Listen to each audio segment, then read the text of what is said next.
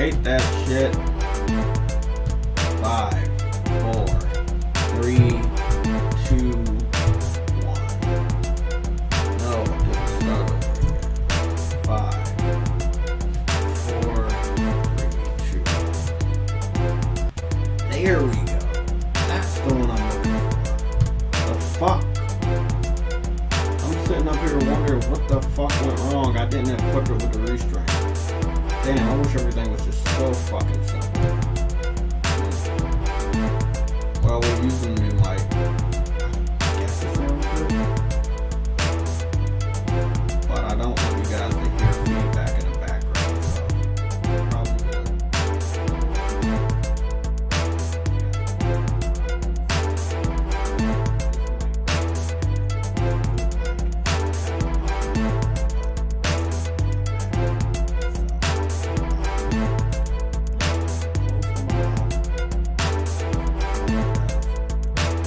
I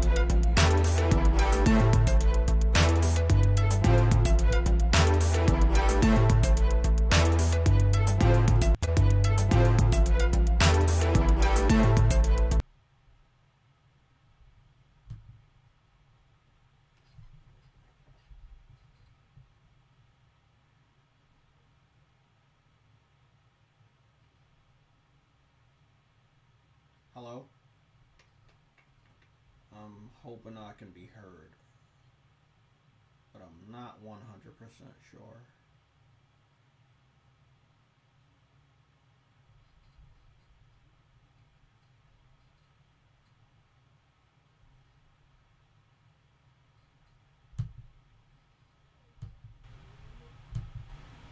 Testing, testing. 1, 2, 3.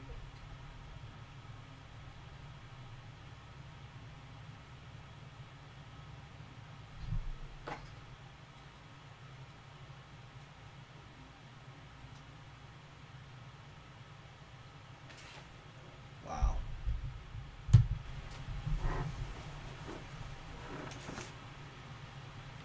Okay. Again, I apologize in advance for feedback. I want my voice to be heard, but it seems to be low even though it's right here, so I have to push up the volume so you guys can hear it.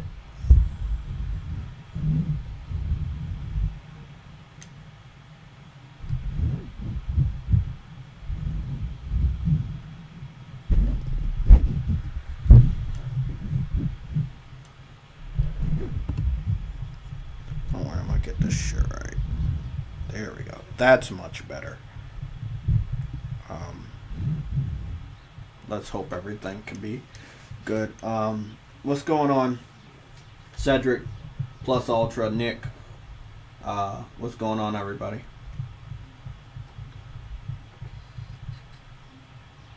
Let me go contact Rec real quick since he sent me a message.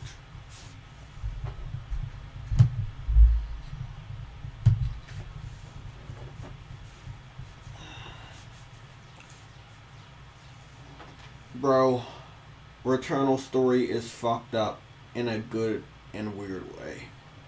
Well, I have not made the progress, so I'm trying to play it as fast as other people because I don't want other people's excitement to spoil my experience, which I just had that happen today. So, yeah, I'm trying my hardest to get past it. But I don't want to have to feel like I'm competing with other gamers to rush through the story because I don't want to get the shit spoiled. So I'll figure out how that goes. I saw some new areas. They don't really that shit doesn't really spoil me. That excites me, but yeah, I can't wait.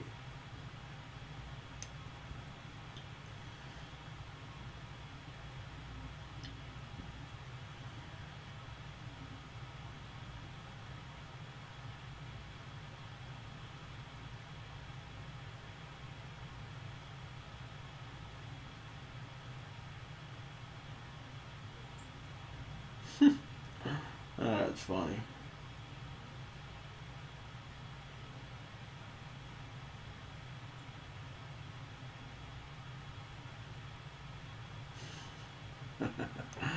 Oh, shit. It's so crazy.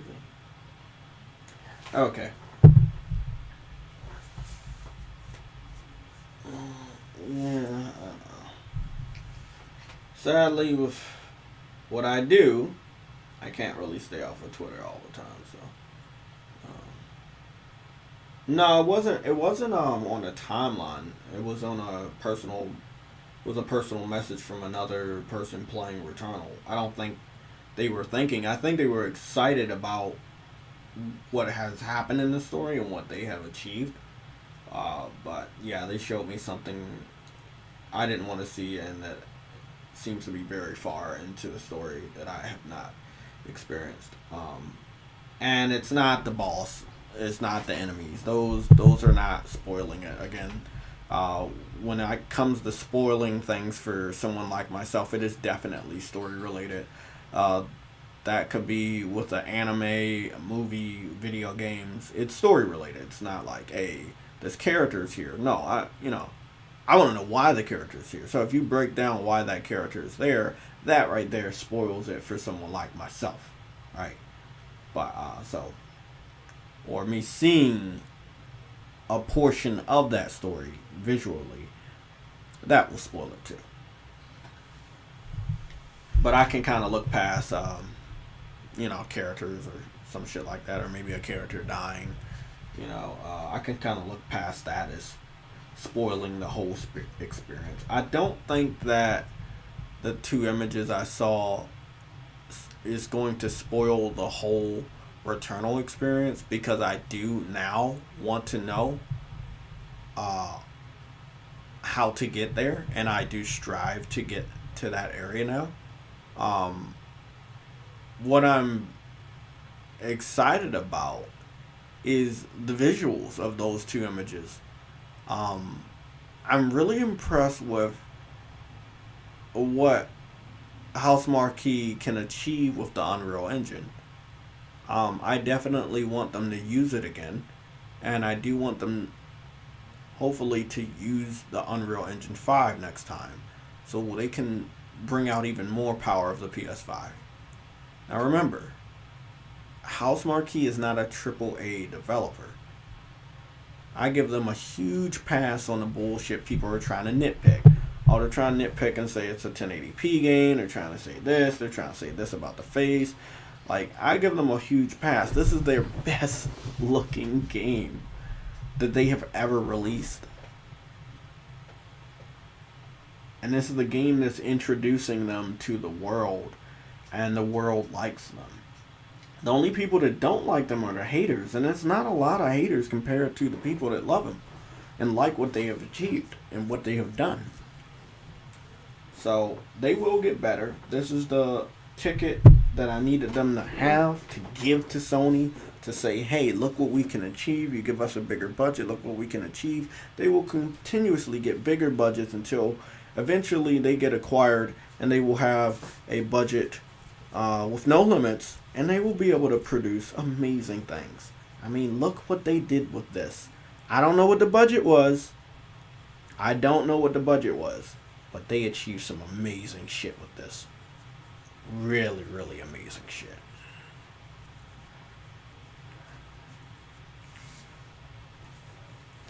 Love it. Okay. Let's get started with the Sunday show.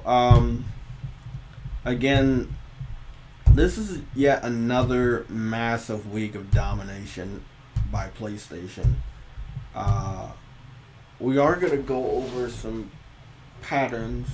I don't know, you guys you hear me talk about patterns a lot. It's important that we know what has happened before, so we can predict, without any insiders, what might happen again, right? And what the pattern is here is we're seeing PlayStation post these videos, and they're amping up something, and I want to break down what that probably is.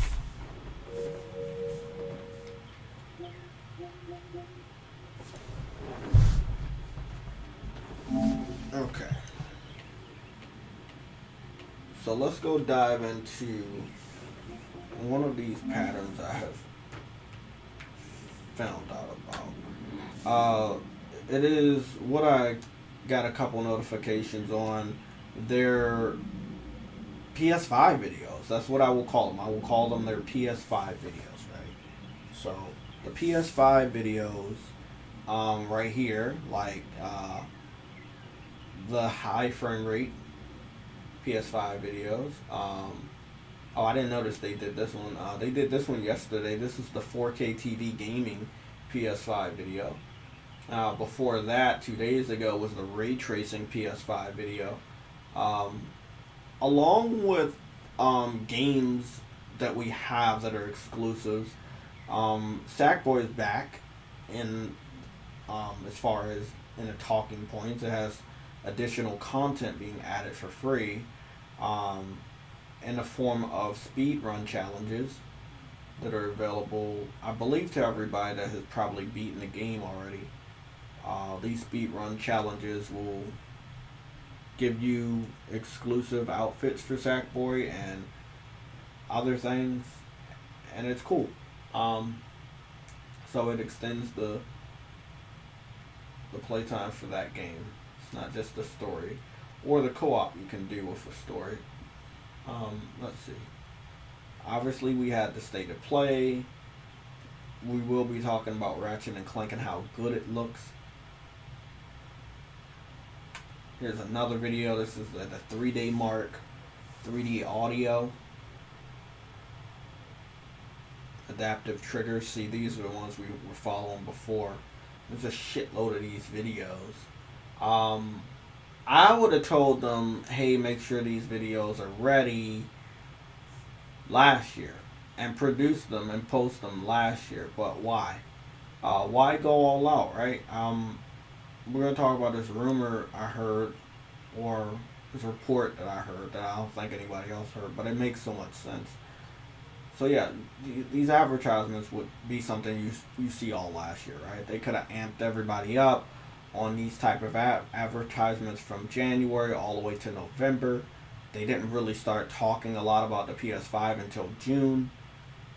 Possibly sabotage on their own accord because they knew they didn't have enough consoles in stock. And I think that's the thing we will talk about first. PlayStation knew they weren't going to have enough systems for migration. There weren't going to be enough PlayStation gamers to migrate to the PS5, right? They weren't going to be enough PS5 consoles for the PS4 gamers to migrate to the PS5. They knew this. I think they sabotaged their own system. There were games and announcements that they had ready that they didn't. There were advertisements that they had ready, but they didn't show them off. There was a lot of stuff that they pushed back. We've seen it recently with COVID. There are movies that have gotten pushed back, but now because things are open, we see that those movies were ready the whole time, and now they're pushing movies forward. You know, so the way they can push a movie forward or push a movie back, that means the movie was already ready. They just want to place it somewhere where it can make as much money as possible. The more movie theaters are open, the higher chance for profits, right? Well, if you don't have enough consoles, PS5 consoles, you're not going to make a lot of money off of certain games unless you push that game back to an area where you feel you have enough consoles on the market to make the profit you're looking for. And again, that's what I'm seeing with the PS5. It is not something they're going to come out and tell you, hey, we delayed a lot of these games, not because they're not ready, but we're delaying them because, we don't have enough consoles out there, and we're not confident that the people that own the PS5 will go out and buy these games enough for us to claim some sort of victory when it comes to profits, as far as how much money we're making, aka how many copies of that game sell. Right? So 8 million consoles out there. Returnal comes out $70. Ratchet and Clank comes out $70. Ratchet and Clank obviously outsells Returnal, but Returnal possibly by the end of the year should sell about 3 million copies. Because the PS5 being at 8 million now, it might finish the year over 10 million consoles sold worldwide. That increases the chance for people to go out and buy Returnal. Possibly Returnal's price drops between now and December of this year. Again, that helps. We saw that Spider-Man has long legs. Spider-Man has long legs not just because it's Spider-Man, but more people are picking up a PS5.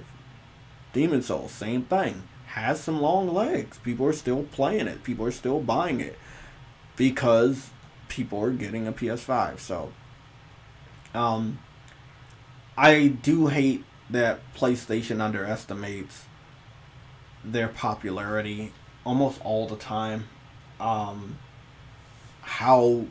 could you underestimate how many people wanted to get a PS5 that already owned a PS4, right? Even if you cut the generation in half, you're going from 2013 to the people that picked up your system in 2015 or 16, you're still looking at about 50 million consoles out there, right? And half of 50 million is 25 million. So we're looking at that, the middle of the fucking generation, and cut that number in half. 25 million is the number of consoles you truly need in the first year, because that's just a lot of motherfuckers that want to migrate. And I'm looking at it right now, even at 25 million consoles produced, it might not be enough. It might not be enough. Because so many people want the console. And I'm talking about in the first year. We're seeing about 3 million people on this planet, more maybe. Out of those 3 million, 25 million, I think in the PS4 did 115 million. So yeah, even 25 million is not enough, but it's something. It's better than having 8 million consoles out there and it's selling like hotcakes. So, I hope PlayStation can do what they need to do. Okay, let me address the chat.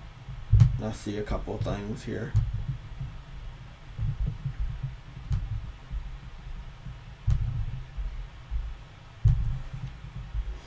I think somebody's talking about bugginess.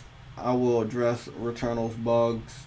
As you guys know, when a new game comes out, I run it through its paces. I play multiple hours straight. I live stream, so I let people know, and they will know, and they will see if the game is broken. I believe I did it the best way possible by streaming directly from the PS5 yesterday for 7 straight hours. Meaning that if a bug was so severe to crash my PS5, the live stream would end. And I didn't have that issue. So I was able to live stream and cut off the stream when I wanted, because I didn't have a game-breaking bug. Now, there was a bug the day before, which was Friday, before I left for work, where I was stuck in an area. I later found out, I think later that evening, that people were saying, hey, the pre-order outfits are causing bugs. Possibly, but I fought 2 bosses with the pre-order outfit, and I played about 3 hours the first night. No. 3 hours the first day.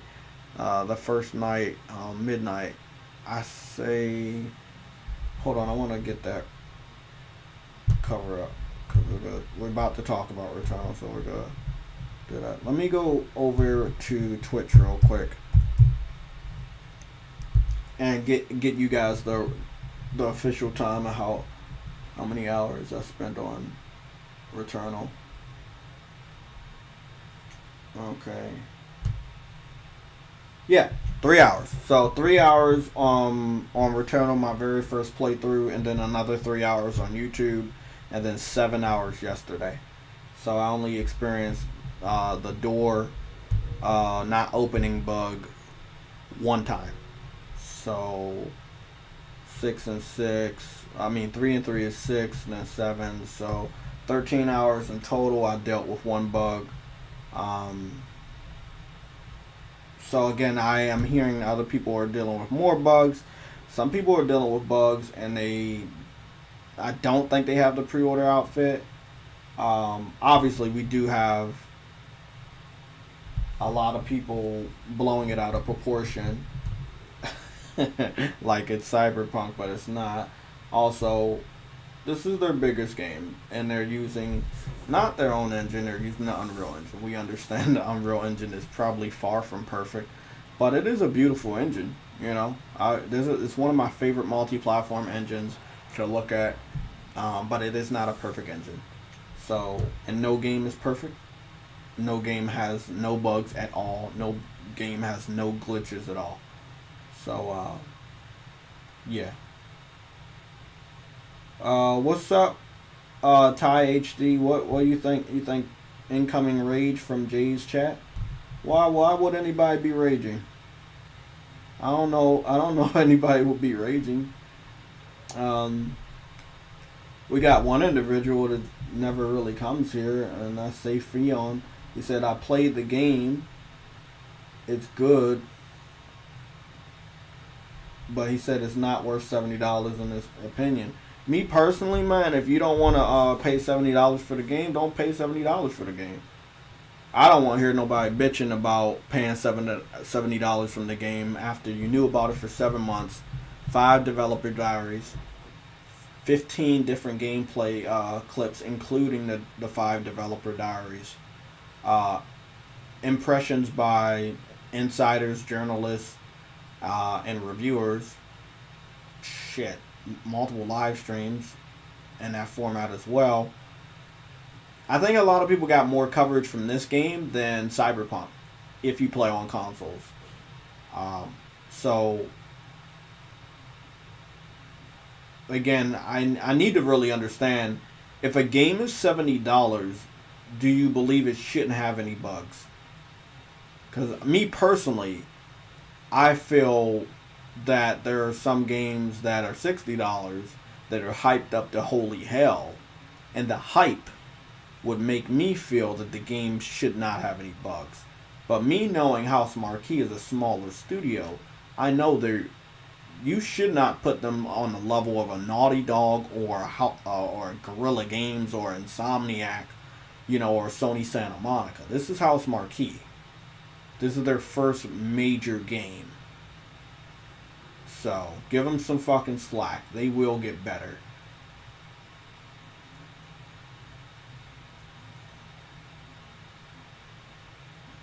So, we got 45 people, 16 likes, 1 dislike. We're doing good today. But, if anybody else is having bugs, let me know, because I'm going to relay those to to House Marquee starting tomorrow. So, I know one bug has to do with the suit, and those are the 2 pre-order suits. I don't use the beta suit. I use the tactical suit. So, all I can say right now for the tactical suit, I did have a bug after I beat the first boss and I equipped the graveling hook. There was some, the graveling hook was 2. It was 2 graveling hooks. One actually attached to the suit, and then the other one was in midair, almost like a lag. It was 2 of them, but it was supposed to only be 1. So again, I can attribute that to the pre-order suit, but that was the only glitch I dealt with from the pre-order suit. It did not break the game at all. So it had no effect on what I had done, which I had just beat the boss, or my progress afterwards when it came to using the graveling hook. So after that little cutscene of me attaching the graveling hook to her wrist, I didn't experience any other visual glitches. And again, the day before, which was Friday, I experienced the glitch where the door wouldn't open. All I did was restart the cycle, which of course most people don't want to do. I restarted the cycle and I was able to go through the door.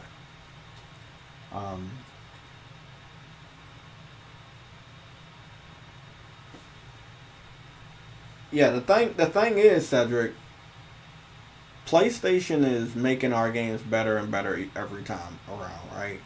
They definitely need the funding. So they wanted to up it to $70. There was a reason for that. So we know that they've been doing good when it comes to giving out PlayStation Plus games. Our PlayStation Network doesn't go down as much as Xbox, where the generation before last on the PS3, PSN was down way more than Xbox 360, including the 2 times we were hacked severely by Lizard Squad. So I think they're putting the money to good use. Acquisitions, partnerships, contracts with third-party and second-party developers to get games and content earlier than everybody else. I think they're doing good. So, it's justified. GamerX, this is crying about $70 games. It's just BS. If you can't afford it, just say other than sounding like a dumbass bitching about it. Damn, I remember paying $50 and up for NES, and that was a lot of money. Yeah, I mean, this is the thing. I don't really talk that much about my handheld days because I was broke. I was a kid. I didn't have a job. I was a kid. I was under the age of 13, right? So when it came to games growing up before the age of 13, uh, what I did was I did chores around the house to get additional money. I had an allowance where I was, so I would save that money. I don't actually remember buying many games. I do remember being a kid and going to GameStop with my guardians at the time and seeing something I wanted and pointing it out like kids do. And maybe I get lucky enough that I was good enough or I made good grades and I could get that game. Other than that, there was a collection of games that I had for PlayStation and, of course, the 64 that I would play.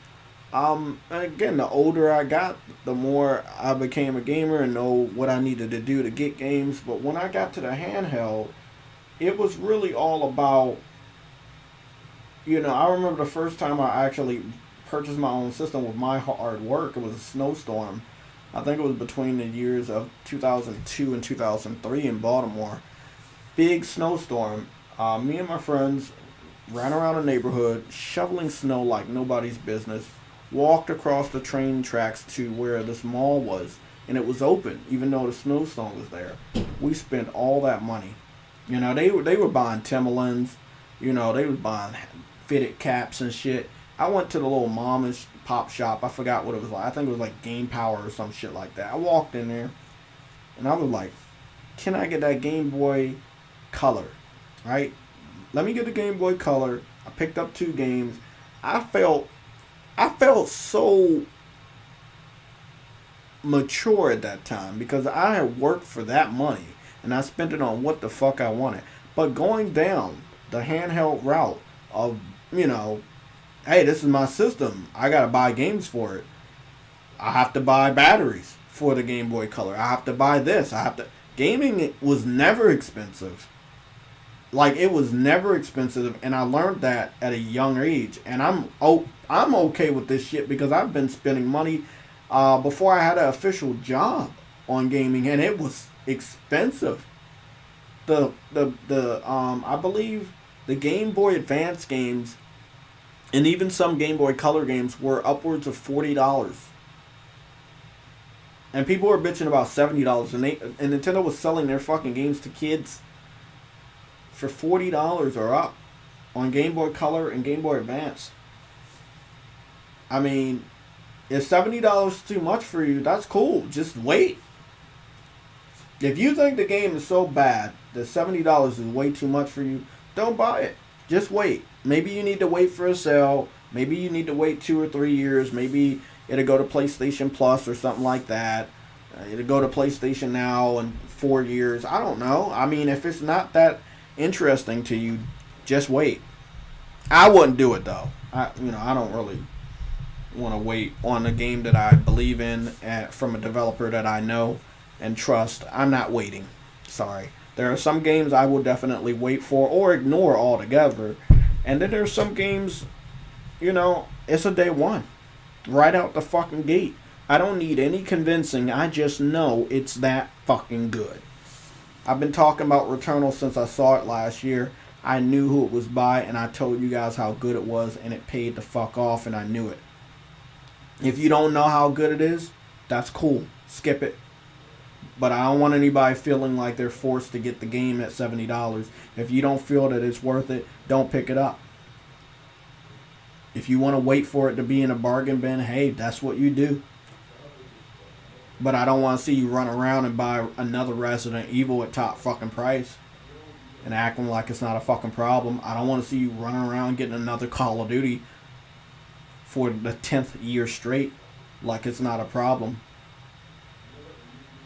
People will buy the same game over and over and over again, year after year, and they won't bitch about how much money that costs them. But $70 for a new IP is a big, big problem for you. If you don't want to try anything new, that's cool. Keep buying Call of Duty, Need for Speed, Madden. Keep buying those games. Assassin's Creed, everything that you know that's always going to come out. Keep buying all the games that always come out. Because that's what I'm hearing from people. You only want to buy something familiar. If it's not familiar, you don't want to spend money on it. You don't want to take a chance on it. I call those people casuals. You want to know why I call them casual? Because they ain't changing. They ain't changing. Yeah, I know that's most people, and I want those people to stay the fuck away from me. Because that's not what PlayStation's about. We know that. You want to buy the same game over and over again, there's a place for you. It's called Xbox. It's called Xbox. Go join the Xbox community. They got the same games all the time. Halo, Gears, and Forza. Madden, Call of Duty, Assassin's Creed, Need for Speed. There you go. You set, right? Basketball. You got it. Shit, they even got baseball games now. If you want to buy the same games over and over again, year after year, go on and do it. I'm not going to stop you. But I'm not going to sit up here and allow you to shit on a fucking game from a developer to work their fucking asses off getting to this point after 14 fucking years. Nah. No. I ain't going to allow that shit. If you suck at the game, you suck at the game. It's simple as that. People tell me how bad I suck at video games. I was able to pass both bosses back to back with using the same weapon. One guy on Twitter told me that wasn't a good weapon. I was like, hey, bro, I beat both of these bosses back to back. Then he was like, oh, shit. Damn, you're good with that weapon. Hey, that's just how it is. There are some people that are struggling. They haven't either found their weapon, they don't have the skill, they want the game to be easier, whatever the reason. It's on them. Once you learn a lot about this game, you understand how you can get through shit. It really is about dodging. If you play Dark Souls or Demon Souls, you know you don't want to get hit. You know some of the motherfuckers on Demon Souls and Dark Souls is a one-hitter quitter. That means they touch you one fucking time and you're dead. Incorporate that same type of skill into Returnal. Don't get hit. Don't get hit and you'll survive. Huh? Exactly. Because see, the more you don't get hit, yeah, your adrenaline goes up and you get perks. You get level 5 adrenaline, you're doing all types of damage to these enemies. You want to make sure you can go a long time without getting hit. There's some things I'm going to teach you guys about Returnal. There's the astronaut figurine. When you have that, if you die, you get brought back to life with, I believe, half health. Also, there is a monster mold. It looks like a mold maker of in the shape of a monster. Yeah. When you get, that's pretty much a save point. It only works one time. You incorporate 5 ethers to that. It will go through an animation. You will get stuck in a mold. You get released, and then she's questionable about what happened. But when you die again, you'll be brought back to that point with all your weapons and all your, proficiencies and all that stuff. So. There are things in the game where it's like, hey, okay, I can die. And I'll be alright. You just can't die a lot, And it might take you a couple, getting some... You got to get the currency to pay for the astronaut, which is actually very cheap because it's only 150 of that currency. Again, the major checkpoint one where if you die, you'll be brought back to that area. But everything else that you have explored will still be explored, and weapons and stuff like that will still be with you. That costs 5 ethers. Sometimes you'll go on a run and you won't find a single ether. Yesterday I grinded the ether and I was lucky enough to find the 6th one, have my gun, have my full health. And I had everything that I felt that I needed to go forward and beat the first monster, and I was successful. And then I said, you know what, I'm not going to stop it. And I went for the second one. And my boy Adam was there. He's like, oh, you pussy, you ain't gonna get it. It's gonna be hard for you. I fucking went after the second monster. Same fucking gun. Leveled up to level 9, I believe. Killed him first try. If I can do it. And there are so many people whether they're a part of the PlayStation Legion or they don't even know me and they hate my guts, that don't think that I was gonna be able to get that far. Hey, if I can do it, you can do it. Remember, I'm the guy that platinum Bloodborne and Demon Souls. If I can do it, you can do it. You just gotta learn some of this shit. Huh?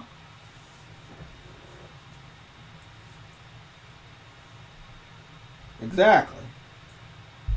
If True Witty can do it, anybody can do it.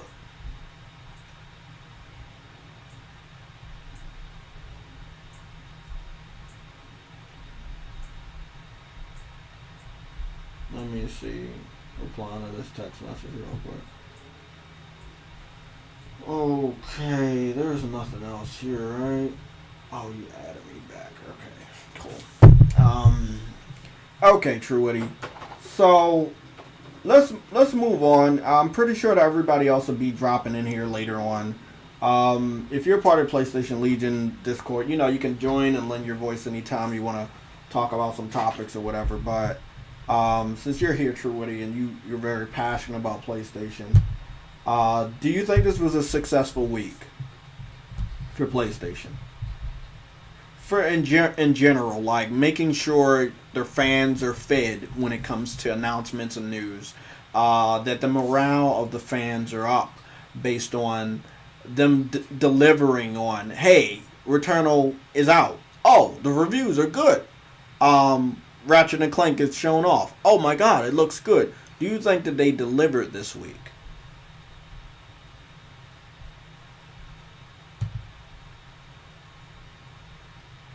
Mm.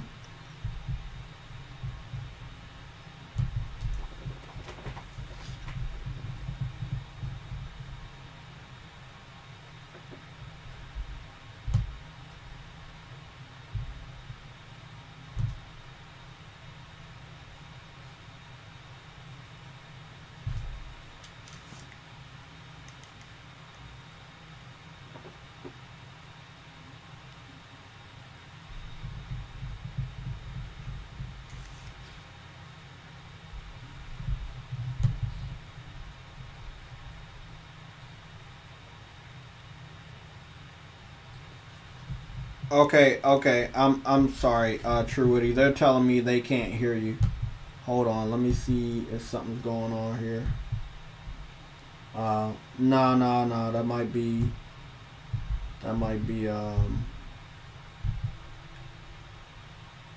be something for the properties. Let me see. Let me see. Okay, True. Would he say something? You hear me? Yeah. Can we are doing a mic check. Can you guys hear True Witty now? Say something again, True Witty, because I saw it come through. Can you hear me? I can hear you, and it's coming through the desktop audio too, where it's supposed to. Nick say he's still not hearing anything. Um, God damn it, guys! I really really apologize. I lost this important piece that was supposed to go to my headset. And yeah, it's weird. Let me go on over here and see what's going on. Are you guys not being able to hear him, or is his voice low?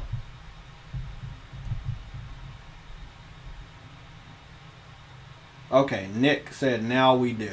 Okay, okay. I just want to make sure. Okay, 'cause I know I saw it on the shit. You good? You're good. They can hear you now. They can hear. Um, yeah, they can hear you.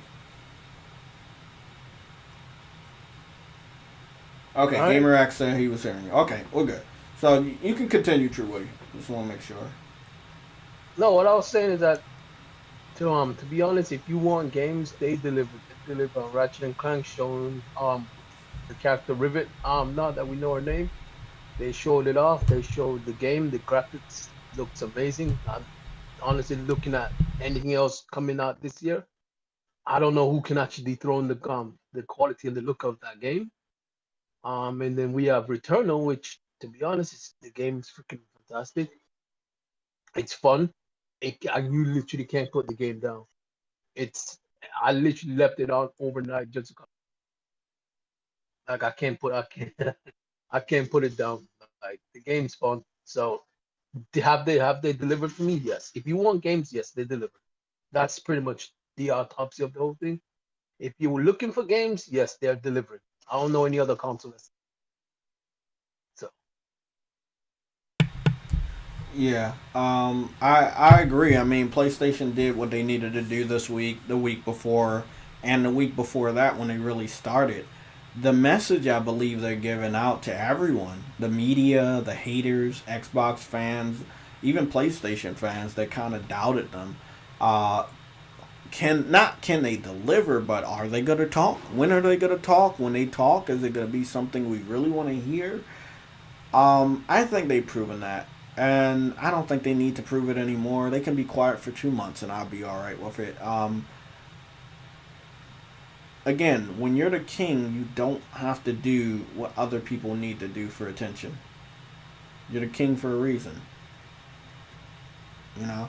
I'm not saying be quiet for the whole year, but I'm saying... What's going on, Cyber Dragon? Cyber Dragon said he's up from a nap. Gamer? What's up, man? Jay, your mic sounds like you're really far away. Yeah, mine's low, yours is very high. Oh, okay. I'm confused. So you said my mic sounds like I'm far away. Do I sound far away now? You're good now. You're good now. Mine's the one that's low. Okay. Wow. How does it sound now, PlayStation Gamer? Yeah, you're good now, Jay. You're good now. Okay. PlayStation Gamer, you can hear me, right? Yeah, I can hear you. Does it sound like I'm still far away? Yeah, no, I can still make out. Well, maybe it's my microphone too, or my headset. Okay. No, I thought it was me. We're gonna do a community mic check. Do I sound far away to the chat? I just want to make sure because I am using a new mic, so anything's possible. So I just want to be sure. No, before when I came in, you sounded. Oh yeah, I thought it was my headset, but now you sound okay. Okay, cool. Nick, let me read this comment off for you. You said, I had the Maximilian dude on last night while playing. Went to bed, woke up, and he was still playing. Is he playing Returnal? I'm confused. What is he playing, Nick? Okay, I'm really confused. I don't know what he was talking about. He was playing. Fucking Returnal's hard as hell, dude. Yeah, it is. I mean, I think what people need to do is play like save system. Yeah, but play Dark Souls, right, or Demon Souls, or Bloodborne, and play it and don't get hit. Like try your hardest to lose all your soul. Yeah, try to play between that and staying all the way back from the box. That get my point? Yeah, but see, that's their style. I would never ask them to change their style because then they wouldn't be them. They just be copying off everybody else's style. I mean, that's fair enough. So. That's their style. They've always liked arcade titles, and I was upset at them for the same thing when I was playing Resogun. I was playing it on advanced difficulty, right? Because I was like, okay, maybe I should get this challenge because I need to play it on that difficulty to get the trophies, right? So I was like, okay, let me do this. Well, I was getting shitted on. There's shit flying at me from all types of directions. Returnal is easier than Resogun specifically because you have full control of the camera. You can hide behind things. You can, go here, go there. You can, once you get the grappling hook, it makes it a little bit easier for you to traverse around the map. I mean, there are ways to get around this shit. It's just I don't think a lot of people are patient. This is a game that's you're gonna have to spend a couple hours each session on. This isn't one of them pick up and play games. No, it's like, hey, you gotta make sure you have some time, not be bothered by anybody in your life, have complete focus, and go at this shit like one of those old school games back when we were a kid. You basically have to know life it. Yeah, fuck, Mario was the same way. If you died in Mario, you had to start over at the beginning. You know what I think it is, Jay? I think people forgotten the old school gaming games. Yeah, you know what? I noticed that when the original Knack came out in 2013, they shitted on Knack. They shitted on Knack, and I know why. Knack had a classic arcade style difficulty, and they hated it. They fucking hated it. Even though the new Crash Bandicoot Insane trilogy was amazing, it looked beautiful as a remake, there were people that shitted on that game. It's only sitting at an 80 on Metacritic. Because people could not get through it. It's because when you die, you start back at exactly. And there are so many games with checkpoints and auto saves now that people are not used to the way games used to be. That's what I like about House Marquee. They know the way games used to be. Those are the type of games they've been making for years, over 14 years. You know, when it comes to me knowing who they are. So over 14 years making games on PlayStation. Actually more than that because they were putting some games on PC in the 90s. But House Marquee's been around for a while. But this is their biggest game. I mean, I'm happy. I'm happy they're getting the praise and hopefully the game sales are good. We're going to actually check up on game sales. They deserve the praise they're getting for this game. You said what? People are complaining. I said they deserve the praise they're getting for this game. The people are complaining. Yeah, like people are I wasn't saying it's a bad game. No. I actually think it's a really fun game. No, I'm not talking about your opinion. I'm just like most people are not used to it. You know, that's what I'm saying. It's not even necessarily soul style. Most people are not. Because if it was soul style, I would not like it. The thing is. Well, yeah, soul style, like Demon Souls, I say there's a way for me to cheese that game. I just grind and grind, get so strong that monsters don't really do shit to me. On this game, it's like, hey, you got to keep that streak alive of not getting hit so you can get the perks to do more damage and have better perks. You know? Where are we? I'm trying to see. Oh, I didn't know that. Scavengers. Let's go read off some of the news real quick. I don't think we're going to get the sales report from game industry until later today. So I was here looking for it because somebody gave out a sales report for Returnal, but it seems like it's not. Well, it wasn't for Returnal, it was for another game that came out this week and how good it sold. But that does not indicate the sales report from the UK that game industry normally posts, which would go up later today. So long story short, Fall Guys, as you know, is on PS4, PS5, and PC. It was planned for Switch and Xbox. Those ports have been delayed. Cross-platform play is still on the way, but a release date has not been set. So, yeah. Also, Among Us, which is a very, very popular game on PC, I believe it's coming to all consoles at the same time, but PlayStation will have its own exclusive Ratchet and Clank character skin. Well, it's also on mobile. That's why apparently it blew up this last year, because like it was on mobile phones and people were really enjoying it. Oh, yeah. Okay. Because it's been out since 2018, someone told me. God damn. And we're just now figuring out it exists. I hate when games like that. Oh, it's because it blew up in popularity. Oh, okay. Because people were like, hey, I need something to play, and hey, my friend said me, I love 4, here you go. See, that's... I don't know, man. I still don't even know about that game if I really even care about it. Looks... To me, it's one of those bad games that's just like Fall Guys. It's just gonna drop in popularity at some point. In fact, I think I've even heard it is dropping in popularity. I hate those things. Well, it's a flash pan. Like, hey, it's the hotness for today. No, I'm playing Returnal, and those things you are running to those things and they drag you up. I hate those things. Oh, I love those motherfuckers. They don't do any damage. What I like is before I got the grappling hook, they let me get to areas I couldn't get to. Yeah, I haven't even got the fucking grappling hook. Yeah, I got the. I was wondering, like, I'm gonna test that out. Hold on. I'm looking for the sword. I don't know where to find it. Every time I die, the map changes. I'm gonna have to search. Wait up, you haven't gotten the sword yet? Me? No. I've only been I've been playing this game. But you got the freaking- grappling hook. Bro, what? Wait.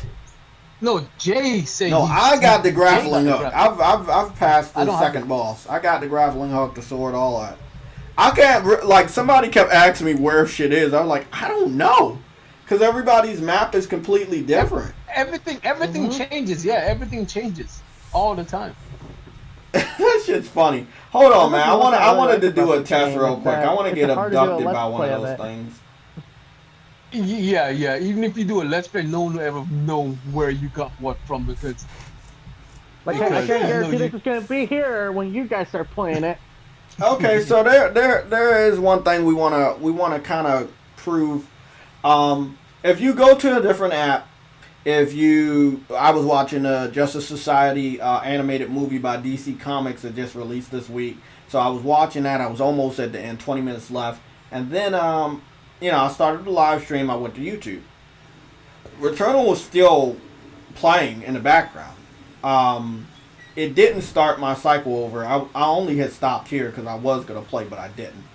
I'm just playing it safe to keep this suit on, but then again, I can say fuck it because I don't really care if I die at all. Because No, I made it through the second fucking boss, so I'm good. Now if I'm going like I'm on a real serious run, and I am I'm trying to get to the the third boss, then I'm gonna be like, oh yeah, I'm fucking pissed. But right now, I'm just good. I want to test something out for you guys. Let me show you. See, to me, what would have been nice is like if there was some kind of storage system, like, oh, you have this certain amount of the currency in the game, you can go in this spot, put it in there, and then that'll be there for all your cycle. Well, you got one. Something like that. You got one thing. Oh shit! Fuck out of here, bitch. Again, I just want y'all to see one thing.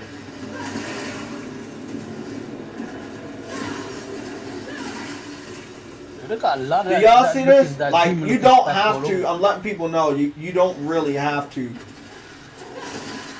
You don't have to use No, your you don't have to gun use the gun. In ever. fact, You can just with those common enemies, I recommend you just use Yeah. the sword. Just learn to. dash The and jump sword is a properly. one-shot killer, and if you're good enough, you can just run through this shit like it's fucking Devil May Cry and just slash shit. Okay, I'm not playing seriously. I know y'all don't like watching gameplay. That's why y'all leave. But hold on. There's some items. Okay, here's the thing. Watching Returnal gameplay is not necessarily a bad thing because Returnal doesn't exactly have. It's not a spoiler. Yeah, there's story- nothing that like, spoils it. You son of a pig! Let's see. This game will kick your butt though if you're not paying attention. No, I was not paying attention. Exactly. Oh yeah, See, you true, definitely gotta pay gotta. attention. Damn. Again, this is the game you need to set some time aside and focus on, because if you don't, Damn it! I lost I had over 100 bro, I had a lot of okay. I'm trying to get Although I sucked did up notice by that that only, thing there you are were talking certain about. places that don't change, like how to get to the first boss. That seems like a select route. Like it always goes certain patterns. Does it? Get into that route.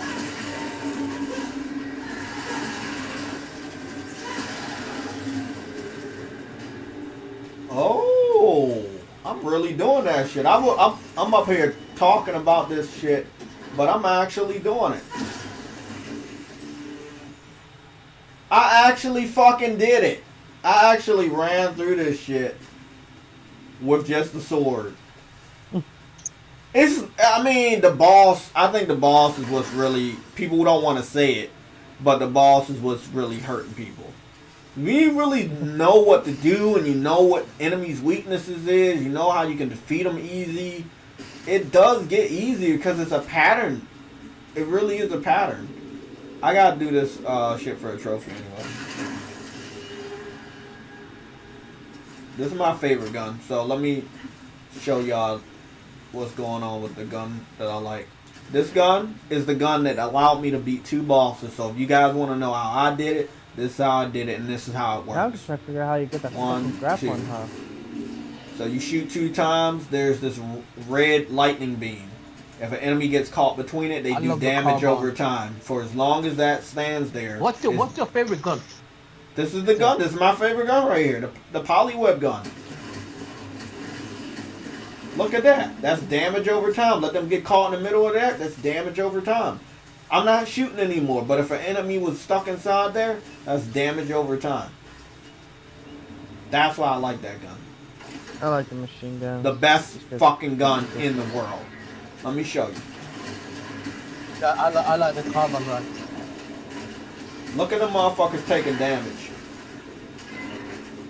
That fucking pistol though, most life during the game, I was bitching about it all the damn time.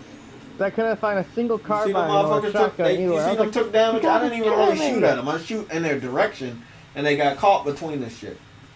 It's a very cheap weapon. I don't give a fuck.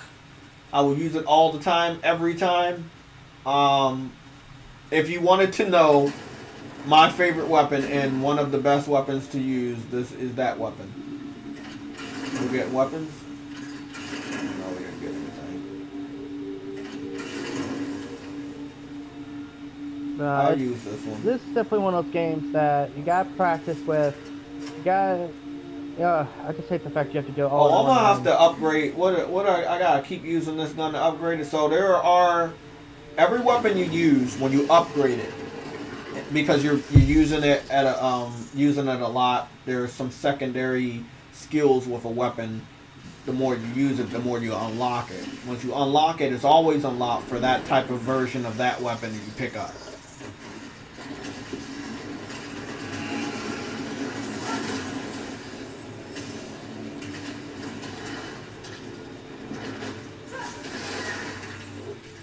Yeah? Was you ready for me? Okay. Oh. This is a secret. Oh, what up? There seems to be a treasure chest. Right here.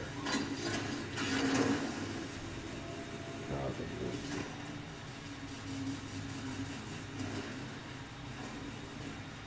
Again, this is not a serious run, so don't think that it's serious. I'm just having fun. What? How the fuck I get out of here? Okay, there we go. You know what's funny though? Yeah. What? It makes me wonder who's Lean. Is she really just an asshole? That's what I'm, because she just picks up a gun and just goes ham. She knows how to use that shit with no problem. Who you talking about, Celine? Yeah, but astronauts are trained in space.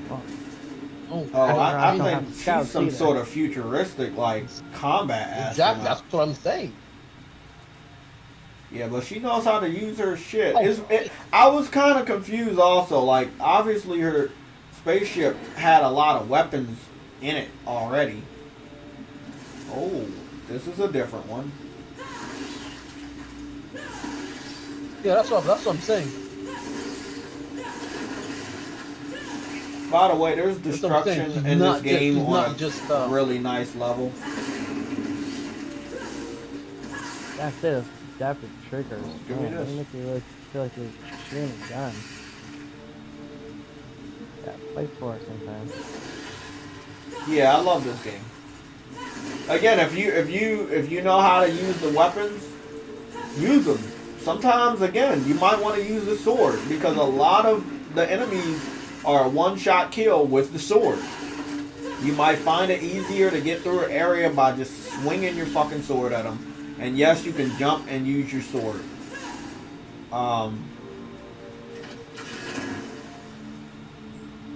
No, I'm still not armor piercing. Oh, fuck.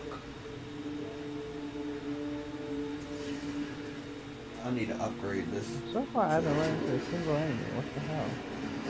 Oh, fuck. They never still moves. Ah! Popped up my adrenaline. The fucking tank ones, those brute ones that basically just kill you in one shot, that charge you.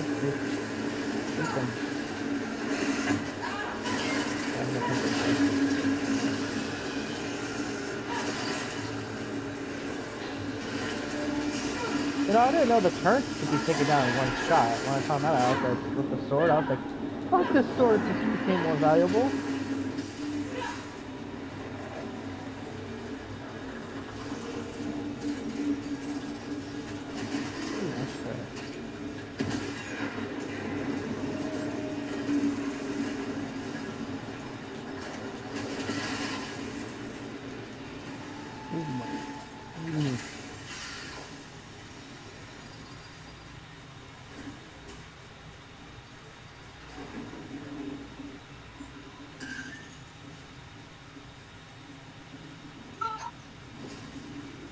I did unlock a new gun in the desert.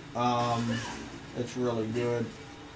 These infections, basically I need to pick up 5 at a time. I've been doing runs without infections because, of course, they do different things. Money disappears faster. If you kill an enemy, they drop a pool of fucking poison that can hurt you. They're not good for you, right? There's some that you pick up that deteriorate your health every time you pick up an item. Most of my my 2 playthroughs where I defeated the bosses, I made sure I had no type of malfunctions to my suit. So you might read that shit and it might say, oh, it does this for you and do this for you. But it's not important because it might do some other fuck shit. You see that? You see how that motherfucker dropped a pool of fucking poison? That's not something a robot does. But that's something they do now because I have malfunctions on my fucking suit.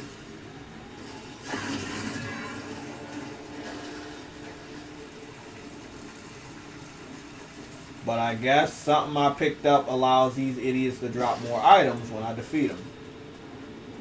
Yeah, one of the parasites probably. Yeah.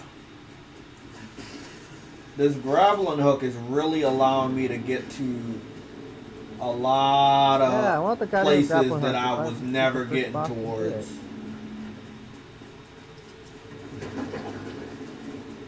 So I'm seeing it pop up everywhere on this first area. I'm like, okay, so why is this popping up if I can't have it yet? Is this not weird? This seems to be weird. Ah, I died.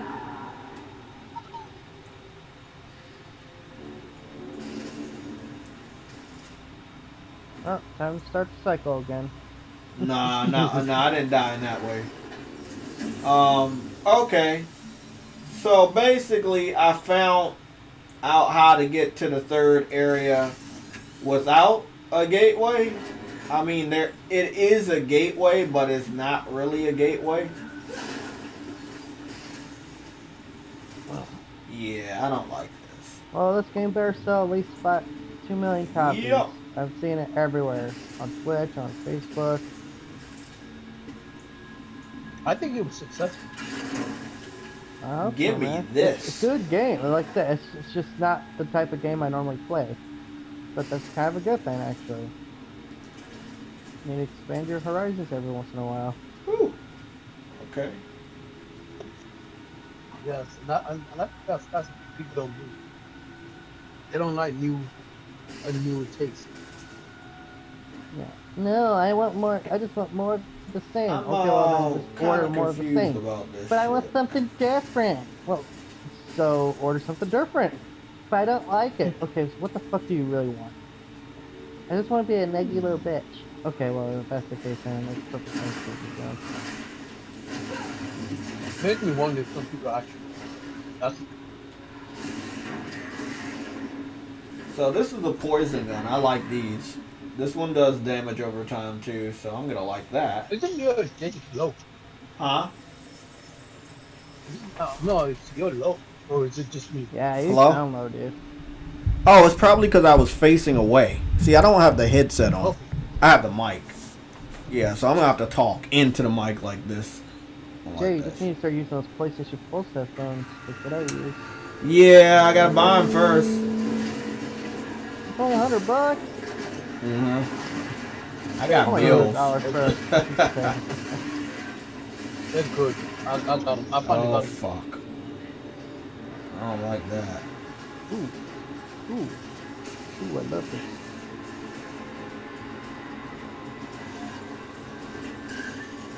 Uh-oh. cat semis here. Yeah, you dumb bitch. I don't even want to be here, so let me get the fuck out of here. Yeah, I didn't want to be in the third area, but now I'm in here. Let's see. The fuck? I'm up here just fucking around. Now they got me fucking progressing. I didn't want to fucking progress. I go just kill.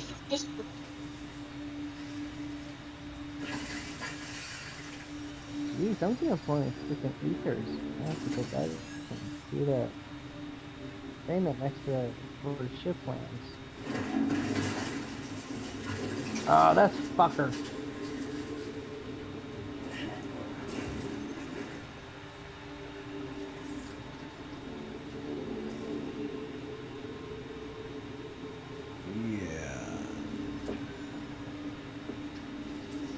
I just ran into the destroyer of souls. Okay, I know where to go. I don't want to though. They will not. They won't let me out of this fucking place. Okay, let me see if I can retrace my steps. No, something happened. However I got to this area, it locked me in. So I don't think I can get out. Fuck. Oh, I forgot the controller does that. It vibrates. Oh, it vibrates. I Pretty can't rough, get there actually. either. Hands like it's going numb. Well, this is not what I wanted to show you. They made me go to an area and I can't get back. Fuck. I wanted to hang around the first area, see if I could find anything I haven't found before.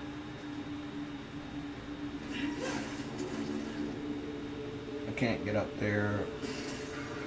That's what I was saying. A couple weeks ago, everyone was saying Sony ain't gonna take any more risk. Oh, fuck. Then fucking Returnal comes out. It's like, oh, you guys have no idea how much risk they're taking.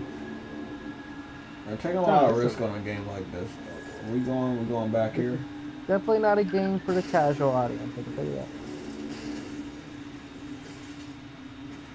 What do you mean I died and now I have to go all the way back to the beginning? What kind of bullshit is that?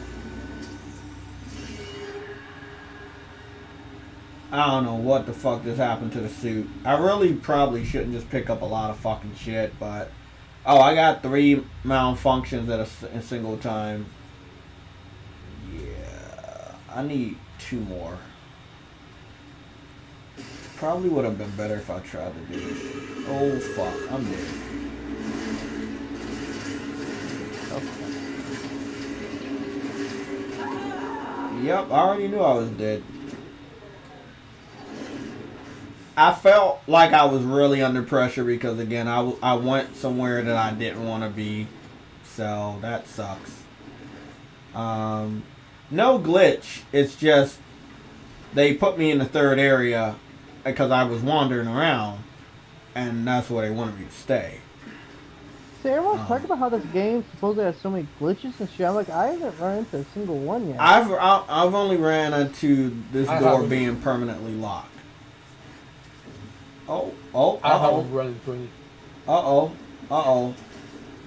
Okay, something's going on. The house is here and it's back. Okay, the house is back again. I apologize, guys. Something's going on with this fucking house. I really want to see House Marquee use the Unreal Engine 5. Actually, I don't know who, but I want to see the Unreal Engine 5. It's like someone is moving things. I can see that. You ain't sneaking up on me like that. I wonder who used it first. I haven't needed these for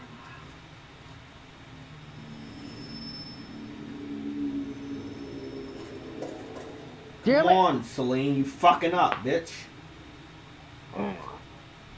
So the only thing I don't like, I'm gonna put it as something I don't like.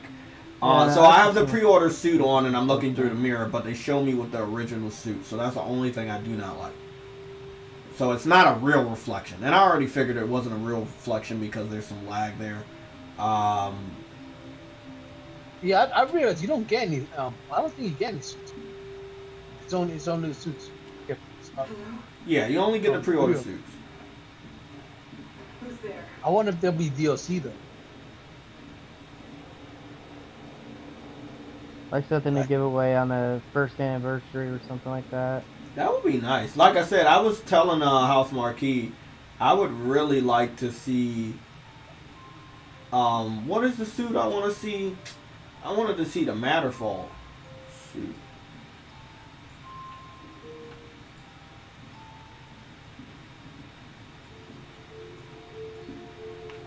Bro, I'm telling you right now, bro.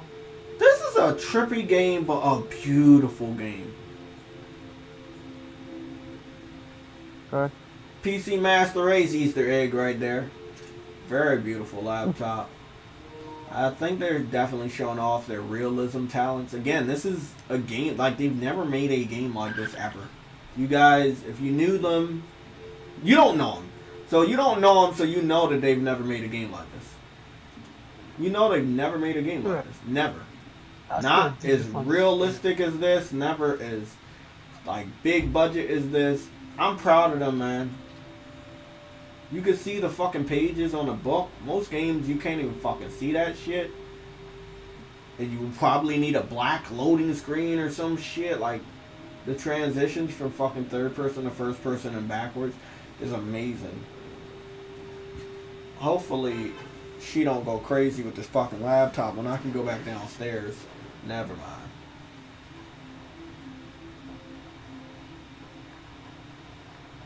I'm gonna take me some fun pictures because this shit looks beautiful.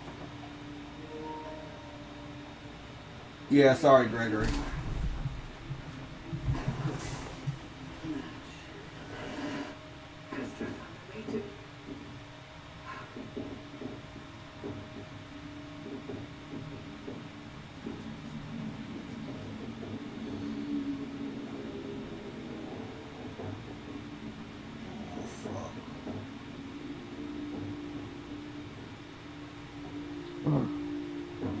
They on some PT type shit here.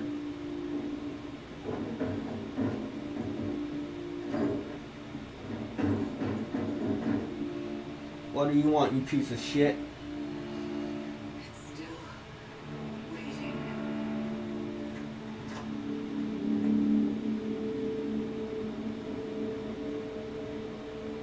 This is definitely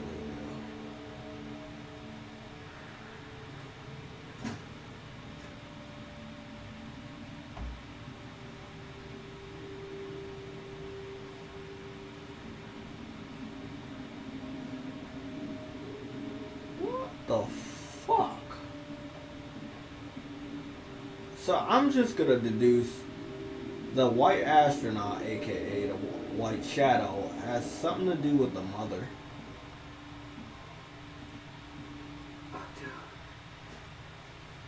Octopath.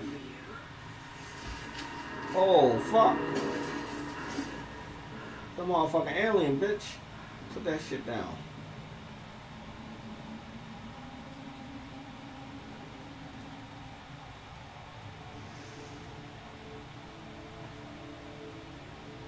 I did not expect to fucking do any story. What is that? I'm guessing that's some sort of collectible shit. I'm doing something in this game. I don't know what the fuck it is. Laptop's gone. Somebody fucking ran up in here and took my laptop. Big thing was today. Regrettable delay. Inadequate match.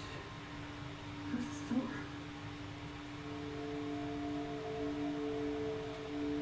Oh,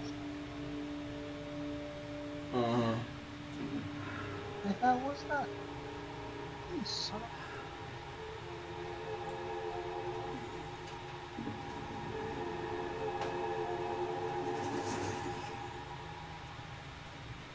What the fuck?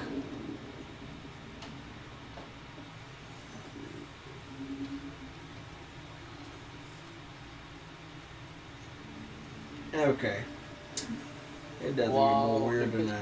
Well, there's something here.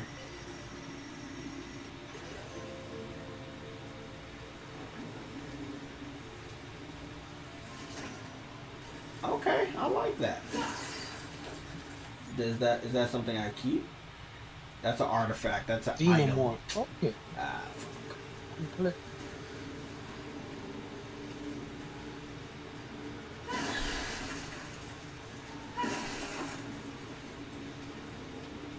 Okay. This was not supposed to be a story run. It's just be a random run. I am just gonna let it stay right here. Did I pick up something new? I guess. I'm getting close to one of these trophies. Overgrown ruins. What do I do here? Collect this, retrieve every scout. Oh, I'm actually getting close to achieving this one. Not bad. There are some fucking doors with orange force fields. I need to figure out how to get rid of those. But all in all, not bad. I still love this suit. I don't give a fuck if it gives me glitches or bugs. But this is my favorite fucking suit right here. This is my favorite suit in the fucking world. It's I need them to make more games. Like House Marquee has to make more games. Because I know what I see what they can do and the world sees what they can do. I want to see more. I want to see fucking more. Let me take that screenshot. And House Marquee's talented. Yeah, they're talented.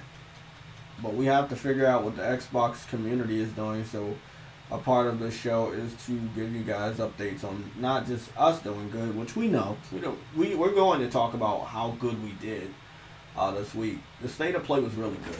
We saw 2 indie games. Among Us, again, it's a big thing when you can take a popular game from another platform, whether it was on cell phones or PC. Having Among Us going to PlayStation is big. Obviously, Among Us will be on Xbox and Nintendo Switch. It's not a difficult game to run. And this is what I was telling people about.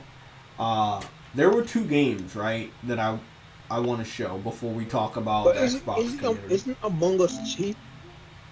Huh? Isn't Among Us cheap on PC? I don't know.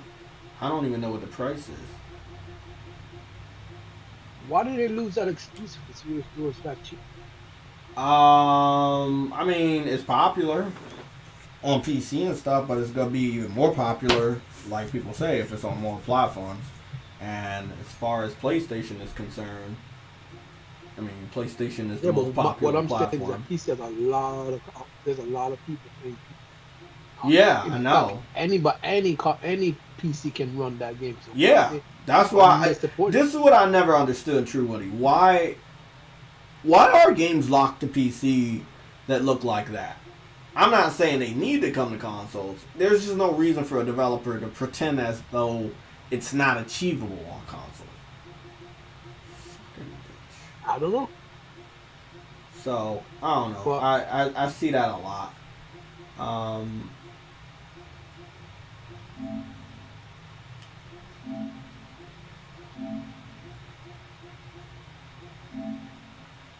Okay, so I wanted to talk about that.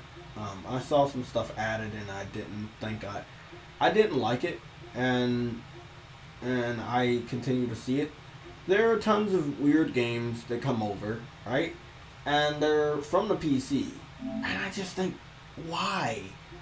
You know, like this is the furry type game where a dragon is having a relationship with a human type stuff, right? And I'm like, why? You know? Why are we getting trash?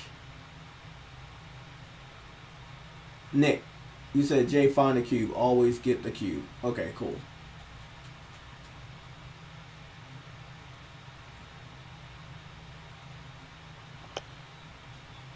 Bro, both of the bosses have 3 health bars, and I'm pretty sure the third one's gonna have 3 health bars too.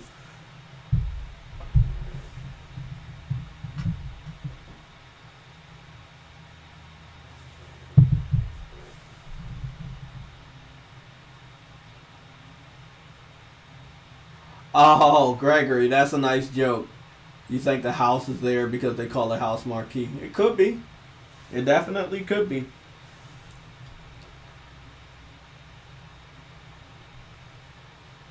Yeah, they're right, but I don't know how many people wanted a dragon dating simulator. Honestly, Jay, I think the house is there because the you gotta realize the planet that she's stuck on is alive, so the planet may just be messing with her mind. That's what I'm thinking. The longer, huh? I was thinking that too. The house, the planet is messing with her, but she's definitely stuck in a time loop. Yeah, she's stuck in a time loop. They know that they were gonna have the story intertwined into difficulty, and that is a very brave thing for the developer to do. You know, like I'm not saying that there's no developer that has not. This is that PC shit. I mean, I'm not gonna say people don't like this stuff on consoles, big titties and shit, big titty anime chicks, but damn, man. PSN is getting littered with a lot of Steam store stuff. We talked about Dragon Audit before. It's just so much, man. And the reason why the PlayStation store is getting littered with a lot of stuff is because they're not selling on. It's not selling on PC. I know. So the best place for it to come is another platform. Listen to this. Mom hid my games, part 2. Mom hid my game, part 2. Yes, Mom hid my games too. I need to know who buys this shit. Who? Hey, someone must have bought it because they if you saw what it looked like, man. If you're looking at the stream and you see what it looks like. It does not look like it's even warranted for $4.50, which is what they're charging. It's 10% off on PlayStation Plus. I don't know why. But Jay, you gotta realize, right? You gotta realize. Is this like one of them easy platinum games, maybe? The fact of the matter is, there was a part 1, so they made a part 2.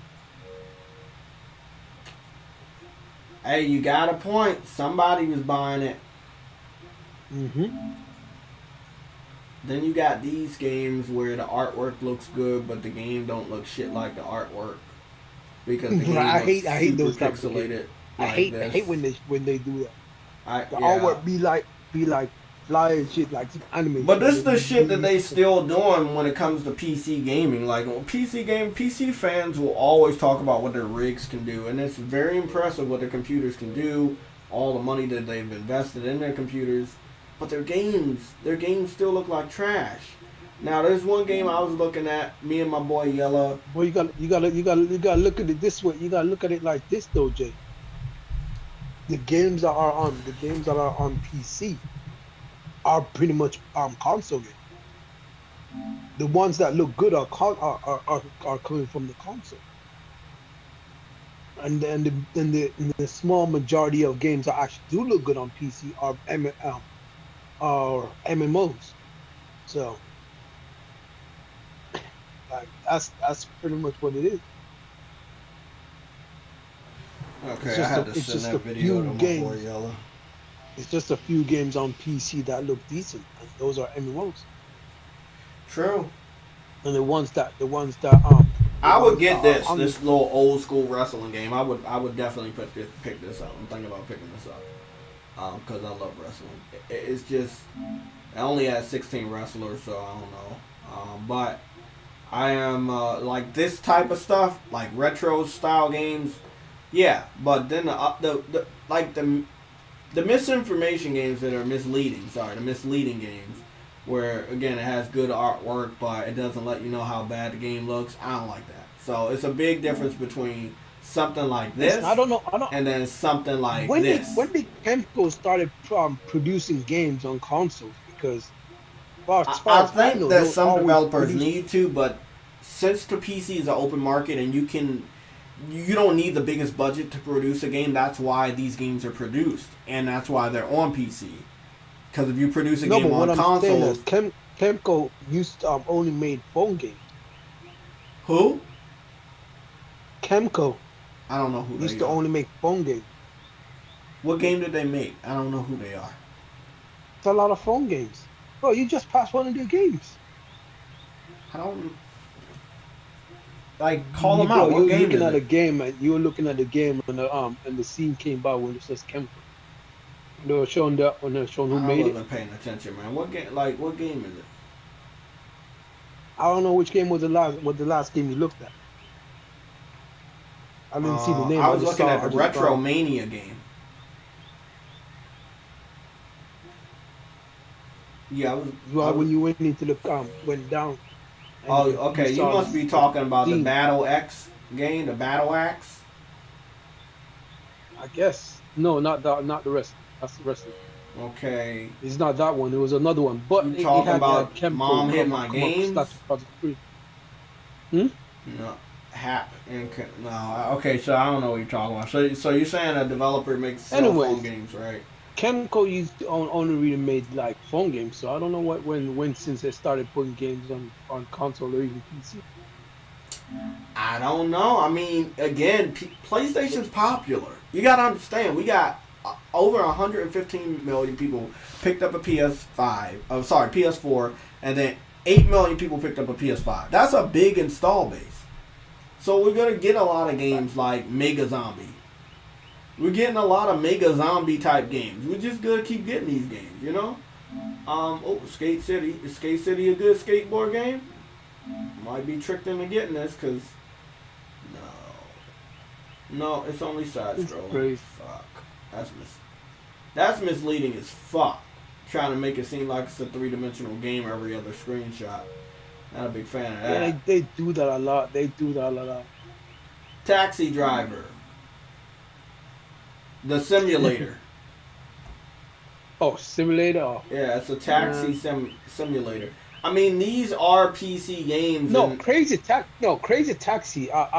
What is it? Is it Crazy Taxi? Or, Crazy Taxi is the game. Yeah. They're not actually bad. I've seen those. Oh, Crazy Taxi isn't bad. This is Taxi Simulator. Oh. Predman, what's going on? I'm using a new mic because I misplaced the USB connector that is for my headset. So, actually, I think I'm just going to go buy a new one because I don't want you guys to keep dealing with difficulties for hearing me. So, Predman, I'm talking to you right now. Is my voice better now? Like, normally, when I'm talking, I'm not staring at the mic, so my voice is not in the direction of the mic. So, if you hear my voice kind of like go low, it's not because of the mic, it's because I've changed the direction of my head. I don't know how professional people do this all the time, but I do want to get a mic on the dolly. They have the mic on the little. Yeah, see, I have that. That's what's funny. I have it. I just don't think it goes to this mic. So what I'm gonna have to do is buy a new one, and then I have it hooked up that way. Cause right now it's on a mic stand sitting on the desk. So I'm gonna have to, So it's not that bad. Yeah, I mean, I probably could see me doing a taxi simulator game. I probably could buy this, because I was a big fan of Crazy Taxi. There are going to be some hidden gems that come over from PC that are going to be good. The Takeover. Well, the artwork looks good, and if the gameplay looked anything like this, I would probably pick it up. But let's go see what's going down. Oh my fucking god. Now that. Oh yeah, I could get into that. Okay. Oh, fuck. Oh, I could get it. Okay. What's going on with this one? Can I buy it? Jay, did you actually play the Fuck, I can't even buy it. The Takeover is a day one. Whenever it comes over. Follow this shit. What is it? What is it? It's a old school side scrolling beat 'em up. Like Streets of Rage. It's kind of like Streets of Rage. It's like one of those, but it has kind of like a realistic art style to it instead of a pixelated art style. It looks good. Looks crap. Yeah. So I mean, see, this is the type of shit when it gets announced, I'm like, oh yeah, I'm definitely gonna pick this shit up. Mm-hmm. Yeah. This is day one. It does look like, I think it's only single player, but it looked like it should be multiplayer, but I think it might be single player. Look good. Oh, hold on. You got characters select. Oh, you can have multiple characters with you at a certain time.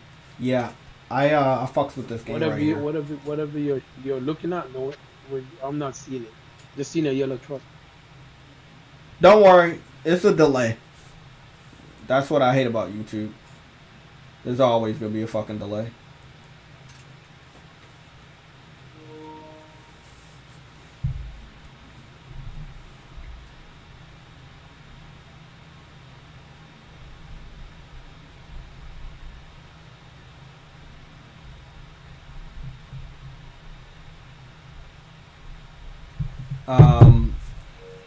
I'm about to go buy that part for my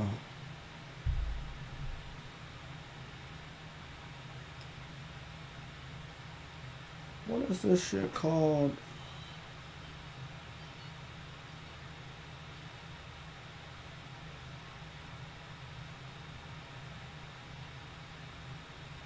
I think that's what it's called, right? Yeah, the USB headphone jack.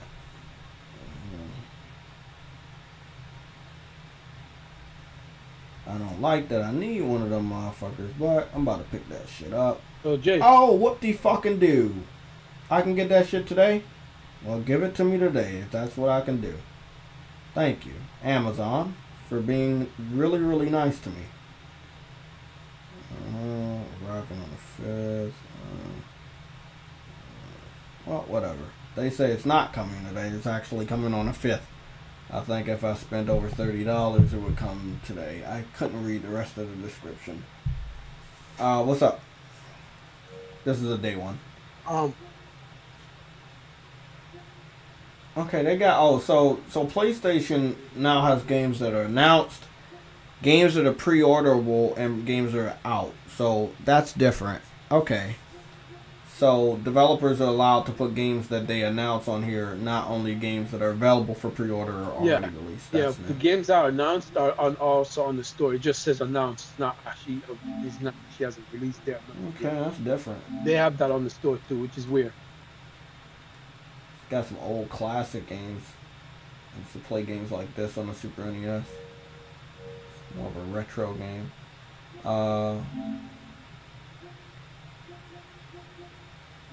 See, I don't. This right here, these type of games, I don't know. I don't know. Maybe my YouTube is beyond you.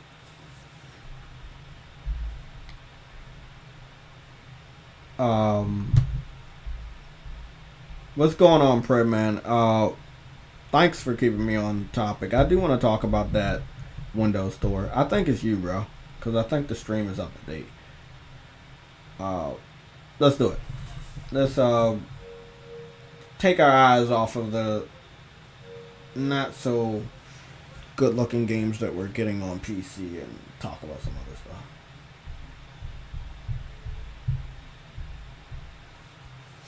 Okay, so here we go. So what we're gonna talk about right now is the Windows Store, and the Halo announcement, the Halo Infinite announcement. Those are some major things. So earlier this week, or towards the end of this week, they announced that Halo Infinite will be made from the ground up for PC. It was gonna have all the PC bells and whistles starting out. It wasn't gonna be like a PlayStation PC port. It goes to PC like a couple years later. They announce widescreen support, unlocked frame rate, all of these different features that the PC can achieve. Which makes sense. Yeah, because all the screenshots we've seen so far is from the. Exactly. You see what I'm saying? Yeah. But now,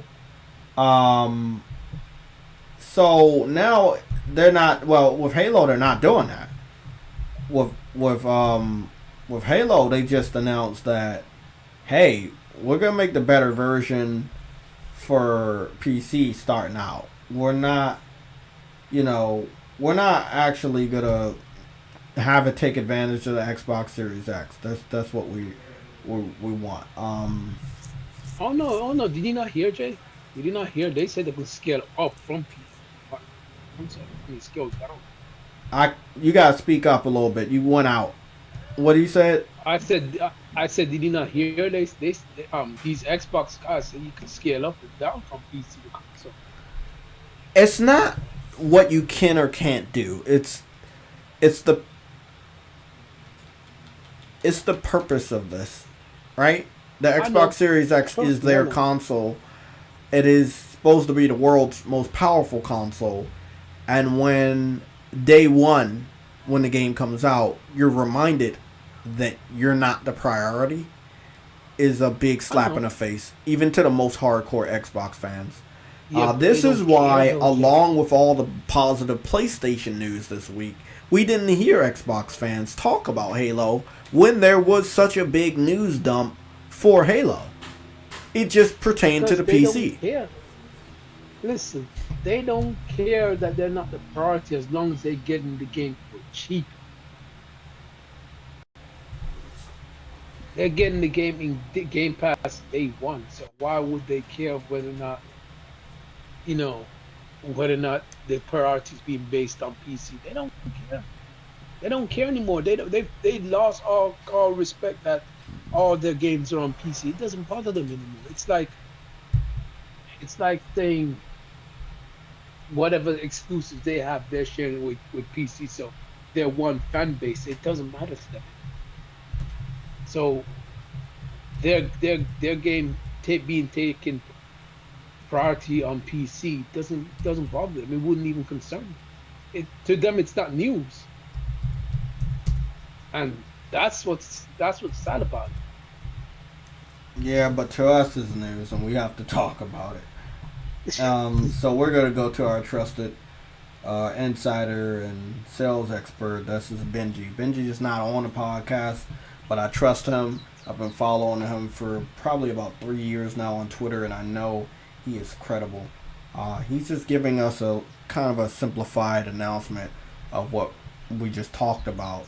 And I do have the official link up, but what we're gonna do is we're gonna look at his report so we can simplify what it means. Let's go share the screen real quick. I'm gonna pull up YouTube on the chat. I want to see if I can get your impressions live. So we're gonna scroll down all the features and stuff, but one thing. Hold on, stupid ass advertisement. Okay, here we go.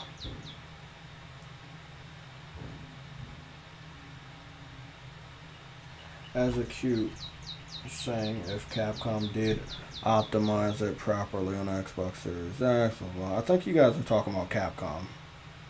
We're talking about Halo. They released Monster Hunter and Resident Evil 8 is coming out. Okay, that's actually a tad expressions of Capcom who don't really take development time optimizing Xbox points. I think that the report about all the Resident Evil games being equal across the board should be disregarded until Digital Foundry and what's the other one that does NX Gamer? I think his name is NX Gamer. And then probably one other analysis is done. So we know how developers say certain things, and then professional analysis are done, and it's not the way things are said. What's up, Nelson? Hey, I wanted to ask one of you guys a question, but I didn't want to cut off Jay. One of you guys beat that dude with 3 health bars? Well, all of them, both of them have 3 health bars. Oh, I'm on the first one. I forgot Okay, I had yeah, a I beat sword him. until like halfway through the fight. Yeah, I beat him. I think one thing people should also do on the first one, maybe try to add in. I think on the second health bar or the third. Yeah, I think it's the second and third. He starts trying to do melee attacks on the second health bar. So when he does that and you dodge, right, but you're still right next to him, and you're probably jumped. And then strike. Yeah, strike him to get an extra hit, and then he'll go back and you'll keep shooting. So that way you can take more damage. I did use the sword. The gun, the electronic poly gun. You know, the one that shoots the red spikes and then it does damage over time. That's how I defeated both bosses from level 1 and level 2. So it might be something you want to do. I gotta go get my the doll back. Yeah. Oh yeah, you want to make sure you have that. If you're lucky enough to have 6 ethers, maybe go to that. It's a monster mode. It's a mode that looks like where a monster will be at. If you found that room, that's a checkpoint. If you have 6 ethers, you can activate it, and when you die, you'll go right back to that area instead of going back to the ship, and you'll still have everything too when you go back to that area. You have explored everything and stuff. I don't know if you know who Crosshairs is, but he gave some tips that helped a lot. Oh yeah. Yeah, people are going to be sharing tips, and it's going to be very helpful. We were in a party chat last night. Oh, yeah? Yeah, so this is what I wanted to show you guys from Benji Cells. This is what he says. New Halo Infinite PC screenshots in ultra-wide aspect ratio. Built from the ground up for PC. That right there is the very first thing he talks about. Halo Infinite, built from the ground up for PC. So Halo will be, obviously we already should have known this because the very first Halo gameplay we saw, it did eventually confirm it was on PC. It was not running on Xbox Series X, right? Meaning that the cutscenes we saw years prior were not running on any Xbox hardware. It was running on PC. This is something. The highest end PC. Exactly, it's running on a high-end PC. So what we're looking at now is we don't know if the Xbox Series X and S can play Halo. It can. It's just gonna look like shit. Yeah, but the thing is, we don't know because we haven't seen it. We know how the situation with Cyberpunk is, so we can only hope that it runs flawlessly because it's Halo. You know? It's Halo, but they don't have Bungie's engine no more. I was listening to, I had to keep telling Colt Eastwood stuff in the chat because I'm a PlayStation guy, but I know more in my finger about Microsoft and their IPs and their fucking studios than he does. Period. The lack of knowledge is day one shit. It's unbelievable. What are you talking about? Sorry, I went off. Well, like they're like, oh, maybe they'll make a Heavenly Sword. I'm like, Sony. It was just like there was 3 of them, and I had a hard time like. Wait, what? Hold on. Say that again. I was listening to the Game On Daily, and they're like, do you guys not know anything about any studio? You guys own any engines? Anything? Do you guys know? Do you know what a video game is? You know what I mean? So let me. I'm glad you're in here, bro, because I know you're always in the Discord, and I'm happy that you finally lending your voice. But before you continue, I just want to let people know they don't like that PlayStation has good news, and they don't like that PlayStation has good games to talk about and show off. And when PlayStation has good news, they're talking, they have nice announcements, reviews are coming out, game impressions are out, gameplay is out, everybody's watching, everybody's playing, they can't handle it. They can't handle it. You had a flood of positive PlayStation news throughout the whole week. I sold 2 copies of Returnal yesterday. I let you guys play it. Exactly. Oh, but listen. This is what I'm talking about, bro. So when we got PlayStation doing good, what can they do? All they got is Game Pass. Oh, okay, well, Game Pass wasn't enough to stop PlayStation from talking about new games, so we can't talk about Game Pass this week. Let's brainstorm of what Xbox could do. What does that do? Like, you brainstorming and pretending that certain scenarios would happen is not reality.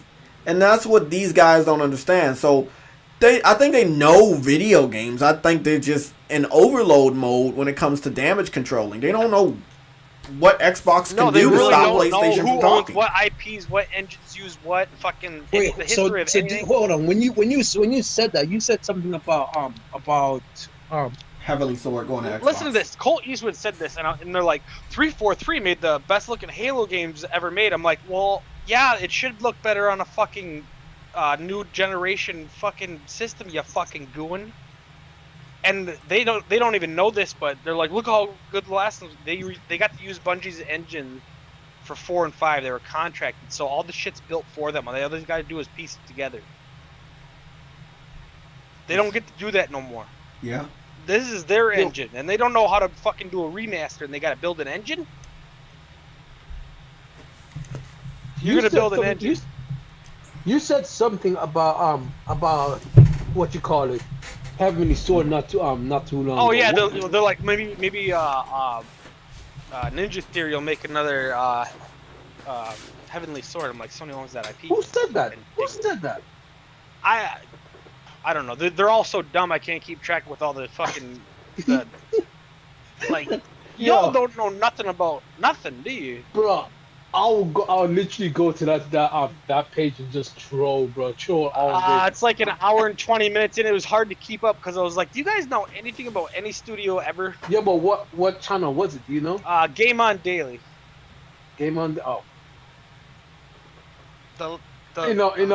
Enough said. You got 200,000 subscribers and you don't even know that fucking what a Halo engine is. What a fucking. Enough said, bro. Like, good God, dude. Halo 4 and 5 were better looking than 3. Well, fucking A, I would hope so. It's Bungie's new engine. You know what I mean? That's like The Last of Us 2 looked better than The Last of Us 1. I would sure as shit hope so. Fucking good God. Oh my God. They don't know that. They really don't know that though. That they basically they had everything to build Halo from Bungie for 2. They were contracted for the first 2 games. They got help with it. Now they got to go from putting shit that's already made into a world to developing an entire engine and a game. They're not just putting shit that's been used together. You know what I mean? They're going from crawling to fucking running a marathon, and they couldn't crawl very good. 343. It's not. Look. Let me just be clear right here. It's not that 343 isn't talented in developing They're games. mismanaged. That's exactly what I was gonna say. Phil Spencer just doesn't have any talent in managing any of these studios. No, they're changing shit all the time because they want to be able to milk it as long as they can and get as many transactions as they can. So they're changing shit. And you have to develop for 11 different devices. I know, but I'm not. That's not what I'm saying. Because you gotta realize, I'm blaming Phil Spencer, but I'm also blaming 343. But I'm blaming Phil Spencer the most. Why? Because he had so much more studios to manage, and he's just not doing a good job. You don't just let a studio just run rampant and just do whatever they want to do. You gotta let them know. Listen, this is not how this is supposed to work. They put him in charge of Rareware and Lionhead. That worked out great, and he got promoted to fucking in charge of studios. What? Who does he know? Yeah, he was the fucking manager. He took Rare and Lionhead and drove him into the ground. Then he got promoted to fucking president. I don't understand that fucking logic. All you gotta do is not show up. Listen. Let's be. Hey, let me say something. Someone said this to me once. Someone said this to me once when I was in the chat with them. They said that the West only cares about money, while the East, which is i.e. Japan, the Asian territory. Yeah, I work and for a all Japanese that stuff, right? company. Yeah. Profits is 4, quality is number 1, which sucks because they're always trying to make. They want everything perfect. And number 2 is customer trust. I don't remember. Profit's 4, and we were owned American before. It was profit, and everything else really doesn't matter. Exactly. That's the thing. In the U.S., in the West, it's always profit first, everything else second. In If the it Asian territory, breaks, it's we'll figure it out quality. later. Exactly. That's the thing. That's We had how a meeting the about this because mindset they were having a over hard there time with this because they always want everything better, and they wanted more testing. They want, you know what I mean? They want it improved. They want it better, and they're like, this passed the minimum. We throw this shit out there. If we have problems, we figure it out later. Exactly. And they're not cool with that. Well, that's why Microsoft is not pushing the industry forward. They're just making it worse. Does Nintendo make shitty games? No, Nintendo steal quality. That's safe gaming. That's what I'm getting at here. Yeah, exactly. But that's the Japanese, though. That's what I'm saying. The Japanese. Yeah, I don't like working for them about... though because it's never good enough. Yeah. Well, to be honest, it's never good enough because they want the best. I know. You don't just slap a tag on that shit and say, "Well, I hope it works." No, they want the best, and to be honest, Nintendo gives the best to their audience, and that's what I respect. That's why I can't. That was the big philosophy when they got bought by them. The biggest philosophy, they don't care if they break even because if they make a great product, they get loyalty and eventually they'll make money. They don't care if they make money. They look long term. Exactly. That's what I respect about the Japanese company because they respect their craft. Over here, they don't respect shit. As long as they can make money, they don't give a fuck. That's the thing I don't understand about Microsoft. They just don't give a shit. Yeah, a lot of people are saying like, "Oh, how could they be willing to release Halo in that state?" I'm like, have you not seen all their games? What the fuck? Yo, they released Crackdown. They don't care about the quality of their game. Like, what the hell? They released Crackdown and said the Crackdown was a great game and I had fun on that game. I'm like, yeah. Oh, quoting Phil Spencer. It was way better than Crackdown 1 and 2. It was one of the best games they've ever played. It's going to sit up there with Halo and Gears. I'll never forget that fucking quote. That's what he said. Yes, exactly right. Fucking right he did. With a big fucking smile on his face. Yeah, with a big smile. But that's the thing, though. That's the mindset of them over there. They don't care. They don't care about quality. Quality doesn't matter to them. As long as it's selling, it don't matter. And that's what these fans don't seem to realize. It doesn't matter, and they seem to think that Phil Spencer's on a roll. Phil Spencer's saving Xbox. Phil Spencer's not saving Xbox. In fact, Xbox was better when it was in the 360 generation, even though the system was breaking like shit. Don Magic was a fucking developer. He started developing. He was like freaking. Phil Spencer's not even a gamer. That's the thing. Phil Spencer's not even a gamer. He's a businessman. He has a bachelor's from some goddamn bachelor's, dude. Who does he know? He has a bachelor's in business. That's the thing. He's a businnesman. And hey, that works. Don Matrick was working at EA back. He's basically, he's not on Sony level, but he started developing games when he was 17, 18, worked at EA, you know, making NHL and all that good shit they used to do. He knew games. Exactly. And like that's the why whole the DRM, that wasn't him. That's Microsoft. They hate him for it, but then feels like, hey, I'm bringing back DRM. Yeah! We don't want no old fucking shit! Phil! Fuck owning games! Weren't you just, did you just fire a guy for this shit? But they don't seem to realize that you need DRM is in Game Pass. So that's what's funny. That's what it is. That's exactly what the fuck it is. Unhook your internet and then go try to play on Game Pass. I've done it. Turn off your internet. Turn off your internet and try and play a game in Game Pass. Spend $400 in microtransaction on a game you don't fucking own. Tell me about it.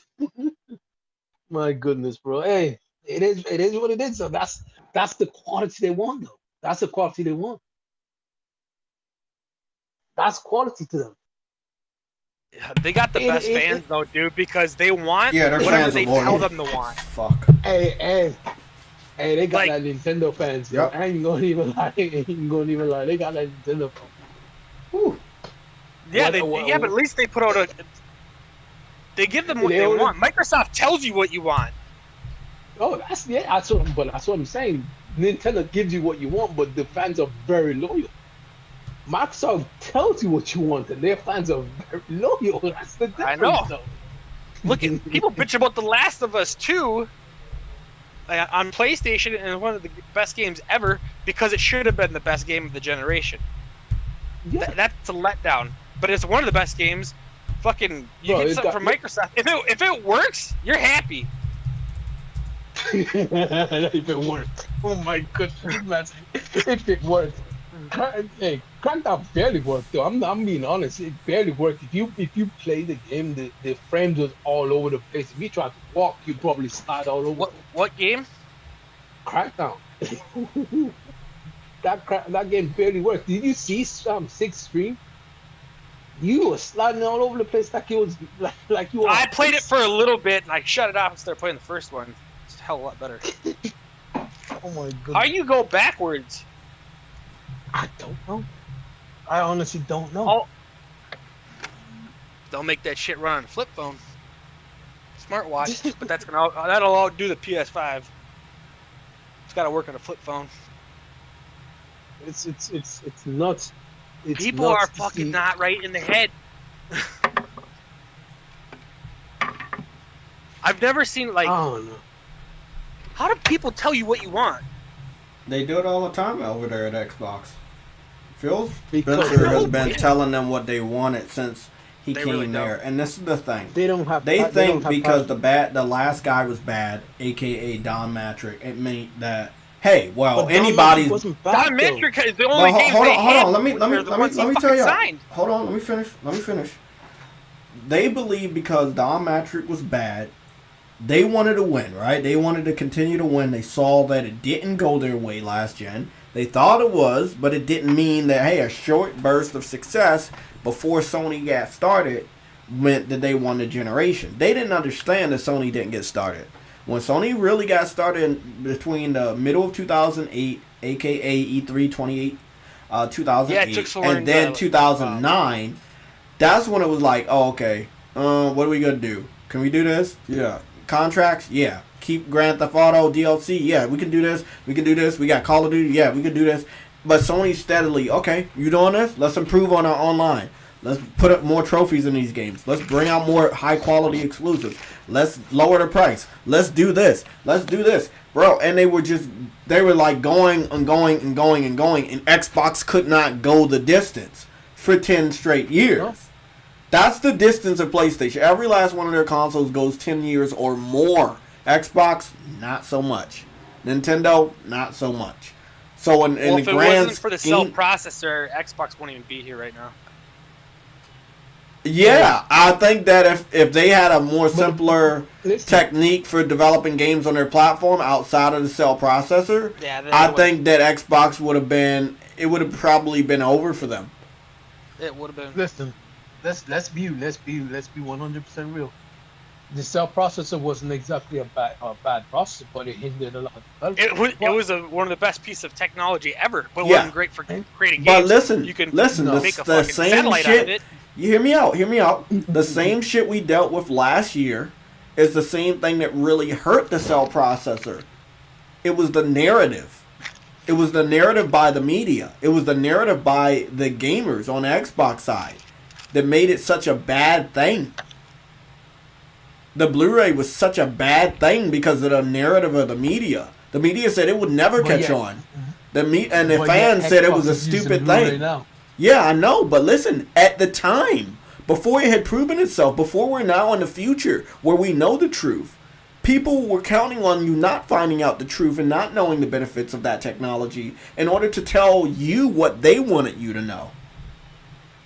I cannot stress how many times Xbox fans spread lies during the 360 era that were plain bullshit, but people that supported PlayStation believed them. Because the media was reinforcing these lies. Hey, that's just how it is. Now people know the truth and they can't get away with doing shit like that no more. That's why they were so quiet. They were following the media that said that Sony is not taking risk anymore. They said Sony isn't going to talk anymore. Sony's going to be cocky. They're going to do this. They're going to do this. And Sony starts to talk. They starts to announce shit. They starts to show stuff. And they prove that the media and the haters are liars. They didn't have to come out and address anybody specifically. They let the games do the talking. That's what they still do. That's why. Oh, Sony's quiet because Xbox is always talking. Sony gets up and they're like, "Look at this." Okay. Let me say something. Let me say something. They don't have to say shit. When Sony goes quiet, be worried. Yeah, no shit, because you're about to see something.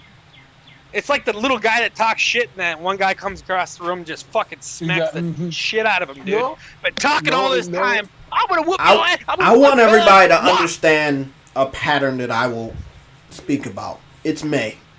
That's the pattern. Every May is the month before June. Every May is the month before E3. I think Xbox fans need to understand Microsoft can wait until June, but they're going to have to deal with the juggernaut. What's another couple months? Hold on. It's different. It's different. You want to know why it's different? Because leading up to this May, Sony has a juggernaut, a.k.a. the Ratchet and Clank game, right? It will dominate the news cycle between now and June because that's Sony's next game.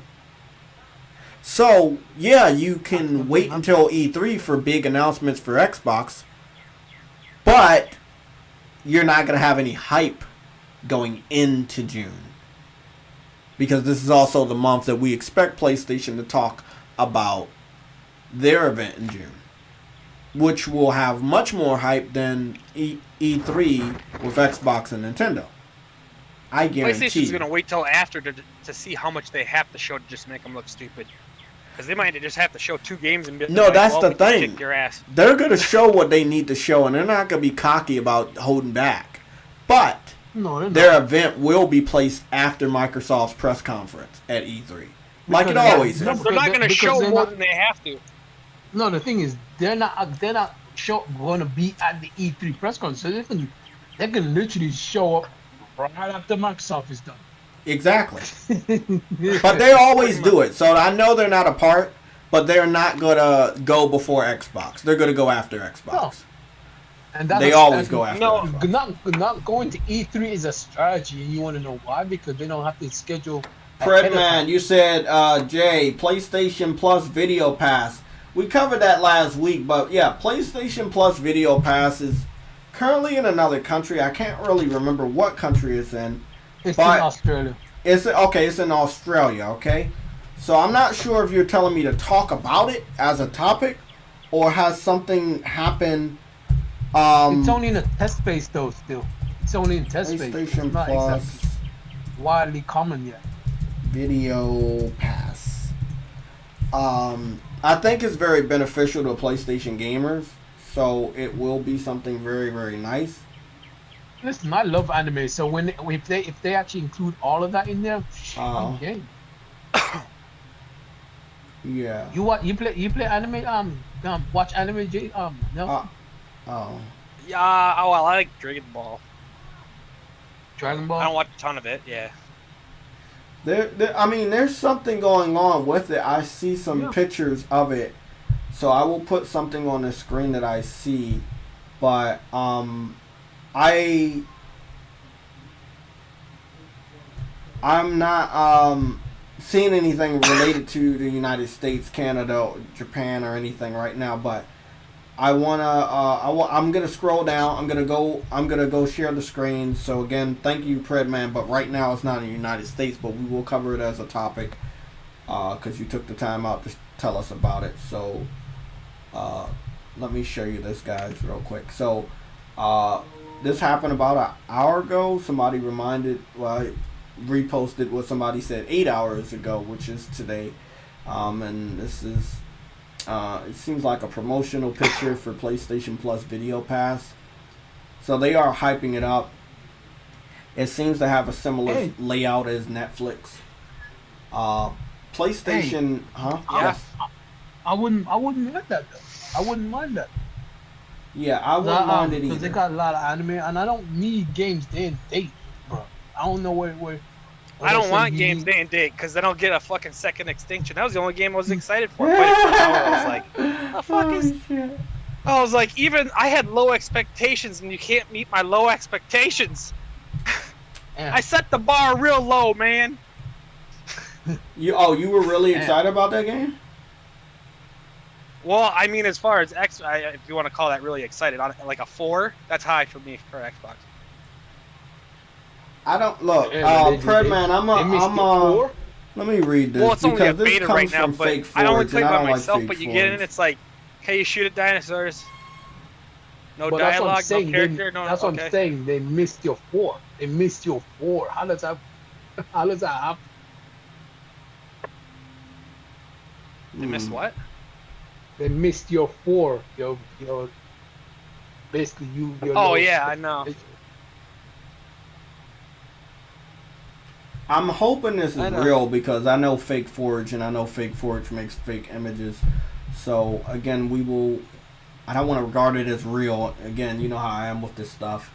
I don't like to show fake stuff.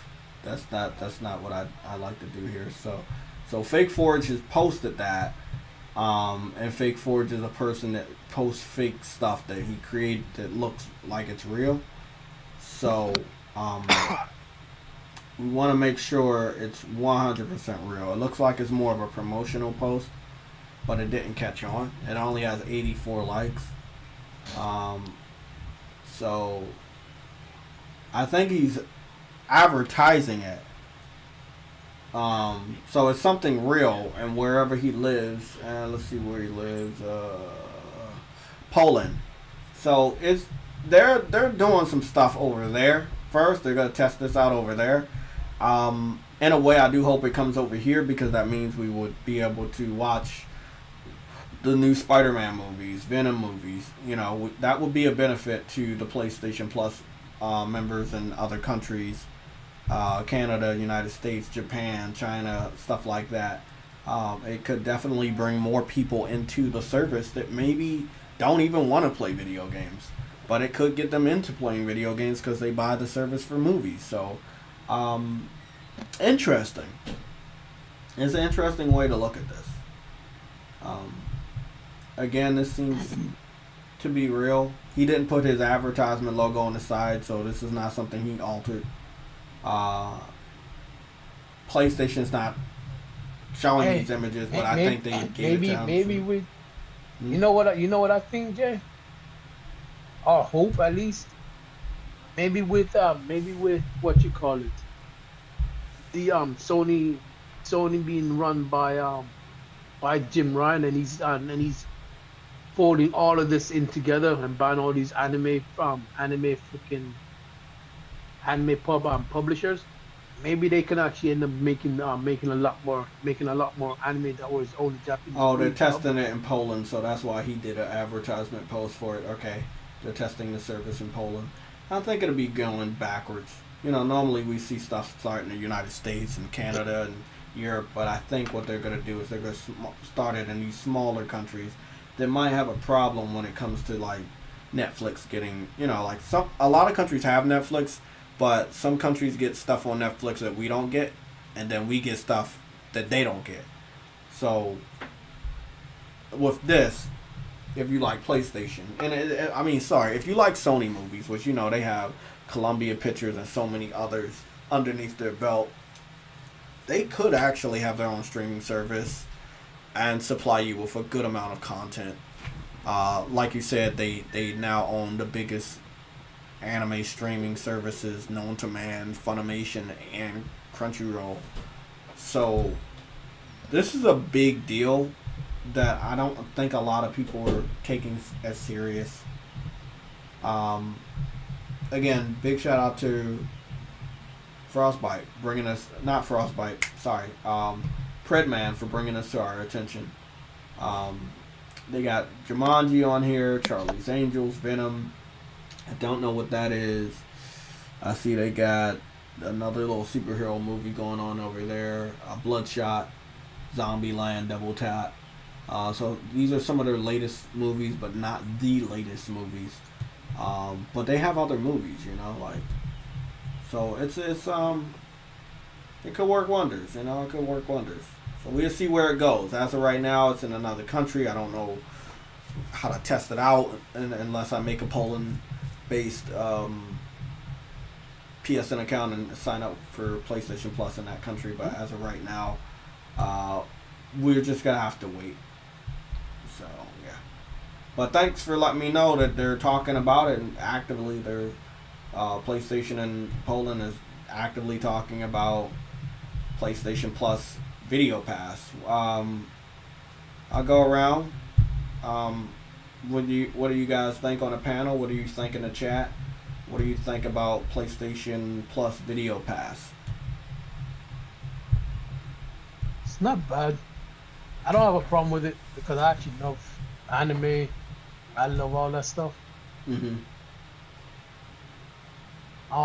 I'm hoping, since Jim Ryan's actually merging everything all together, I hope that that some anime that are in Japanese only, they actually may bring an English version out for them, since he's actually making them in everything, like in for one.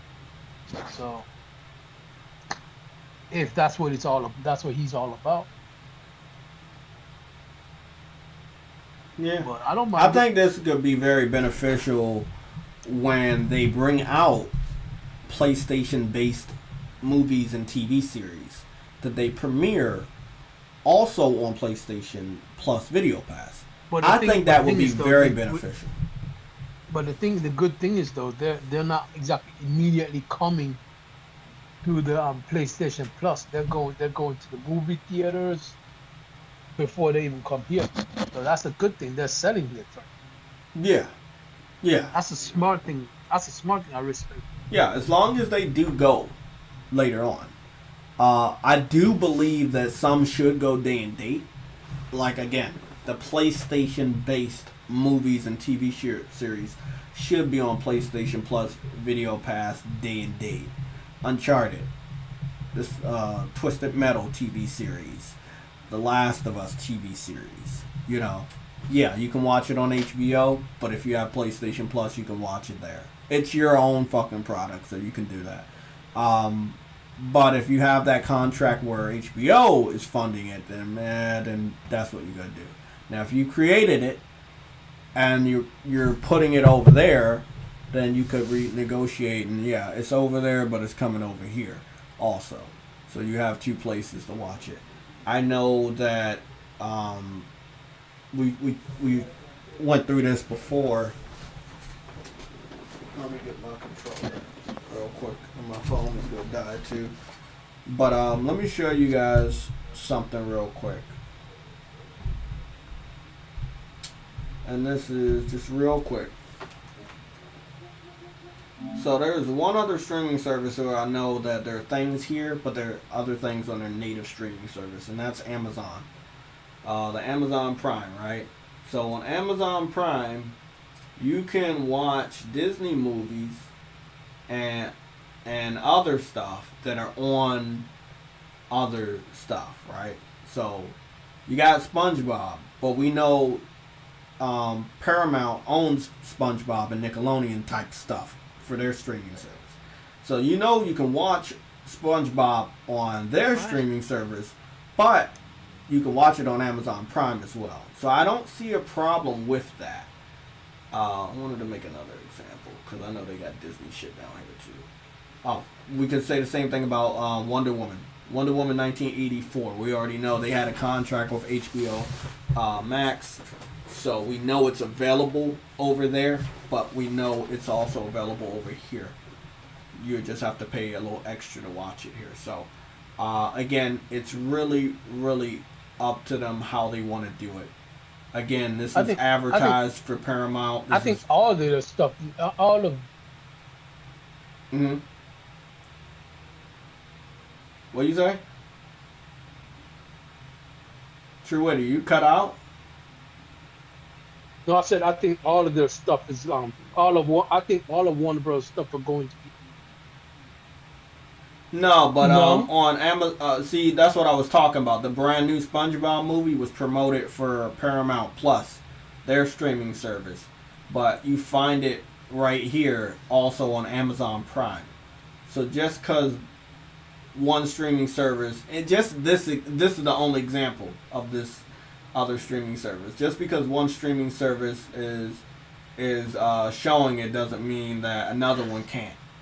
So just because Last of Us is only going to be on HBO doesn't mean it can't also be on the PlayStation Plus Video Pass. They're not making that service just for no reason. I know they're making the PlayStation Plus Video Pass to get more people into knowing more about PlayStation. It could be a really, really big draw. We already know you're getting free games, but it could double the value if you're getting movies and TV shows as well. It can be a real benefit. Yeah, I think it's gonna be a real benefit. I'm trying to find the Disney shit, but I can't find it. Amazon, like I said, Amazon Prime is probably one of my favorite fucking streaming services because they give you they got some shit here that's gonna be a part of their subscription, right?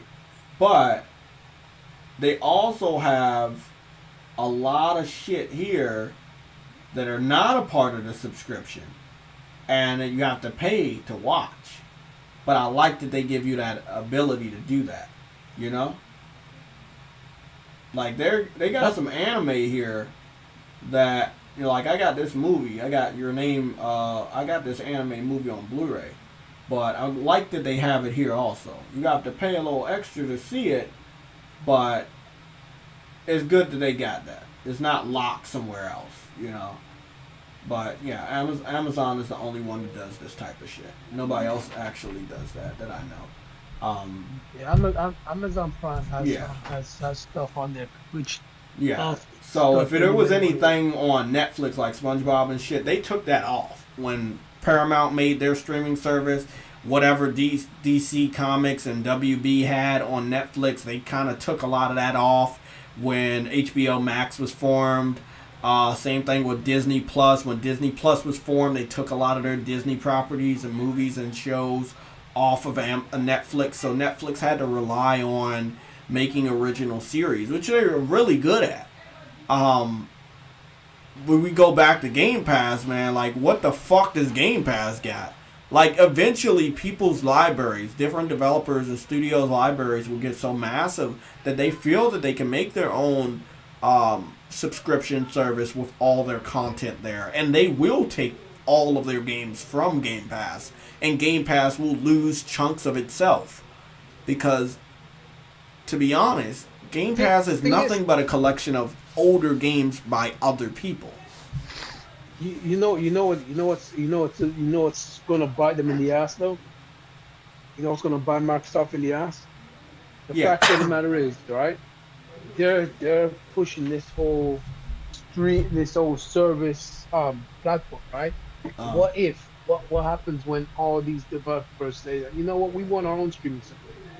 I'm gonna take all my games off of your platform and put it on my platform. Then what? What will Microsoft have? All they'll have is their own exclusive. What is it? Well, that's the plan. But Yeah, they're the building plan. these games where it's like Halo's gonna come out, right? And every 3 months, it's like, oh, we got an update. There's a new half out, whatever, and then I'll just keep people paying for buy a new helmet, $30. Okay, but you're missing my point though. They're building up their streaming service, right? I mean, not streaming service. They're building up this whole Netflix for games, right? But they don't just have their stuff in there. They have everybody's stuff, right? That's because they don't have any of their own right now. That's why they bought Bethesda. Yes, I know. And Bethesda, I'm not even taking that from them. The Bethesda is a big purchase and it's a good purchase. However, you gotta also look at it this way. What if everyone that's in their service says, you know what, we want our own service, right? We want to start our own service. We want to start our service for our own benefit. We're gonna take our games off of your platform so we can actually open up our service. What is Microsoft going to be do that?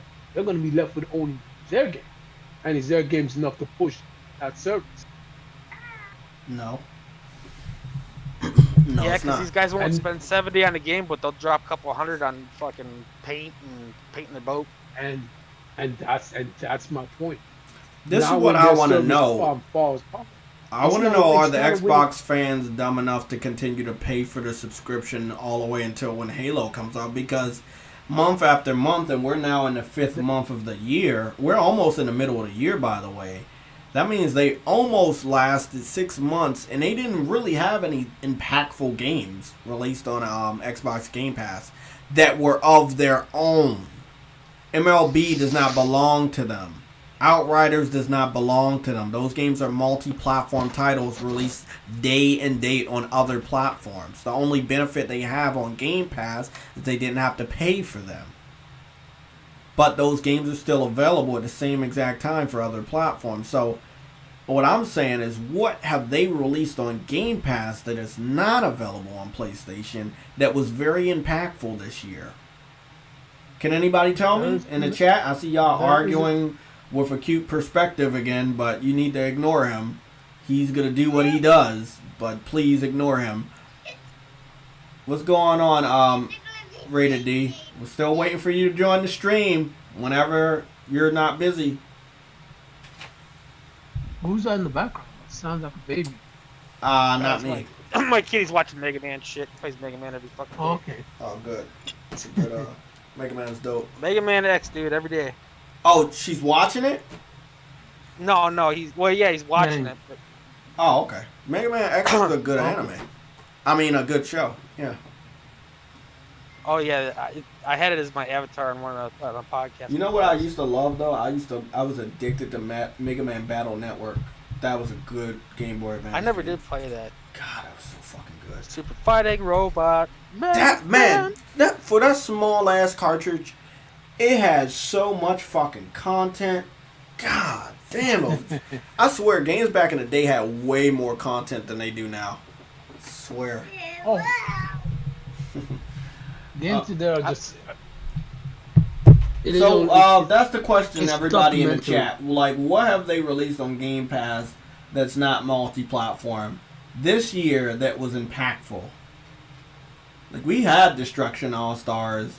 We had the Odd World game, you know? We had games released on PlayStation Plus. That's Game Pass games that we got on a compare Gold to Live or Gold to Plus. Come on now. Yeah, Gold to Plus or Game Pass to Plus. Shit. PlayStation Plus collection has better games than all of Game Pass. Let me go down the list. When I went through, This is what we got starting December. We got Worms Rumble. We got the Rocket Arena. Just Cause 4. All of those are multi-plats. Man Eater. What is it? I think Rise of the Tomb Raider. Greedfall. All of those are multi-plat. The month of February, we got Control, the Ultimate Edition. Destruction All-Stars, Concrete Genie. 2 of those are exclusives. 1 is multi-plat. Oh, this was the big one we got. Final Fantasy VII Remake. Farpoint. Remnant from the Ashes and Moke Wheat, or whatever that is. 2 of those are exclusives. 2 are multi-plat. Oh, shit, I forgot April was good. We got Oddworld Soulstorm, Days Gone, and the Zombie Army 4. 2 of those are exclusives, and 1 is multi-plat. This is not the same as Game Pass. But you could say it is, No, not because you're getting free games each month. But, long story short, Plus versus Game Pass is still more memorable, because the announcements were pretty massive. But we had exclusives. 1, 2, 3. So 3 out of the 2 months of the 5 months we had exclusives. There were only 2 months where everything was multi-plat.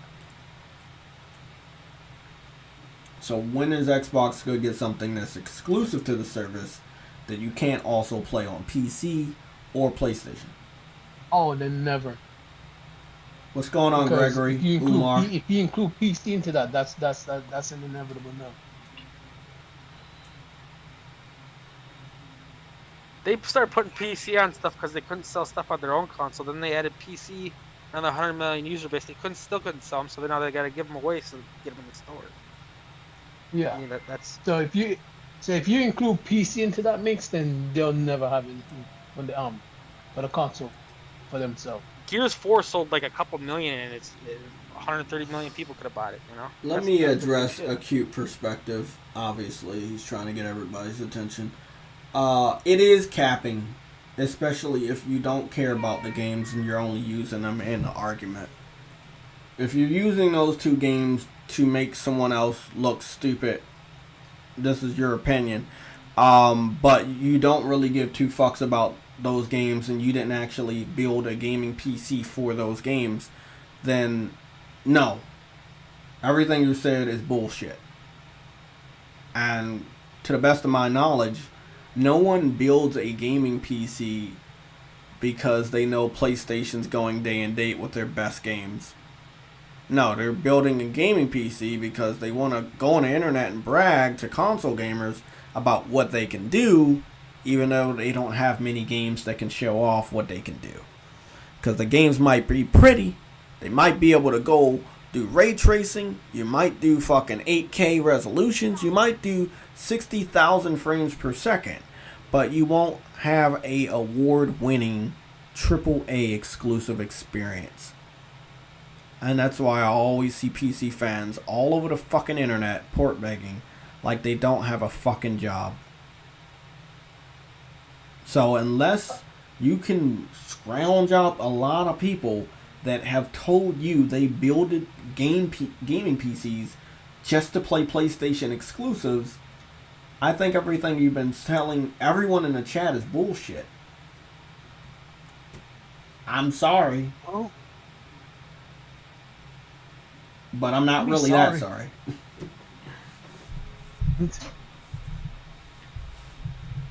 Like what do you, when you build a gaming PC, are you building it because you're thinking about going back to the internet to tell Sony to put all their great games on your fucking computer so your computer can be worth a damn?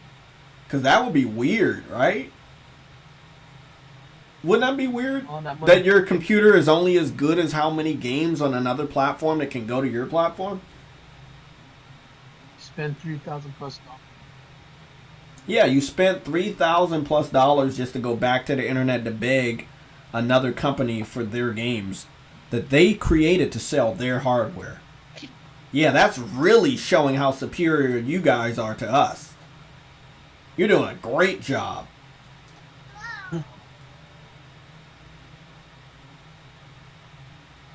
I don't understand. The PC fans claim they got the best fucking technology, but they're going to a PlayStation Gamers podcast to bitch and moan about why Sony should put this game over here and it will be more revenue and they want to support developers. What? You said you have the best fucking hardware. Go show off that best hardware with some fucking games. They have exactly. They don't have any real games that's going to show off that hardware. And they need somebody like Sony that can show it off for them. And that's the thing. Because they don't have nothing, they have to ask Sony. It's not they don't have anyone. Sony the only one that can show off. Yeah. What you said, Gregory said, I mean, isn't getting Sony game on PC just an advantage of building a gaming PC? Would be weird to only build for a few games. Well, you can have the best food in the world, but you need a chef to make it. You need a great game to play, or what's the point? Exactly. And that's the thing. There are a lot of people that were building gaming PCs in the beginning of last generation. So between 2013 and 2016, before PlayStation even talked about putting any real first-party exclusives over there, people were building gaming PCs like it was the fucking hottest thing in the world, right? So PC didn't actually get any announcement that they were going to get our games until Death Stranding, which was in 2019. They didn't get an announcement that Horizon was going to PC until 2020 March. So if you were building a gaming PC between the years of 2013 and 2018, you built it probably because everybody else around you was building it, or you were listening to some false prophet on YouTube telling you that was the coolest thing to do because it would allow you to win a couple of debates in the comment section of YouTube. And if you were stupid enough to fucking build a gaming PC because someone else said that you can win debates, if you build a gaming PC, you're a fucking idiot. Because it didn't take until probably 3 or 4 more years for games to actually go to your platform, and it's not the ones you really want. So, what was the reason of building a gaming PC? Because you still got to go back to the internet and beg Sony to release more games to make your system worthwhile. So if it's not for Sony, your system, your PC just doesn't mean anything to you. Because you don't have another reason to return to the internet to talk to the console gamers about how superior your product is. Especially since the PS5 can achieve 4K. It can achieve 120 frames per second. It can achieve 60 frames per second. It can achieve ray tracing. So now those things go out the window. You can't use them in an argument. So the only other thing you know you can do and use in the argument is that you can play older PS4 games at a higher resolution and frame rate than we can. Because PlayStation has moved on to the next generation of gaming. So you're playing our games late as fuck, telling us what old ass games can achieve on your latest and greatest hardware. Some of you guys don't even own. PC fans are sad. That's what this is all about. I've studied you guys to a T, and most of you guys are just sad individuals. You need another company that you hate to show off how good your system is. And when you need another company to show us how good your system is, you've already lost.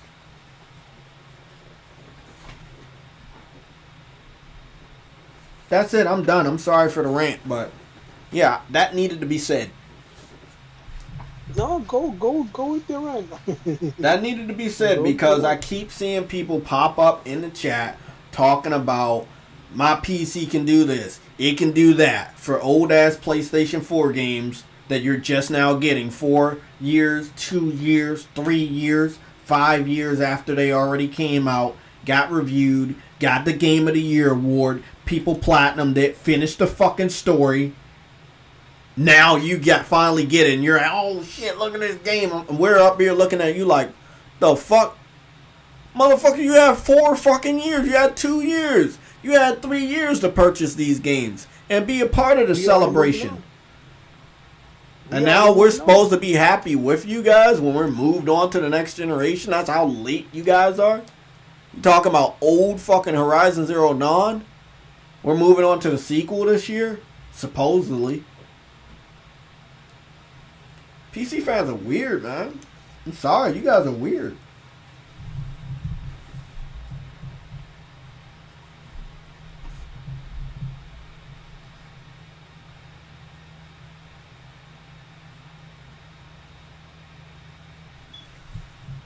My buddy's got a $7,000 PC. I'm like, what games you playing? He's like, Dota and. Oh God. Okay, you don't need $7,000 to play Dota. Look, man. Look.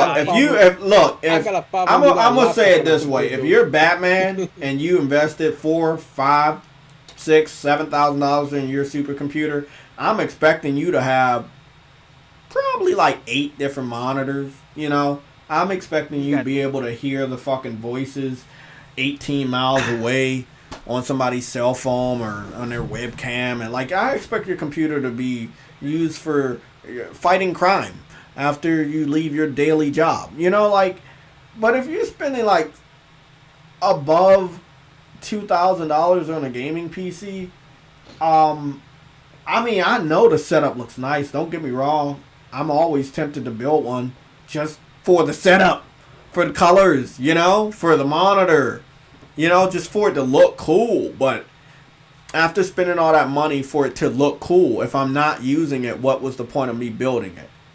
You know? It's the same thing I struggle with every day since the Switch comes out. Since the Switch came out. Do I get a Switch and play like 1 or 2 games and then never touch it again? And feel like I wasted $300 or over $400? Or do I stay the course and stay a PlayStation gamer and know that I'm going to keep using this shit every day? And I've decided to stay the course. I'm going to use my PlayStation every day. So when it's time for me to build a PC for YouTube and streaming video games from my PS5 through my computer back to YouTube at a higher resolution or frame rate, then I will do so. But as of right now, it's not that important. 1080p, 30 frames per second for podcasts, straight from the PS5. 1080p, 60 frames per second is nice. 4K, 60 frames with HDR game play videos straight from the PS5 to YouTube. That's awesome. That's what I will continue to do. I'm not saying there are no games on PC, but obviously you guys are saying that with your actions. When you have to go back to the internet and port beg to Sony every time they announce a game, every time they show off a game, every time their gamers are hyping up a game, you got to go on the internet and port beg. Why you do that? You making it seem like you're not playing shit. You making it seem like your system is boring as fuck. You guys probably have the biggest library of games, and yet Returnal made you go to the internet and cry about it being exclusive. Why? Why do you even care about Returnal? It's only one game. You guys got thousands. You got emulators for different generations. Stop paying attention to what PlayStation does. Play your old ass games. Play the multi-platform titles. Anyway. You know? I don't have anything else. That's what I'm saying, Gregory. We know it's fire, and we know that's why they can't ignore it. But when they're on the internet begging and owing and on how awesome Returnal is and how awesome Ratchet and Clank is, at the same exact time they're proving why they shouldn't even be hyping up the PC the following day or the day before they knew about Ratchet and Clank or Returnal. Because I guarantee you, most of the people that were port begging when they saw Ratchet and Clank and Returnal, the day before, they were hyping up their fucking product. Hyping up their hardware. Never run the system. It's incapable. No matter how powerful your The PC unknown, are you talking to me? Like, are you asking me that I play Hades? No, I didn't play Hades. And I live just fine without playing it. like I say, I go fucking multiple years without touching a single Call of Duty, and I'm perfectly fine. When it comes over to the platform I play on, I might pick it up, I might not. People were hyping up Cuphead, but I did not. Plus. Yeah, people were hyping up Cuphead, and I didn't fucking touch that game, and I didn't buy it either. So, I mean, it's just some games. Hey, if the developer really wants certain people to pick up the game, maybe you make it multiplat day one, maybe you don't. But sometimes when you bring it over late, the hype is gone, like I was just talking about, and I just don't give a fuck about it anymore. So, the point is, you shouldn't have. I couldn't hear the last part, True Woody. You said you shouldn't have done what? Shouldn't have started with Xbox to begin with. Oh, with the Cuphead thing. Yeah, the Cuphead thing, we already know that was kind of weird. Like, that type of game obviously was going to do good on PC and Switch, but Xbox fans, as we already know now, they don't like difficult games. So, that was an arcade-style game, too, and that's what was giving people problems. Because if you died, you had to start the shit over. And people was like, nah, they didn't like doing that shit. But that was an arcade-style title, you know?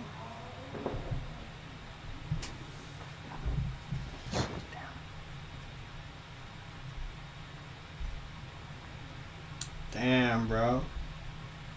We need to dive into this topic. Did y'all hear about the Stalker? Stalker 2 is going to only be exclusive to Xbox for 3 months straight. After 3 Yeah, months, it's going to I PlayStation. put it in the alert.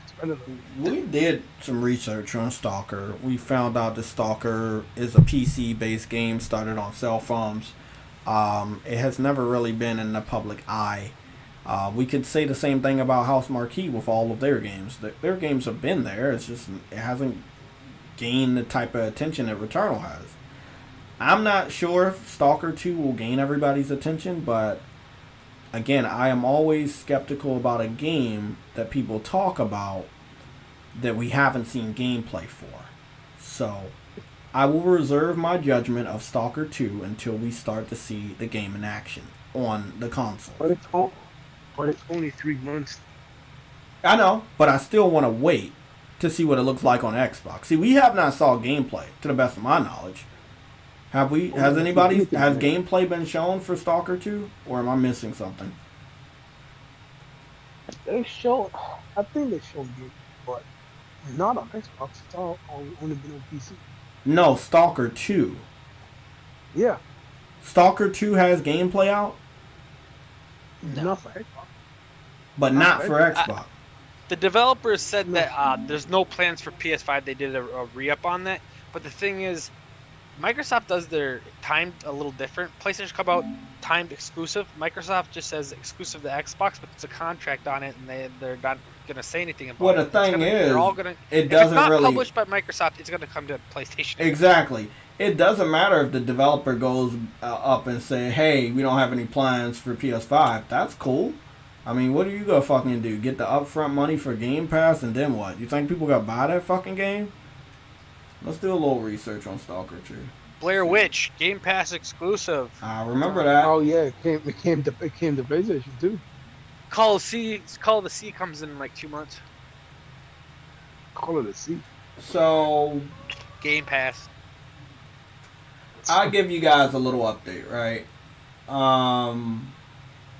To the best of my knowledge, the developer talked about Stalker 1 month ago, and I didn't even notice. I swear on everything, I did not even notice. I had no idea they talked about Stalker a month ago. And they showed off gameplay teaser 3 months ago. How did I not fucking notice? Maybe I'm just don't give a fuck. Just not on your radar. I'm telling you, I mean, I can go fucking years without playing a lot of these types of games. I'm cool. Okay, we gonna go look at some gameplay. Let me read some of the stuff up here. What you guys are saying. Returnal is the best roguelike I played, and I hate roguelikes. Did you hear the news though? The other news? No. Inform me. The Microsoft is under store to taking 12% off the party. Yeah, we were supposed to dive into why? that from Halo. Big developer's gonna want to make shit for them because they're not gonna buy anything unless it's in Game Pass. Exactly. They've been trained. No, that's the thing though. It's not just for that. It's to entice developers to come to the Xbox and do deals with Xbox, because guess what? If that's the case, it ain't even worth their time to sell 200,000 copies. I know, but it's basically saying that we're giving you 88% of the cut. Yeah, it makes you Instead it of makes you 70. want to produce games on Xbox. It makes you want to put games on the Windows Store. So they're basically, yeah, I heard about this earlier this week. They're trying to be more competitive when it comes to the PC side, and this news was right next to the update for Halo Infinite. It was no fucking coincidence that both of those news, I think both news topics dropped the same day, if I'm not mistaken. So they might be trying to look to push Halo more on PC so they can make more money. They were pretty happy. I know they were pretty happy making, like, selling 2 million copies in the first weekend for Halo Master Chief Collection. So they're going to see if they can continue to make that money. That's a big payday for them, especially when they know they produce games that don't really produce a lot of money since it's going straight to Game Pass. So if they can have these games make money off Game Pass, but then turn around and have the have the PC fans pay for the game, that'll be something. I I know that Halo Infinite will be on Game Pass day and date for consoles, but I haven't heard that for PC. I've been seeing examples of them putting games on Game Pass for consoles, but not putting them on Game Pass for PC. So, again, we're going to have to see how this goes. I don't know all about them dropping the percentage. I don't really know if that really matters. Because if you drop the percentage for game developers to put their shit on the Windows Store, does it really matter if people are just going to play the game off of Game Pass? No, it's not just the Windows Store though. It's not just the Windows Store. It's the Xbox Store in general. Okay. On the Xbox. I mean, I read a little bit of it, but you're telling me something I don't know, so I'll take your word for it. Yeah, but I didn't read the whole article. Stores. Yeah, it's not just the Windows Store. It's the Xbox Store, and it started August 1st. They want to be competitive. They want developers to put their games on there, but again, the developers still go look at it like, hey, I put my game on there. Yeah, I make the money, but will anybody play or buy my game on your fucking store when they're waiting for it to go to Game Pass? So, I don't know, man. It's up to them. I'm not telling nobody not to put their shit on Xbox. I'm just saying, will anybody on Xbox buy their shit? Why are you talking about PC? We were talking about PC earlier. What we're talking about is don't on me, bro. You got a brand new game in front of you. You got the state of play. I already know you're gonna come in here with that, Adam. E3 this week. You've got the financials of PlayStation. And here I am hearing about PC and port begging. Adam, why do we talk about them? Yeah. I know this is your shtick, but why do we need to be talking about them? Yeah, Adam, we were just now literally talking about the percentage that Microsoft dropped in their store to be competitive. I've been listening for the past few hours. So why are you talking about an old topic we talked about minutes ago? We were just literally before the Microsoft percentage drop, we were just talking about Stalker. So you're talking about topics we talked about late. I understand you got to do other stuff before you jump in here, but please stay on topic. Because I'm pretty sure we weren't talking about PC. I can vaguely fucking hear Jay. What the fuck's up with him? You should be able to hear me perfectly. Oh, fuck. What's going on with this? We were just talking about Stalker and Microsoft percentage, Adam. Testing. 823. When you mean percentage of what? Their store? Yeah, they're giving developers 88%. Speak now. Oh, fucking Adam. No, it actually isn't. No, it actually isn't me. I thought it was your volume to me was at default. Oh, okay. Yeah. But hold on, before we do that, let me just play this shit because I wanted to know if Stalker had gameplay, but I didn't know. I'm just gonna go downstairs and put my food in the microwave. Okay, let's see what Stalker gameplay looks like because I missed it over the last 3 and 1 month. So they showed off some Stalker gameplay. Let's go see what this shit looks like. I mean, it's not on my radar because obviously it's not on the platform I play on, but I do hope the Xbox fans show off gameplay, right? So I do my part, even though Adam wants to troll and, yank my leg. He knows I played the game for 7 straight hours yesterday, and today is the podcast. So, of course, when we do the Sunday show, even though I did play Returnal, and I did get to a new story element, he's completely ignored it because he didn't watch the whole stream. He listened. That's the big difference between watching and listening. So I'm talking about me showing Stalker 2 gameplay. But if you're listening, you won't see it. No. He was in and out. Yeah, he was in and out. So, he was still in and out. So here we go. This is Stalker 2 gameplay. Very cinematic. It's just more so like cutscenes. Yeah, it's just a gameplay teaser. Again, I don't... when you have to do a gameplay teaser of a game that's coming out that same year, before E3, I'm a little skeptical. But, let's see if we got anything else to show. We got the developer talking about character models. See, this is how you always gonna get Xbox fans hyped up when they're showing character models, not in game, not moving around. Still, I've seen better character models than this before. Actually, in Death Stranding, to be honest. Death Stranding still holds up, by the way. A lot of PlayStation exclusives too. I only hope this game can do good for Xbox. Really what I want, even though if it's a game that's like a timed exclusive, I want a game on Xbox that's so good that can make Xbox fans take their ass home. You know, there are like a lot of Xbox aliens that are ashamed of going back home. So they stay where it's hot. And it's hot over in PlayStation. So they're here on the PlayStation island, chilling, waiting, right, for it to get hot on Xbox. And I just need Xbox to hurry up and get hot so they can take their ass over there. A lot of them were about to jump over back to Xbox when PlayStation was quiet. You know,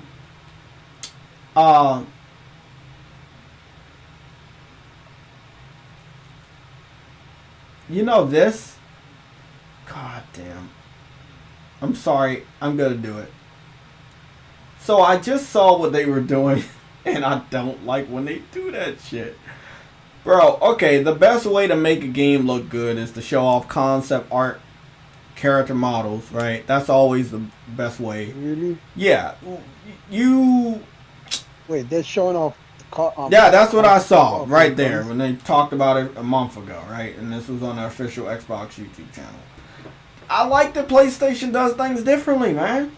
They show off games, you know? I mean, it is what it is. Let me see. Please tell me I got one of these over here. Fuck. Let's see.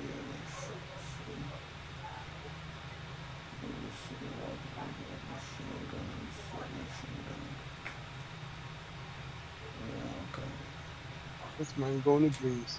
Yeah, the reason why I'm going to Dreams is because you can. Oh, I'm back. My bad. Yeah, you can see concept art. Like you can see somebody made a fucking gun in Dreams, and it looks very realistic because that's the only thing they want to show us.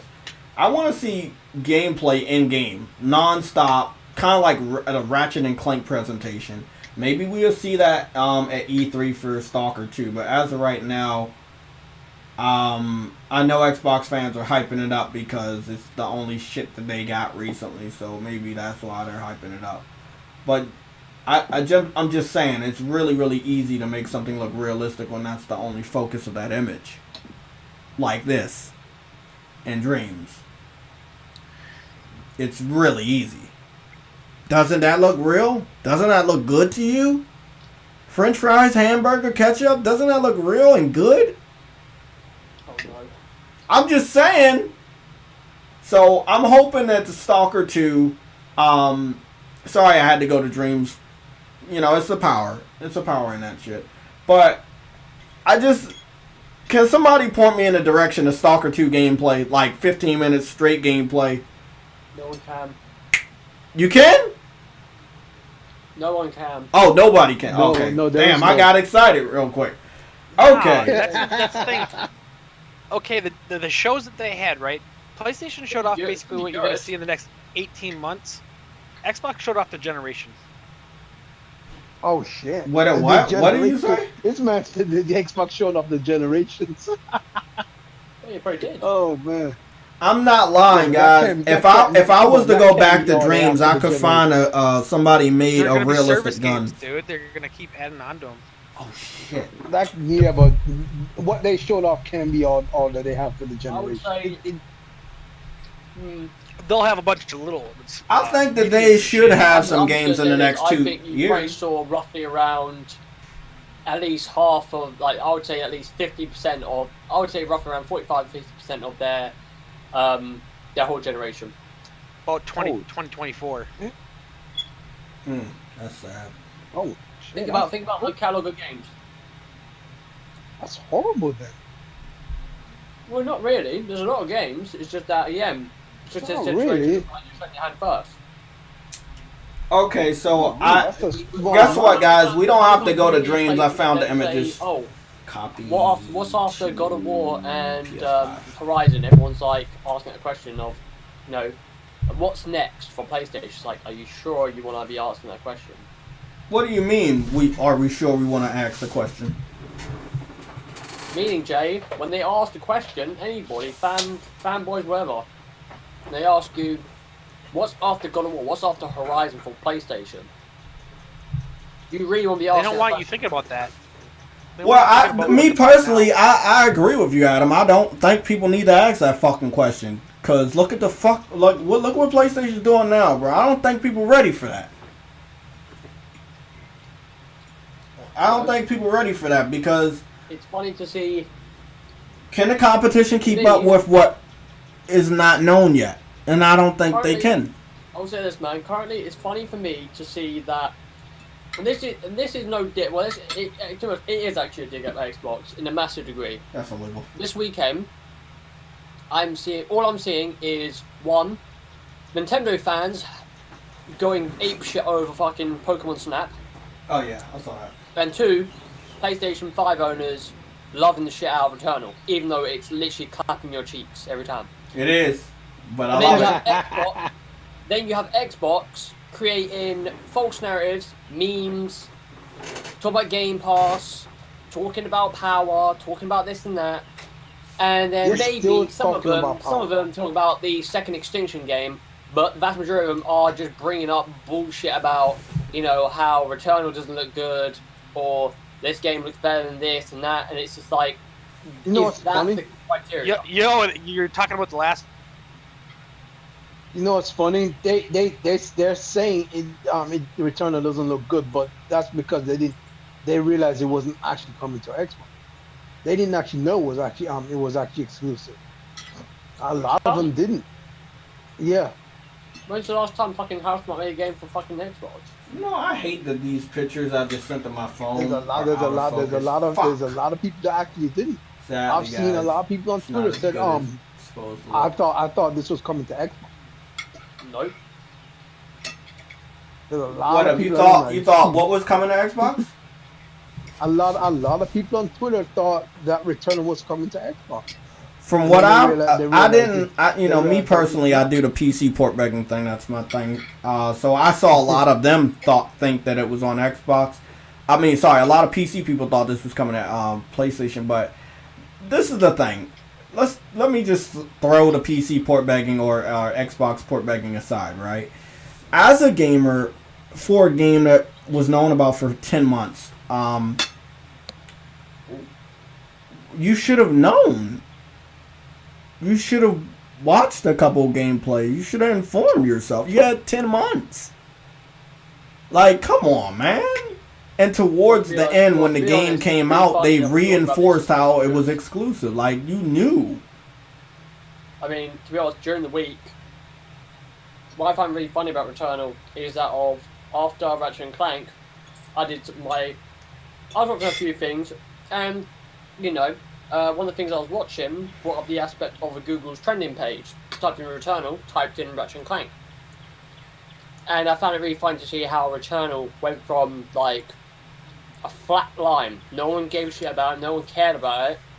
Mm. And as soon as those previews dropped, last week, what happened? It bumped up majorly. And literally, I'll put it in the Discord, like, where it was just ridiculous how much, like, that game gained traction. And even more so now, because why? And what are people talking about with Returnal? The difficulty. But actually, no, not difficulty, the sense that they can't fucking save a game. Because that is the design of said game. No, they're not, honestly, Hey, Adam, I don't hope you think know I'm they getting this could. game right here. The Dungeons and Dragons Dark Alliance is already pre-ordered. Not a lot of people are talking about it. Dungeons and Dragons Dark Alliance. That's a day one. They Yeah, 'cause I'm currently writing. I'm currently writing a tweet out about this, man, because I've been seeing a lot of people talking about the whole situation of difficulty and bits and bobs. day one, And 60 frames per second. Day one. Oh shit! I need people to play this game with.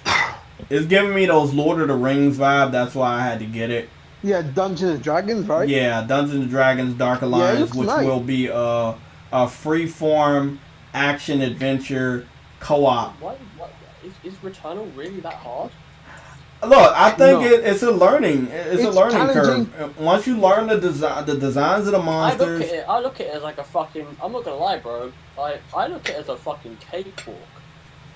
You know, because your name is Adam, and that's compared to older games, where you didn't have any sense of verticality. That's what I was saying. I was saying that. I was like, bro, compared to like a Rezo gun where you don't got that many places to hide from the projectiles. You got nowhere to fucking hide. You're stuck on a side-scrolling aspect where this game, you can dash, you can jump, and everyone's like, this is really hard. It's like, no, it's just a sense of like, most people that I've been watching stream-wise, I've been in chats about, like, you're kind of not saying they're playing it wrong, but it's just a sense of, if you played Housemarque games, They haven't. Always the sense. They haven't. It's always the consent of Housemarque games.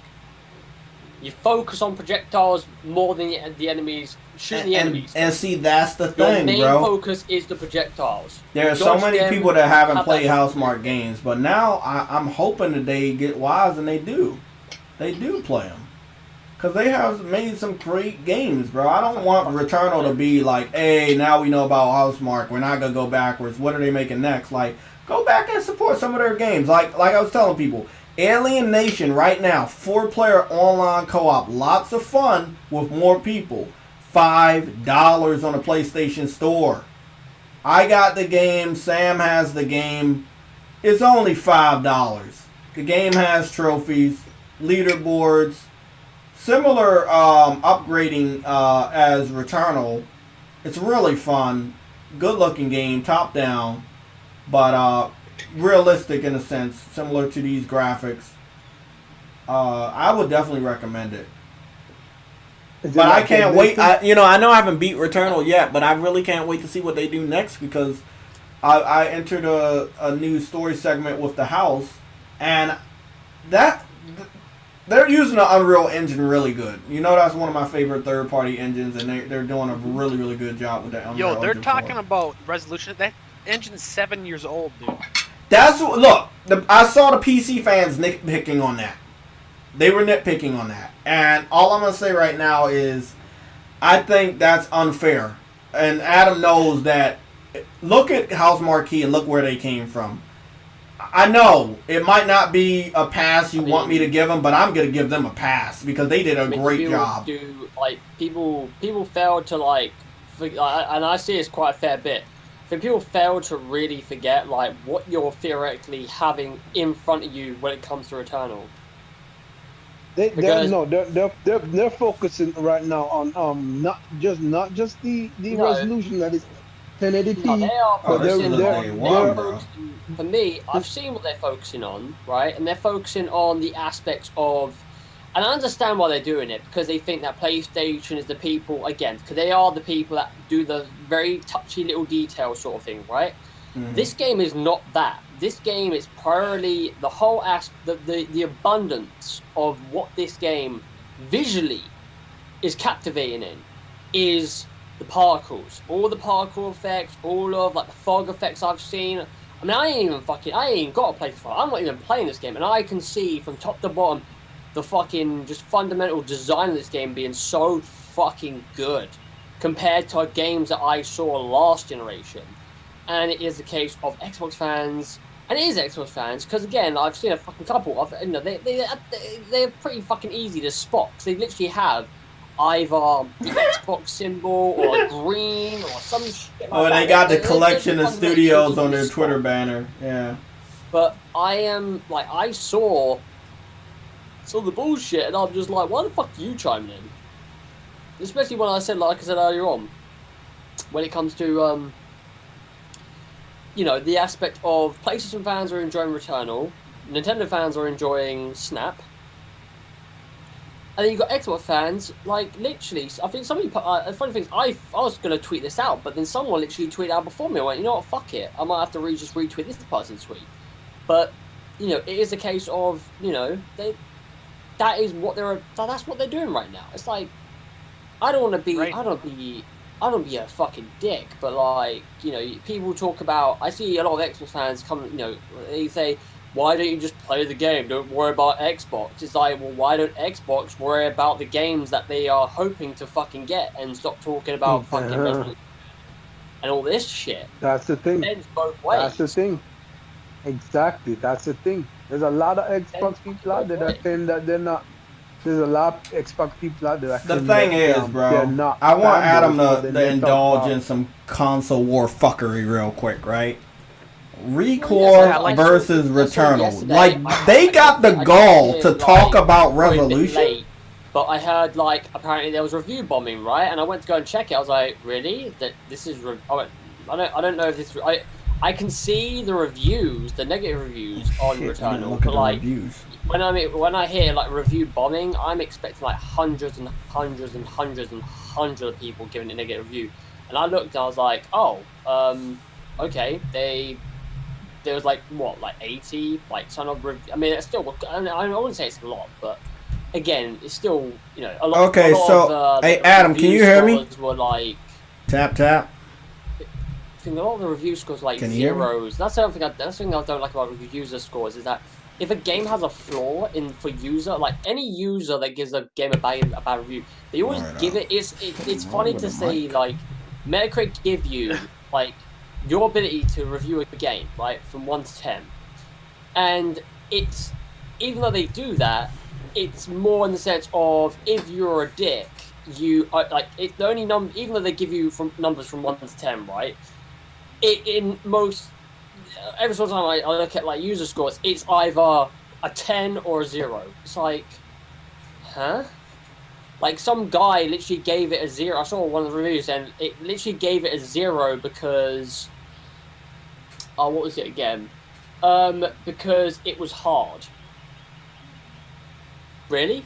You gave that game a 0. Alright. Because it was hard. And it's like, it's kind of, I've been talking to a few people today. Funny enough, I talked to one of the game directors of Housemarque, just asking him general questions about the save aspects, right? Because that is the main sense right now. Everyone's asking like for a save thing, but one of the things I was asking him was that of, do you think that like the reason why people are asking for this is because there has been crashes within consoles in which fucks their cycles up? And he says yes, like that is one of the, like he believes, as well as like the basic design of the game, that it's one that it's a tale of two halves. But the problem is it's not their fault. Based on what I talked to him about, I think we came to like a conclusion of it all, which was it's not the sense of the design of their game that's the problem. It's more in the sense of like PlayStation's UI, I/O, just and a lack of a feature, right, is the problem as to why people are bitching about this. And when I mean feature, I mean quick resume. I know a lot of people say that we don't need it, and I can understand it. But if there's games like this that, you know, would benefit from it, I'm going to have to say you do need a quick resume. And again, again, I haven't got PS5, but one of the major fucking flaws with PlayStation is the I/O and UI. It is a fucking huge problem.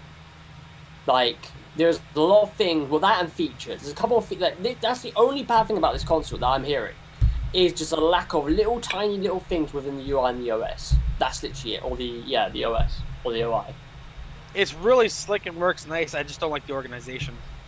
Yeah, exactly, man. Like the situation of like people want a quick resume thing, right? And again, like I can understand that. And if there's more games like Returnal, I think that is, I can agree on that.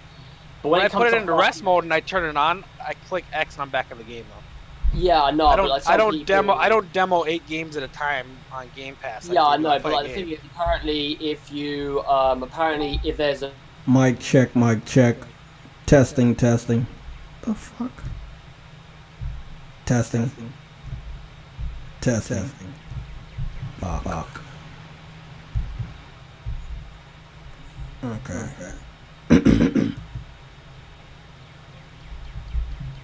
But I asked him, is there a chance again? Because this is their design, right? Adam Core, can you hear me?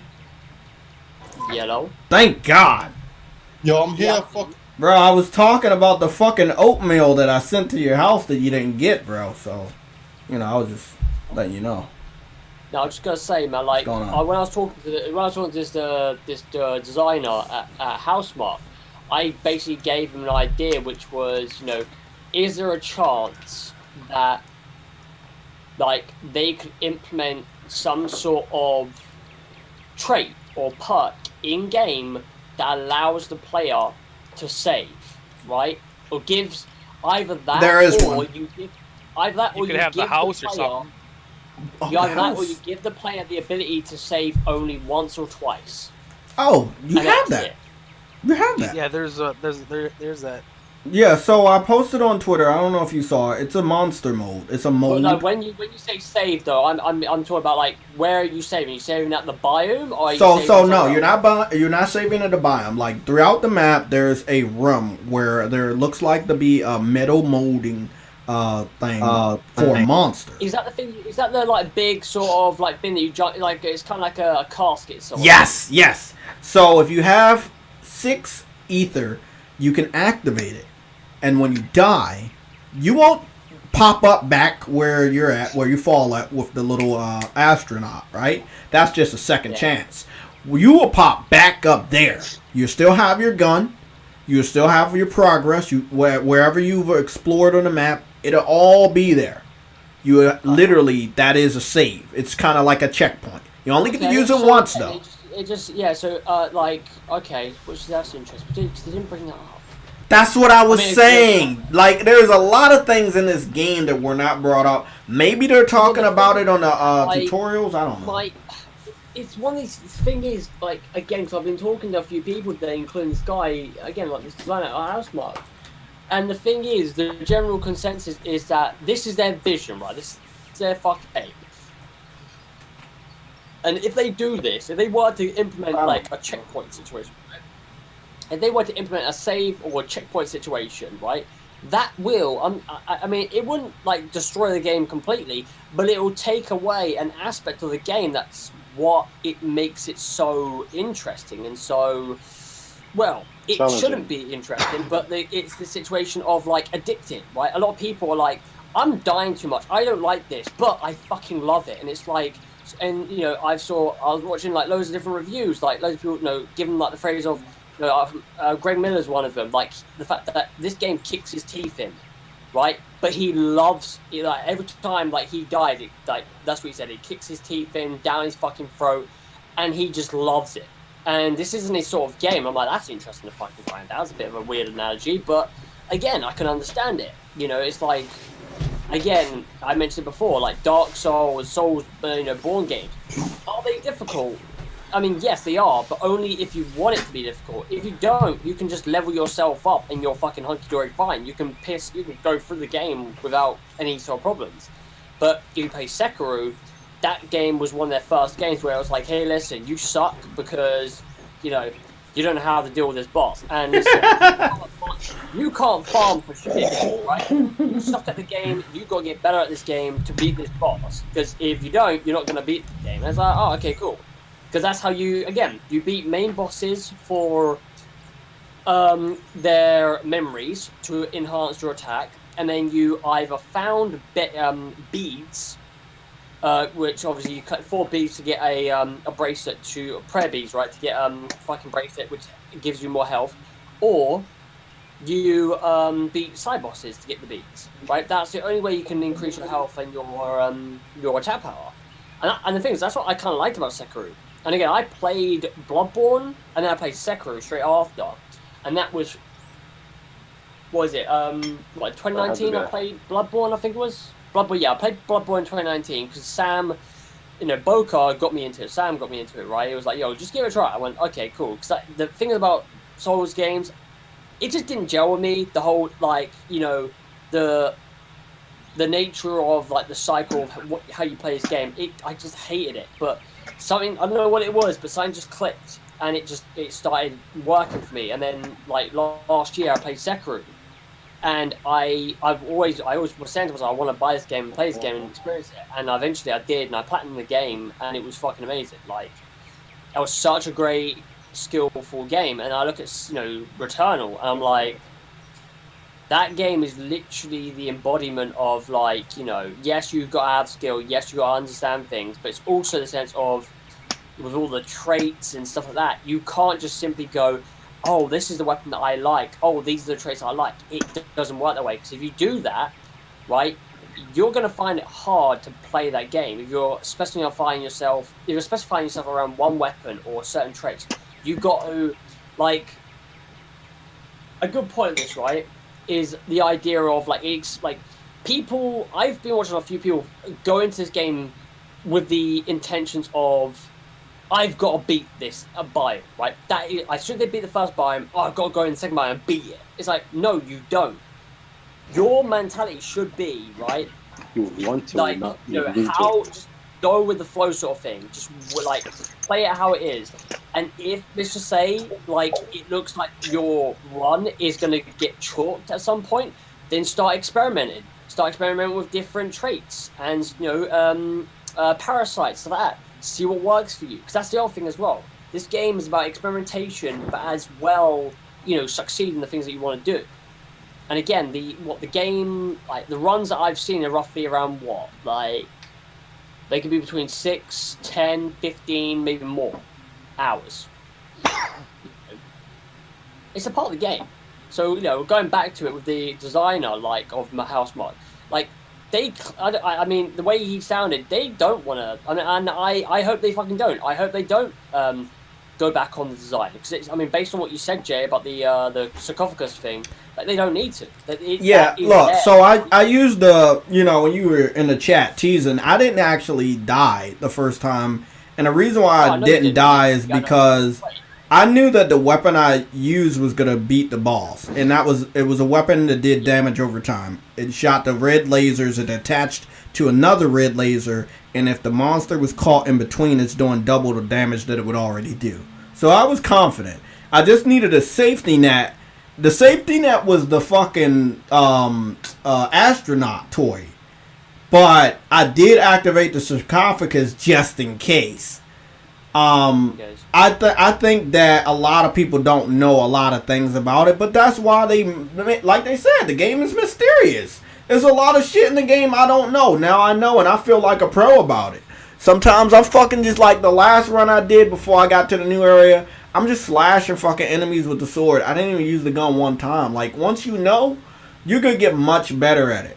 But if you're trying to run through this game and not learn shit, it's gonna make you pay for it.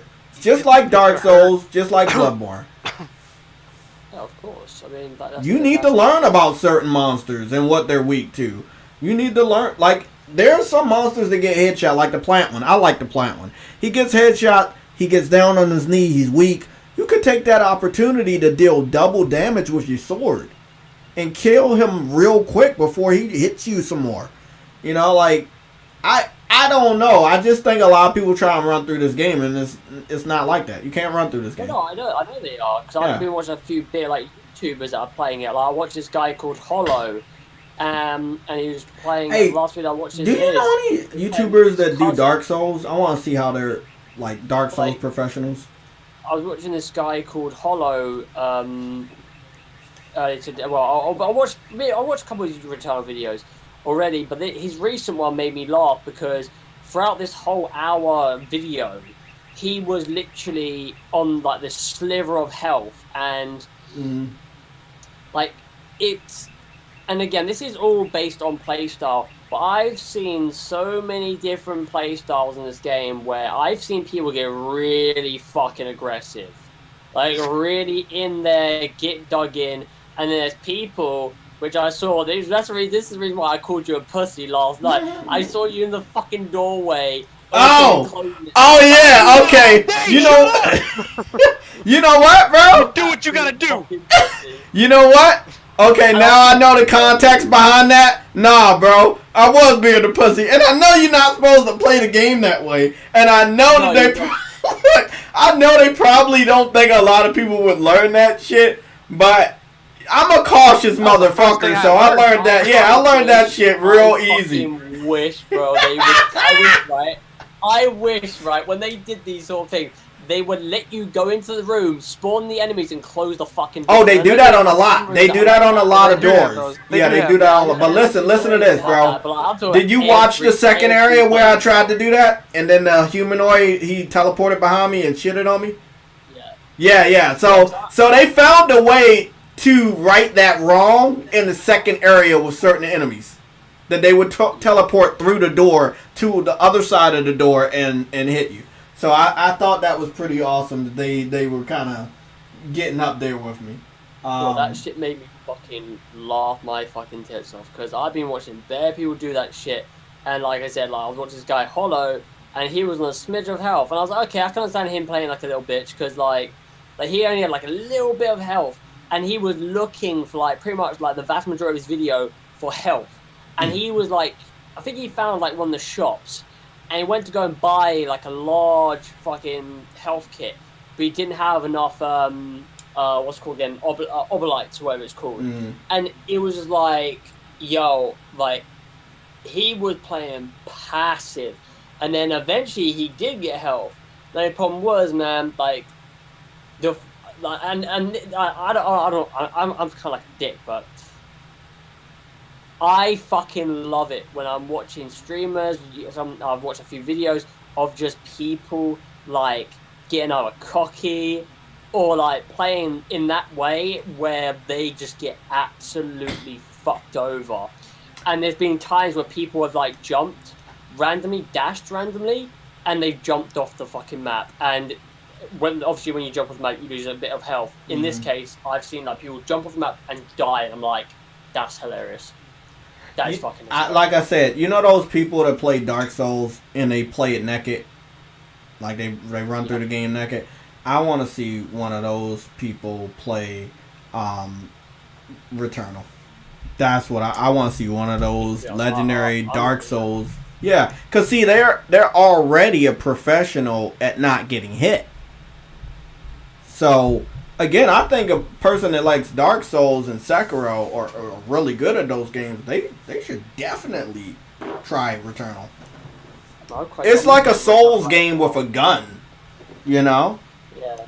I mean, right now, I've been looking at Returnal for the past few days on Twitch, and it's really interesting.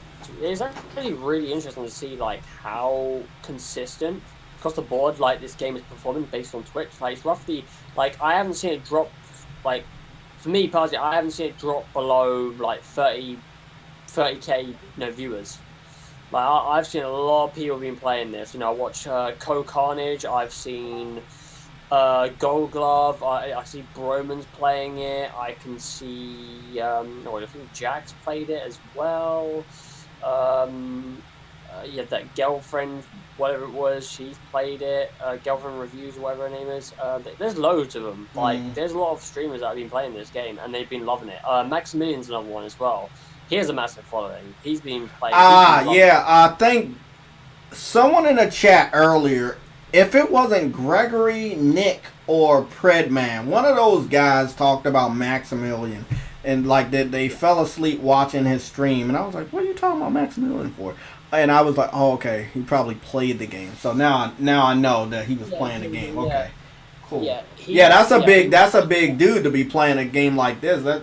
That's going to bring a lot more people to it. There's a lot of people that are literally picking up this game like, this is interesting. I mean, I've seen other streamers that were like, people have asked them, are you going to play Returnal? And it's like, what's Returnal? And it's like, they look at it and they go, oh yeah, I know this game. And like, this person's playing it because I might wait for it. Like, it's funny to hear if some of them say, is this a PS5 exclusive only? And they go, yes, it is. And it's just like, oh man, I need to get PS5 now. Because it is a case of like, a lot of people still have yet to get PS5s. And those guys, like some of the big like streamers, they're still waiting to get theirs. But yeah. But no, it's pretty good. Like, I mean, yeah, somebody just said Kid Smooth needs to play this. Like, that'd be fucking hilarious. Hey, bro. Who wants to put up $1,000 together? I put only $5 though.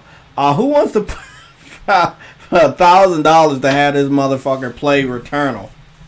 And I was watching him the other day. He was playing some piggy 8-bit game on Game Pass.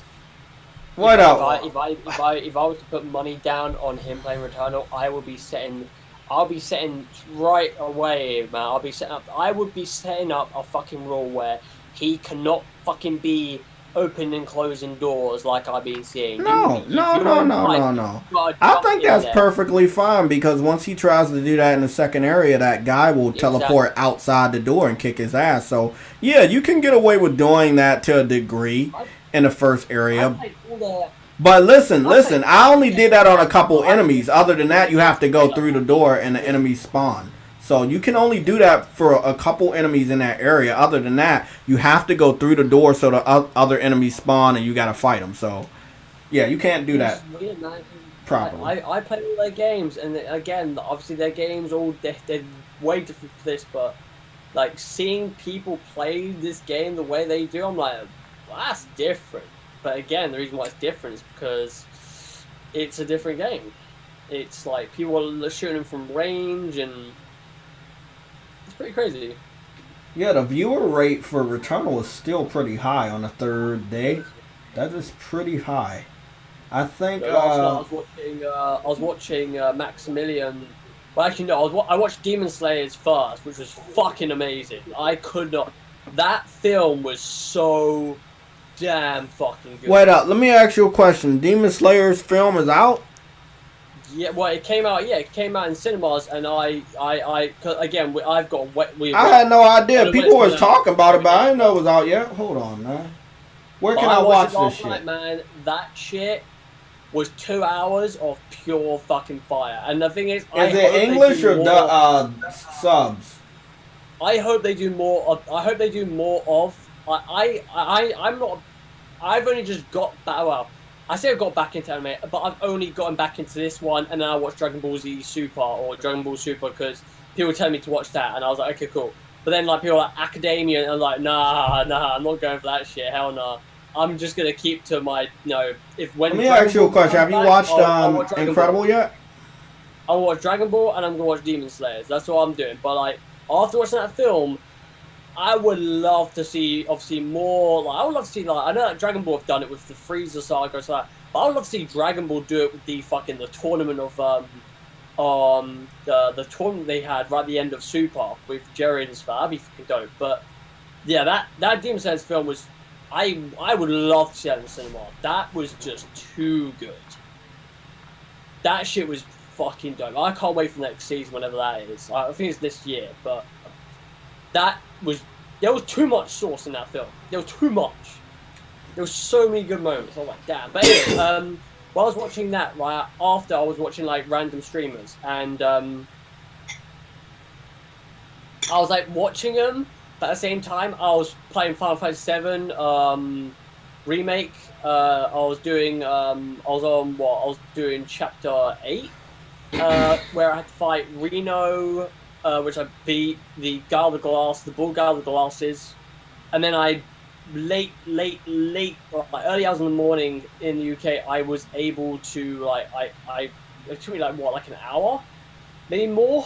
Like an hour and 30 minutes to beat the Hell House, which was absolutely fucking annoying. But I got the strat down, and I was like, okay, cool, this is gonna be easy. That boss, as soon as it clicked into me what I needed to do, that was a cakewalk. But but the streamers that I was watching last night, Max was the main one I was watching, but people are loving this game. What's his name? Co Carnage. I think he's completed it. He has gotten. There's a secret ending in the game which you have to do specific things. You have to do specific things to unlock this ending, and you have to do it in a specific way, which is really cool, and I really like that. There's a. God damn it! In certain areas. But yeah, and again, people thought. I found it funny that people thought this game was gonna be. I remember before the game came out, everyone was like, "Oh, it's gonna be an easy platinum. Oh, it's straightforward." It's like, are you sure about that? I hate when people look at a game and they see not a lot of trophies and they're like, "Hey, this is an easy fucking platinum." I hate it when people were saying that about Returnal, because I was like, Come on, man. This is House Marquee, and these motherfuckers probably No, it's like don't know what the fuck they talking about. It's like the bullshit conversation of, is that game worth $70? Right? Is this game worth $70? And like people that, you know, months ago said it wasn't, or they were on the fence about it. I see this dude raging on Twitter. His name is Alo Tricks. He got like 7,500 people watching him. He's raging. He seems to be big on Twitter, on Twitch, and yeah, he's having a hard time. Yeah. Yeah. Again, this game I've seen. It's funny. I mean, my whole timeline has just been absolutely riddled with, like, just Returnal. Absolutely riddled with Returnal. Like, you know, it's. I mean, I haven't seen a lot. I mean, I've seen photos, but like I said, I knew that people were going to be putting up clips more than videos. Oh, sorry, videos more than pictures. Yeah, more than pictures. Yeah. Because you have to see this shit in action to believe it, bro. Like, well, that's what I mean. That's the thing about it, isn't it? It's that case. It's not like that is more the reason as to why, you know, like that I game. See somebody using a weapon I picked up and I disregarded, and that shit looks fucking awesome. It's the purple one that shoots this fucking blade of light. I might use that. There's also some trophies where you gotta upgrade the weapons, but you can pick up the same weapon, but it has a different perk, and you gotta use it multiple times to level it up. They put some really interesting things into a simple game. Like, they really did. It's a lot of, you can replay this shit a lot. You know, it really is. That's the other thing, right? Is that people talk about it in the sense of, like, this game has barely any replay value. Then you clearly haven't played a Housemarque game because they have tons of replay value. It depends on the individual, though. Yeah. You know, you can play it as much as you want. You know. I love how Xbox person was like, look at how many more views Gears has than whatever, and I'm like, well, that makes sense when I look at my friends list, and 5 people are on YouTube, one's on Funimation, one's on Netflix, and the other's playing Fortnite. That makes a lot of sense now. Yeah, I'm just looking at my Twitter because I always go when we do our thing like Sunday show. I'm just looking. Obviously, I put out a tweet a few months ago about how like people are complaining that Village or Resident Evil Village is only apparently 10 hours long, and I'm just like, you do understand that like the past few Resident Evil games have been roughly around that same sort of time span, like even less than that. And it's just like 4 took me 15 to 20 usually. Like the last one that was long was Resident Evil 4. That was the last game that was long. Like 5, 6 you could beat very easily. That might be like what 5 was like 12 hours long, maybe 15. Then like, you know, but recent ones like the remakes and 7, they were like under 10 hours. They were a lot longer.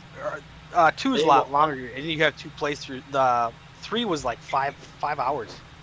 Yeah, you have to. Yeah, you have to, I mean, I think this dude is a 5 high. hours, 12 minutes. Excuse me. I think he's a high level streamer, but I don't think he's a high level gamer because he just died in the first area. I'm starting to look right now. I see that obviously a lot of people are being. I see a lot of people being PlayStation fans have been clicking onto that Xbox, the official Xbox Canada post where they literally said accurate, and they had Game Pass, and they had playing games, which is the symbol, and then Game Pass deciding what to play as if like that's a good thing to say, and the answer is no, it's not. Like literally, Xbox Canada even thinks that. Well, Xbox Canada don't play games. I mean, it's funny to see this. I think I did put it in the Discord. That's it. Yeah. But yeah, I mean, if you want to try a game too, if you have a friend that owns a game, I let a bunch of people play yesterday that didn't have it. What's that? I let them play Returnal. Oh yeah, 'cause you can. Hey, Adam, I should let you play. You get an Returnal. hour. You get an hour. Game Pass eliminated. Don't need it no more. Yeah. Here's a demo. Have one friend. Me and Spawn talked about this. Me and Spawn talked about this. Like, I don't know when it was. I think it was last weekend. Wait, it wasn't last weekend. It was somewhere there. It was some other time. We were talking about like, if they wanted to theoretically eliminate. I think it was during the week actually. I think it was on Wednesday, because I remember Jay, you were off one day, or you're not at. Well, I don't know what you're doing. But we were talking about. Me and Spartan were talking about the aspects of like implementing something within Plus to allow gamers to obviously subscribe to Plus, but give them the ability to play every game in the store for 1 hour. 2 hours, Yeah. right? And then that eliminates Game Pass's need. And then if you really want to go down that line, within the tier, if they were to implement a tier system, give the aspect of, hey, if you're like platinum tier or gold to or platinum tier, let's just say, you can get X game, which is just released, for 10%, 20% less than what the average Joe would fucking be getting if the average person that subscribes to Plus would be getting. And I think that would, fundamentally, that would completely destroy, well, I wouldn't say it's destroy, that sounds a bit stupid to say that. It sounds a bit childish, to be honest. But it will definitely diminish the aspect of Game Pass as a whole thing. Like, and everybody, but you subscribe to Game Pass, yeah, you have it for a whole month. It's like, well, yeah, but the main constant I always hear from people with Game Pass is that but we buy the games afterwards because we get the discount. So if that's the case, then me saying what I just did with the trying it out situation shares the same method, doesn't it? Just again, you're just not getting it, for whatever it is. And they go, no, it's not. It's like, well, then what is it? That's what I never really get with Game Pass. And the argument, I don't know. It's also the case of as well when people say like PlayStation need Game Pass. It's like, no, they don't. They don't need Game Pass, because if they did, then if you're asking PlayStation to have a Game Pass, right, and they were to put their games day and day on Game Pass, could you fucking imagine like how big that would be compared to fucking Game Pass? Like, don't be stupid. You want them to you're not gonna be getting games like we get now unless it's $30 a month. You're gonna get Game Pass. To some degree, yeah. I mean, the thing is about this week is that like there was a few things, wasn't there? There was the case of, so Microsoft are implementing some aspects in the store where like devs are getting more. They're basically doing what Epic are doing, right? They're giving developers more money back for putting their stuff on their store.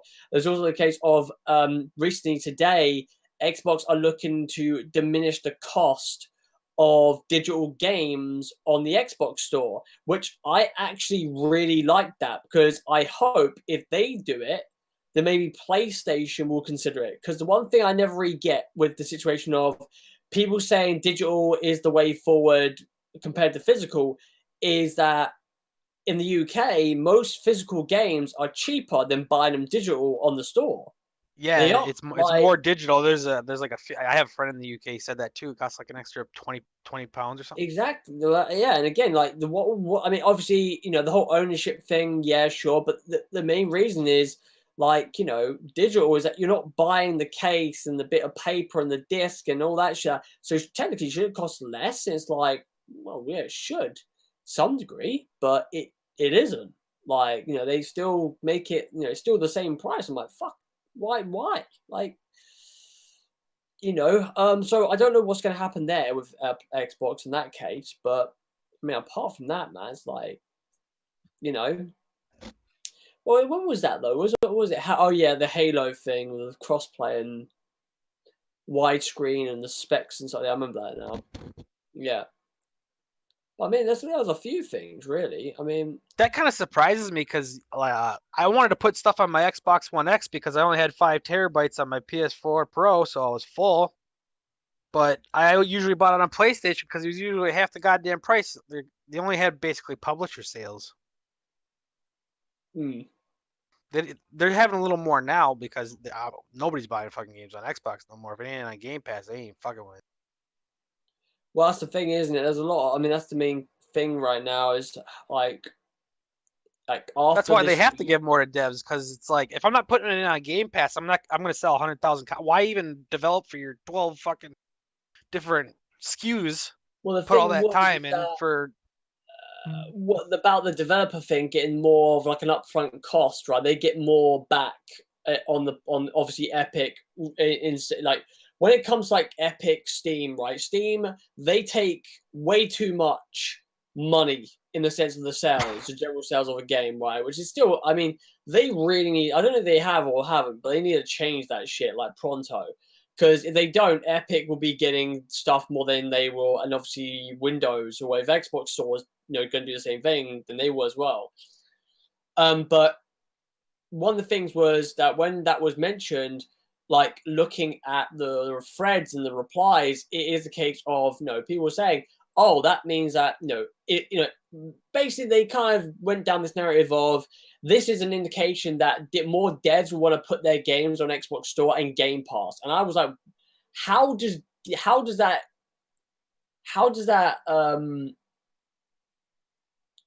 line up with what you just said about Game Pass? Because I was like, that makes no fucking sense.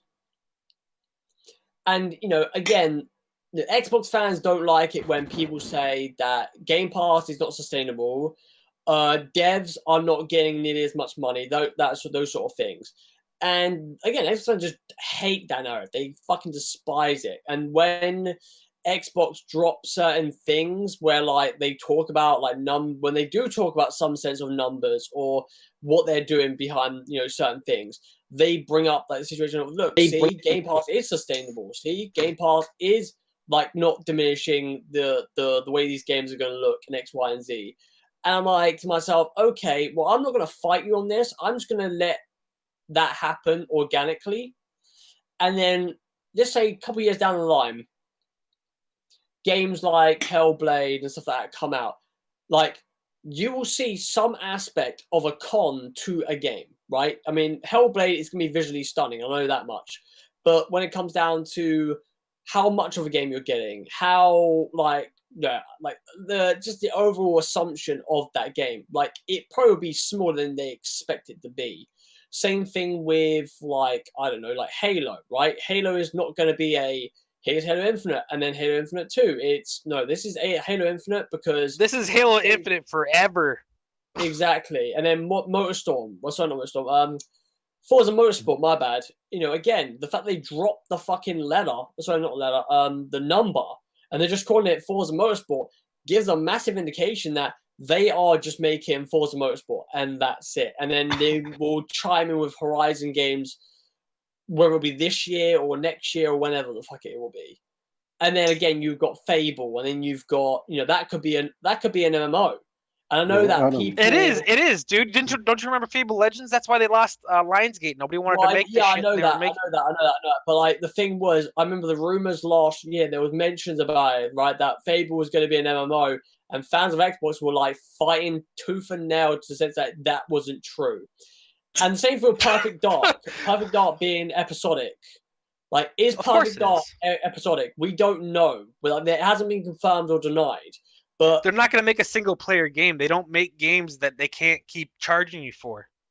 Well, so it's just that's why they stopped making. That's why they stopped making Fable. They were making Fable into a service game, and nobody wanted to make the shit, and they were making them, and they wouldn't get nothing done. That's why Lionhead is dead.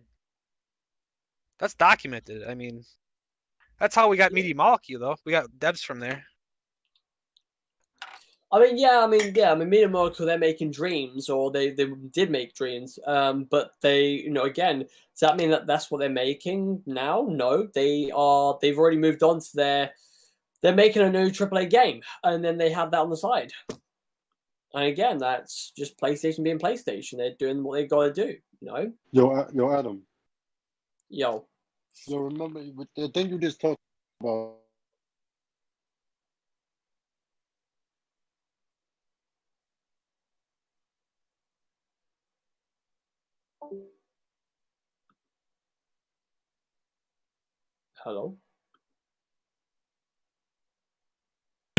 Hello? Yeah, guys, I'm still here. Yeah, no, I'm just sorry. Yeah. Well, bro, I'll talk to you later because I'm still on the Sunday show. Yeah, you can hop in. What spot? You here? Yeah, okay, Rec is about to come in soon. Uh-oh. Damn, all right, I have one more thing to say, and I'm gonna jet. I gotta make some dinner. But the last thing I was gonna say, people are talking about the resolution and stuff. This is on Unreal 4. If they didn't have the particle effects, that's really demanding, and so much going on in the screen. Yeah. There's a lot going on the screen. There's a lot going on that screen, like more than what you expect. And all running at 60 frames. Well, just dip from time to time, but not much. Not by much. Like, it's very sort of hairpin. What's this here?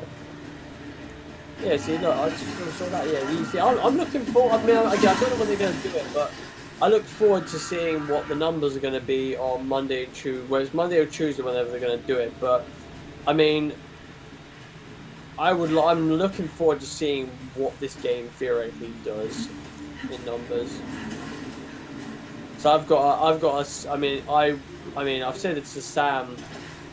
I kind of hope that whatever transpires from this, I really hope that we get what's it called again? Like, they give the.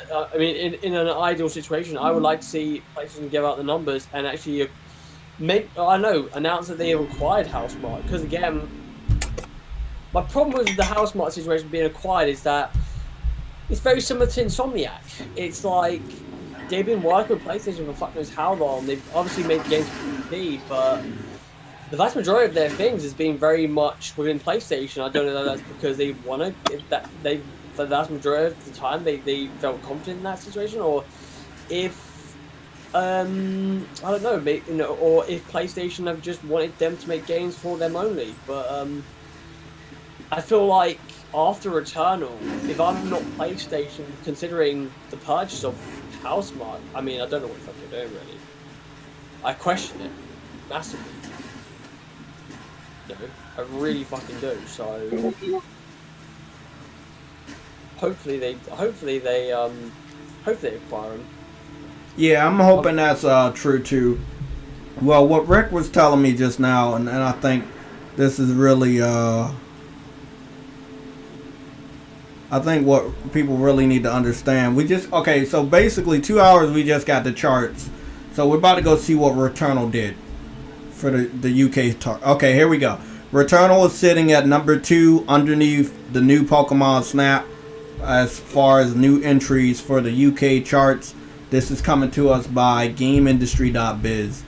So we're gonna go see what the sales might look like, if it shares with us any number of how many copies are sold, or compared to the other Housemarque titles. But I just posted the link just in the chat, so you guys can take a look at it. So Pokemon is being talked about first, and next. The photography game was also comforted comfortably ahead. Number 2, which was another new release in the form of the PS5 exclusive Returnal. Okay, we got a lot of stats here for Returnal. Here we go. Let's talk about it. Sony's roguelike game is the first significant PS5 title to release at retail since launch. Let me see. And it reviewed strongly. However, its launch sales are below what we've seen for previous AAA PlayStation exclusives. Of course, there are more than a few caveats to consider. The PS5 is still in the early days in terms of install base. The price of the game is high. Its average selling price was £68 or euros. It faces a stiff competition from next week's Resident Evil Village, and it's a niche genre. And as with all PS5 games, we shall expect sales rise and fall as more consoles come to the market. Okay, so there we go.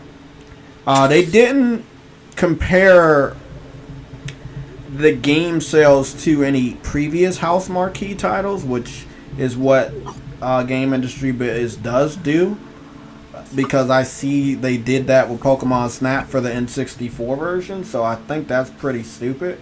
Again, we're going back to the point that a lot of people, whether you're gamers or you're in the industry, don't know House Marquee and refuse to do your research on their games.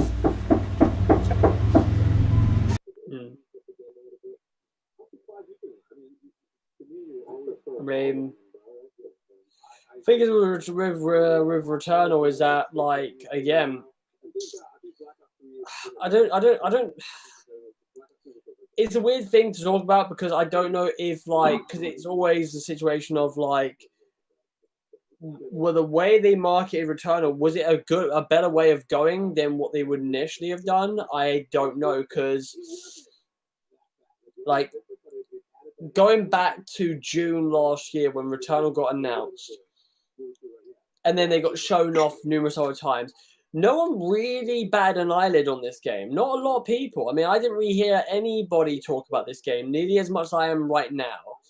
And again, like, I go back to it, like, as soon as those previews came out last week, you know, everybody started talking about it. And I don't know if that's because, you know, people were playing it, you know, these, you know, what was like reviewers or whatever, or previewers were playing it, or if it just was a sense of, like, it was a mixture of, like, everybody just, you know, saying this is a game that you need to be looking at. And it's, well, there's a few things. It's either that, or it's a situation of, this is technically one of, like the first, this is like one of the first next-gen games we're getting this year.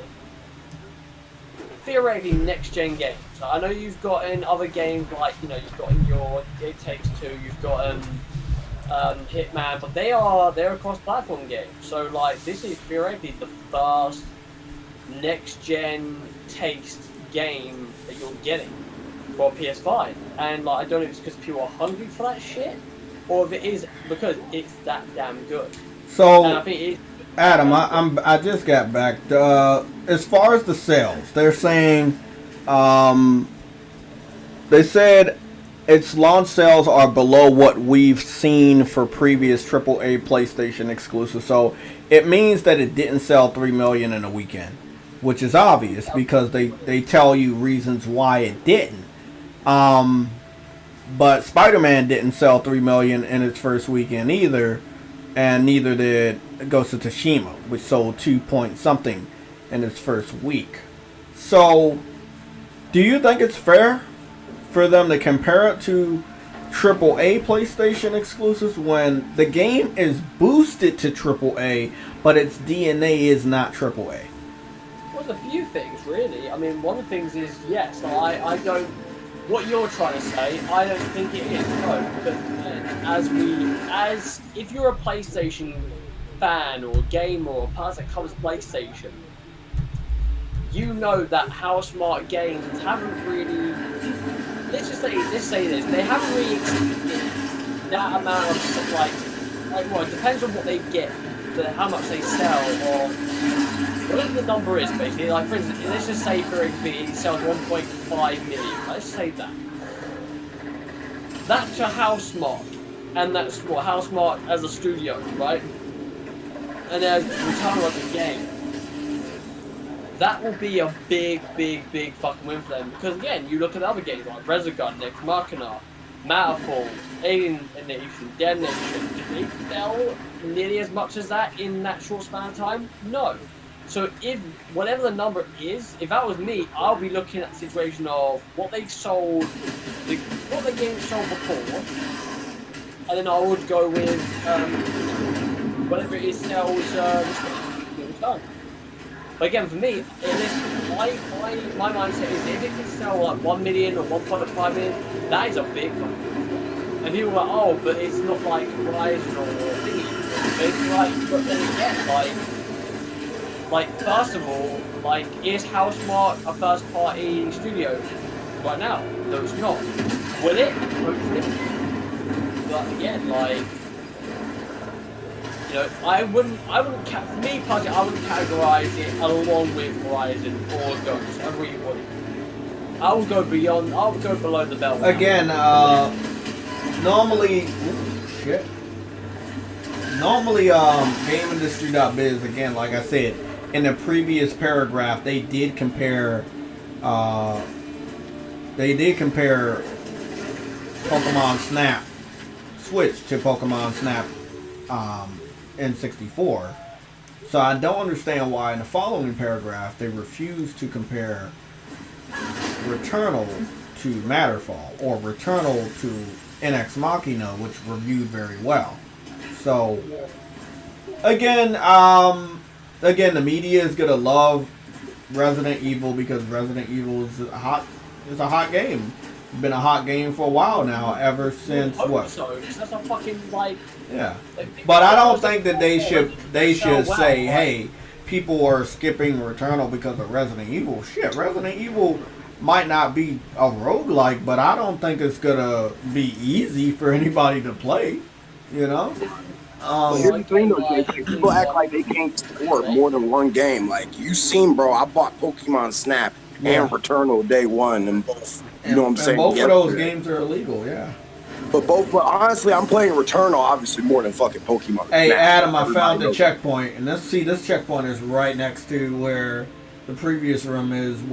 I mean, it's random, everything. That's what I like about this game. Everything's random. Yeah, and speaking of checkpoints, and I don't know, JayTech, if you told them or not. Yeah, I already told them. Yeah, after you finish Act 3, wait, Act 1, right? So after you finish the third boss, which is a part of Act 1, you no longer get taken back to the ship. That's what you're telling me. So when you die, you don't get taken back to the ship. Oh, you get taken back to the ship, but you're in a different biome area. Like, it's called the Returnal Plains. Oh, so if you die, you get taken back to the ship, but you're in the Returnal Plains of Act 2, if that makes sense. Okay, yeah, that makes sense. Really with roguelikes, because again, like, the thing is with this game, this roguelike the roguelike aspect of this game is that of the case of, like, because again, like, a lot of the conversations around this game are, like, again, they linger, because they're lingering around the aspects of Hades, right? And the thing is, and I'm going to say this right now, I'm hoping I'm right about this, but because of the success of Hades and the aspects of roguelike games becoming more and more of a thing, they're not a niche. I wouldn't say they're popular, but roguelike games are becoming more of like, they're becoming more like a bog standard game. Like, more companies are thinking about them more. Because again, like, I'm hoping that that's what this game means to some smaller developers. Because this game is coming out after Hades, which Hades has won a lot of Game of the Year awards already, and it's on that game is on everyone's tongue, right? It's in everyone's minds, that sort of thing, right? And you go and you find out, oh, here's this game called Returnal. It's a roguelike fucking third-person shooter made by people that made NX Machina and great arcade games, and it's on PlayStation 5. It's got great haptic feedback, great 3D audio, all these little having up, right?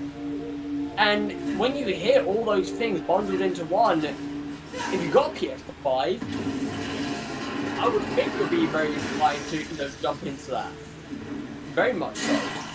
And again, like, going back to it, like with Hades as a roguelike is not like this, where, with Hades, you make your own builds, right? You build your character around these things, right? And there's a lot of, and again, the runs are very small. So you have the ability to be like, okay, you can play this game for what, like 10 minutes, 30 minutes, and then be done with it. Like, if you have like a meeting, you've got to go to work or whatever, you can play that game for like a little bit and then like put it down and walk away. Whereas with this game, it's a bit more excessive on the aspect that this is not like a little jog. This is a run. It's a marathon sort of thing. So, again, yeah, going back to it, like, with the aspects of Hades, I hope, it's just me, but I hope that because of Hades coming out last year in September, fully coming out in September, because obviously it was an early access, and getting all these awards, and, people are like, oh, that was roguelikes, and this is roguelikes. Okay, so this is my second time back-to-back dealing with the door locking mechanism. I'm so happy I didn't have to deal with this shit when I did my run yesterday, because I would have been pissed. Because I had that good run where I went from one boss to the second one and beat them back to back. I can understand how this pisses off a lot of people, because I'm just playing around trying to pick up guns and learn them and max them out. So I'm hearing that they're saying it's attached to the pre-order suit, but I like the pre-order suit because I don't like the normal suit. So Yeah. you know, I mean, it is what it is. Returnal is that, like, I mean, I've been saying to a few people in streams and stuff like that, but, like, it's funny to see a game, like, you know, because again, how to put this, like, not like, if someone says, right, oh, I died in the game, right, you immediately, what do you immediately think? That's bad. Like, you think, oh, that's terrible. Like, because again, you die in video games, that's a bad thing, right? But the thing is, like, what's not to say that that can be a good thing? And again, with this game, it is. I mean, technically, yes, it's bad, right? You lose shit. But the thing is, in this game, it's a part of it. Like, you have to die to get more of the story. You have to die to get more of whatever it is. Basically, you have to die to get more out of it.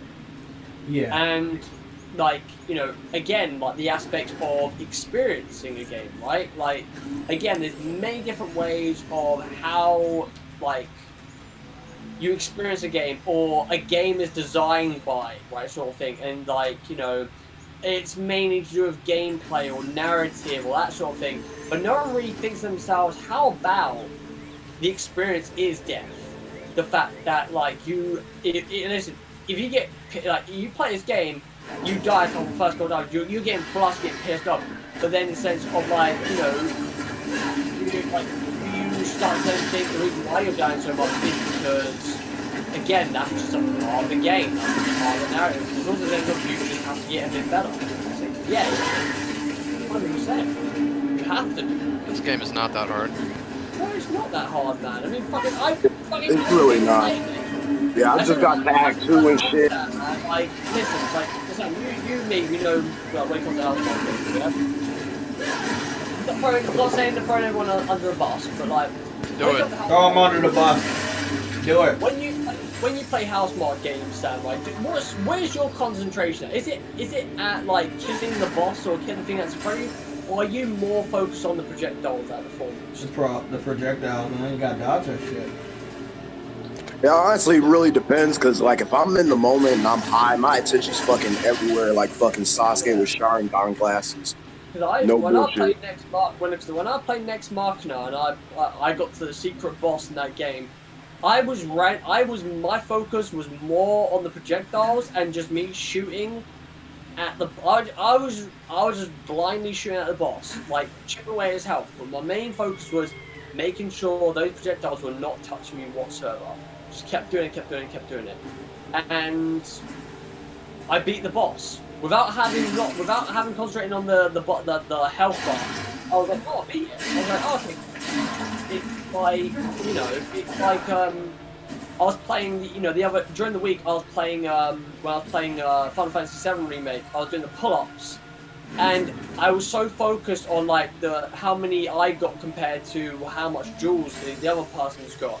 But eventually my mind became so numb of me doing it where I just completely forgot about it, and I was just focusing on, like, the buttons that I'm pressing, how I'm pressing them.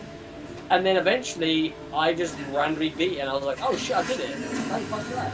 And I was like, awesome. Like, yeah, I see somebody in the chat. My bad to interrupt you, bro, but I see somebody in the chat, Maximum Cartage, said that just because it's not hard for you doesn't mean others won't have trouble. And that's cool, bro, if you're having trouble in the game, because I done died at least 4 or 5 different times, you know. Like, that's the whole point. And it's the love of the game. The reason why, I mean, Sam says it's not hard, and obviously I'm saying, and again, I haven't played the game yet, but I know, I'm joking. Like, listen, I played House Mod games, and the thing is, House Mod games, the reason why I'm saying it's not hard, for me, personally, is because, again, I haven't played the game, but again, based on what I'm saying, the reason why I'm just confident that I know it's not going to be fucking hard is because when it comes to Returnal, there is a lot of verticality level. Like, there's more movement to this game than what,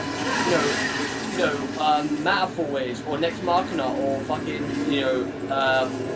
Alien Nation Detonation. Like, there is no verticality in those games. Like, literally, you either side-scrolling or you're fucking top-down. This game, you can jump, you can fucking dash, and all that shit. And again, you can do that in the other games, but you couldn't jump. couldn't do the things. It's just that sense of like, you know, I look at this like they are giving you like they're giving you all the tools. And I mean, again, for me, I just find it funny seeing people like, you know, some of the things that people struggle on. I'm like, okay. I think Hip Hop Gamer talked about he needs easy mode. He talked about all these different things he need. I was like, yeah, I don't know.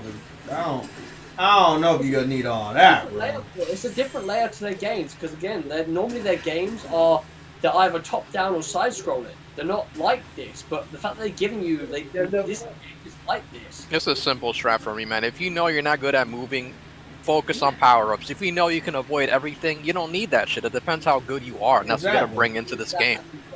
You also depends on your build too. You're right. Yeah, exactly, and that's the other thing as well. Like Rex, you just brought up the essence of builds, right?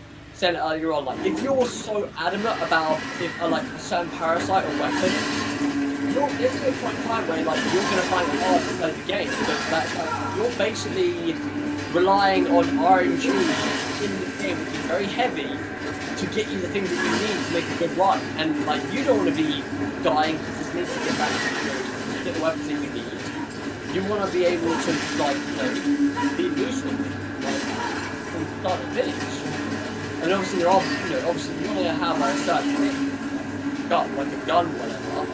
But you know you have to be gun and using it. And again, these guns have traits. They have attachments, you know, that may or may not like you may not like. I mean, like you're saying, Sam, right? Like the aspect of like movement, right? I said to Jay, I've been seeing loads of people play this game really weird. Like I would have thought this game is all about movement, right? Like you get in there, you get up in them, you fucking like you're dashing, you're jumping. I've seen people go to doorways, open and close them, shrimp from afar. And I'm like, that's not how Housemarque games are played, but like they to play them. But that's not a bad strat. Yeah, exactly. But there are moments where you have to get in there and you have to kill them. Yeah, they lock you in, so. Exactly. It's like Doom, right? I'm a big fan of Doom 2016 and Eternal.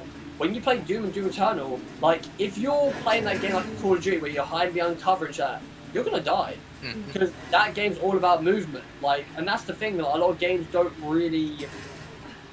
It's funny to see how much like this game has like exposed. I would say, like general gamers, like you know, they're like. Game's amazing. Like certain things. I've seen Hip Hop Gamer whining. I've seen other people whining. People are getting destroyed left and right. But we already knew who was gonna probably whine about a game like this. We already. This dude said he uses cheat codes to beat games. He admitted it. Like, yeah. I did see him say that. I was like, nah, bro, that's probably not. Bro, we gotta like excommunicate him from the community, man. He's a fucking fraud. Stupid Hip Hop Gamer, bro. He's over here representing people. He fucking admitted he uses cheat codes not to have fun with games, to beat them. There's a big difference. Wait, did he say that? Yeah, I mean, I can get his tweet for you, but he was like, no, I use this shit to beat games, fam. Yeah. And I need him for this. And I was like, you're a fucking piece of shit, you know? Fuck? Really? But hey, bro, look, I've been telling y'all about the casual gamers. Ain't nobody want to fucking listen to me. I'm telling you. There's people capping for PlayStation that can't fucking play games. Definitely one of them. Whenever I get the chance to play Returnal, You're gonna get the chance today, because I'm gonna plug in the Ethernet cord and we're gonna share play. I'm just gonna say this, man. I'm probably gonna regret this, but the way I'm gonna play Returnal, I want to have so many crutches on me, and I'm probably gonna go down the line. Just get all the infected. It's easy. It's easy. Just get all the infected. He basically wants to be like me and walk around with 6 fucking parasites. Yeah, have all the parasites. Bro, I want the smoke. I want a difficult, because that's what they are, right? The parasites. Yeah, they put some like a double-edged sword. Yeah. Yeah, like I love the double-edged sword aspect to that. Like I've seen people like I'm not picking up because it's not getting like it's down in my my integrity and stuff like that. But like I'm looking at what's his name on Twitter, Hunter. What's his name? Hunter. He's been like doing updates on his runs, and he's like been saying like how like much integrity he's got and stuff. Like I think the recent one he posted up, right, he had like fucking maximum integrity where he only gets like 10% of damage off of enemies. I'm like, that guy's a fucking god, like, because like you're not getting damage whatsoever. Bro, I'm gonna tell you right now, if you love arcade games, you probably gonna love this shit. crazy how in depth this game can get when it comes to like the different line. It's dope. Yeah, you can. It's one character, but you can really utilize her in so many different ways. Like Henry was saying, bro, I'm a 6 parasite kind of guy, so you can do whatever you want. Yeah, I ain't now chill out. I ain't doing that shit again. Like unless like I got high integrity, I'm not gonna be doing that 6 parasite shit. I did that for the trophy, and afterwards I was like, okay, it's like drinking alcohol and smashing that one chick and stuff that you know is ugly. It's like now I'm gonna regret. Oh fuck! Literally, bro. Like you can ask JayTech. I shared it on stuff on Twitter, bro. I've been sharing my shit on Twitter. It's been getting heavy reaction. I had like 6 parasites just for the fucking trophy, and I told him afterwards, yeah, I died. No, but no. Oh, either 5 or 6. I don't know. You gotta have 5. I was trying to go for that on one run just to get that trophy because I saw you get a trophy. I was like, what the fuck are you getting a trophy for? I thought you cleaned yourself. That's what I thought. I thought you had cleaned yourself. Yeah. I didn't make it to that fucking biome to clean myself because I died. I ain't gonna stunt y'all. No. There's an item you can pick up to clear all the bad shit from the that's the biome. Yeah, the little biome suit thing. I know what you're talking about, bro. No, it's not. Not the suit. I know. It's an item you actually pick up. You go inside of it and it yeah, takes the shit I know off. about that, but there's actually an item you pick up. You don't even have to go to that thing you get inside. There's an item that will clean all the parasites. Oh, yeah, I only got that item like once. That shit looks rare. Can I say something? Yeah. My bad. How do y'all feel? I already knew you were gonna fucking do that shit. I can't hear you. I said... You gotta speak up, bro. You're muffled and you're low. Fuck, I died. My bad. I said, how do y'all feel knowing that we got a game like Returnal do so excellent, but a game like, say, Death Stranding didn't do as good as the dev and Sony hoped? How do y'all feel about that?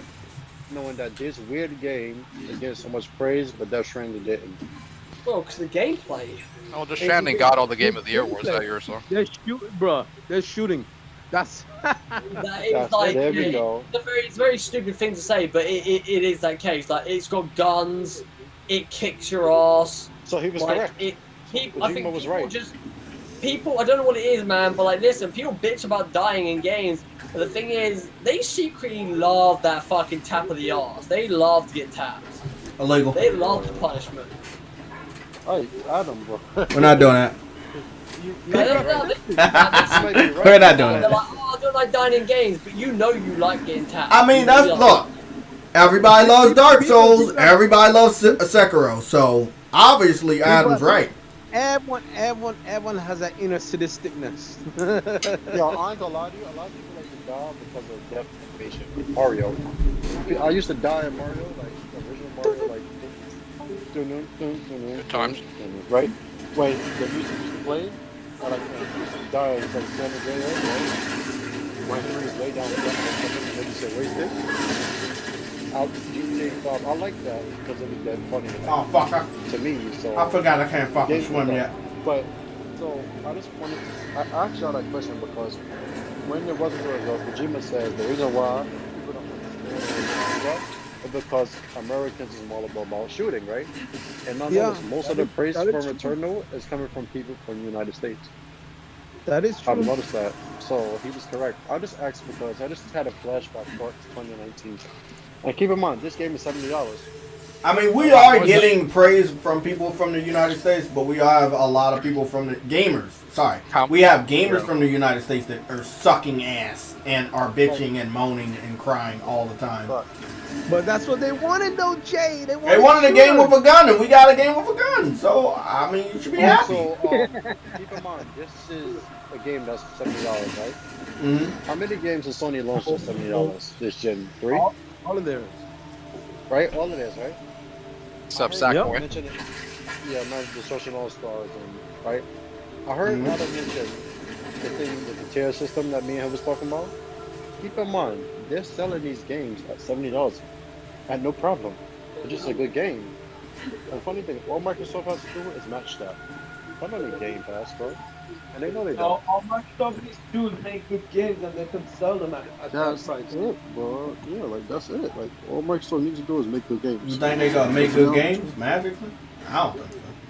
Because I think Microsoft can. Yeah, they just buy Wizard. You said what? What? You know what I think Microsoft's problem is? They need a wizard on their hand. No, once upon a time, they were the Sony of the 360 PS3. They was the PlayStation of that era. Okay. Their confidence and their marketing.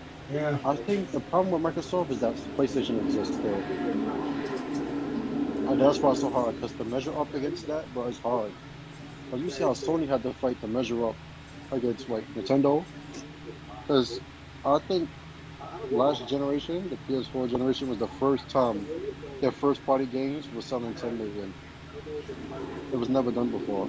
Yeah, it wasn't even close to Nintendo, only Nintendo was doing it, right? For the first time, Sony have had that happen for a whole generation. They had numerous IPs. Microsoft has had one. 2 games, 1 franchise, top 10 million. And the only other game to sell 10 million on Xbox was PUBG. Halo and Gear. No, let a second. The only games that has sold over 10 million on Xbox is, well, besides GTA and shit like that, I found something. Halo 3, Halo 4, and PUBG. There's never been a Gears game to sell over 10 million. Yeah, what they do on most, like 5 million, I think. 5, 6, Yeah. yes. I remember Gears 2 sold the most. I know But that. now for a they fact. no. But now they don't sell. Right? That's why they made Game Pass. I think Microsoft. That's the problem for Microsoft. Not the fact that they can't make good games, but they do have the talent. It's who are they selling the games to, and for how much? I think that's the problem too. Because I think marketing is Game Pass.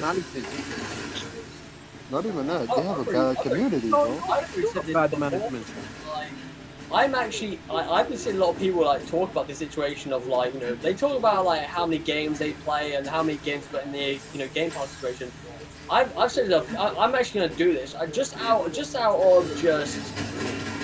don't know, honestly bullshittery on my part. I'm actually gonna jump on the Xbox what Microsoft wants. I recently reclaimed my account. And I'm just gonna put these motherfuckers to shame, and I'm just gonna go ahead and I'm just gonna fucking go ham on getting achievements.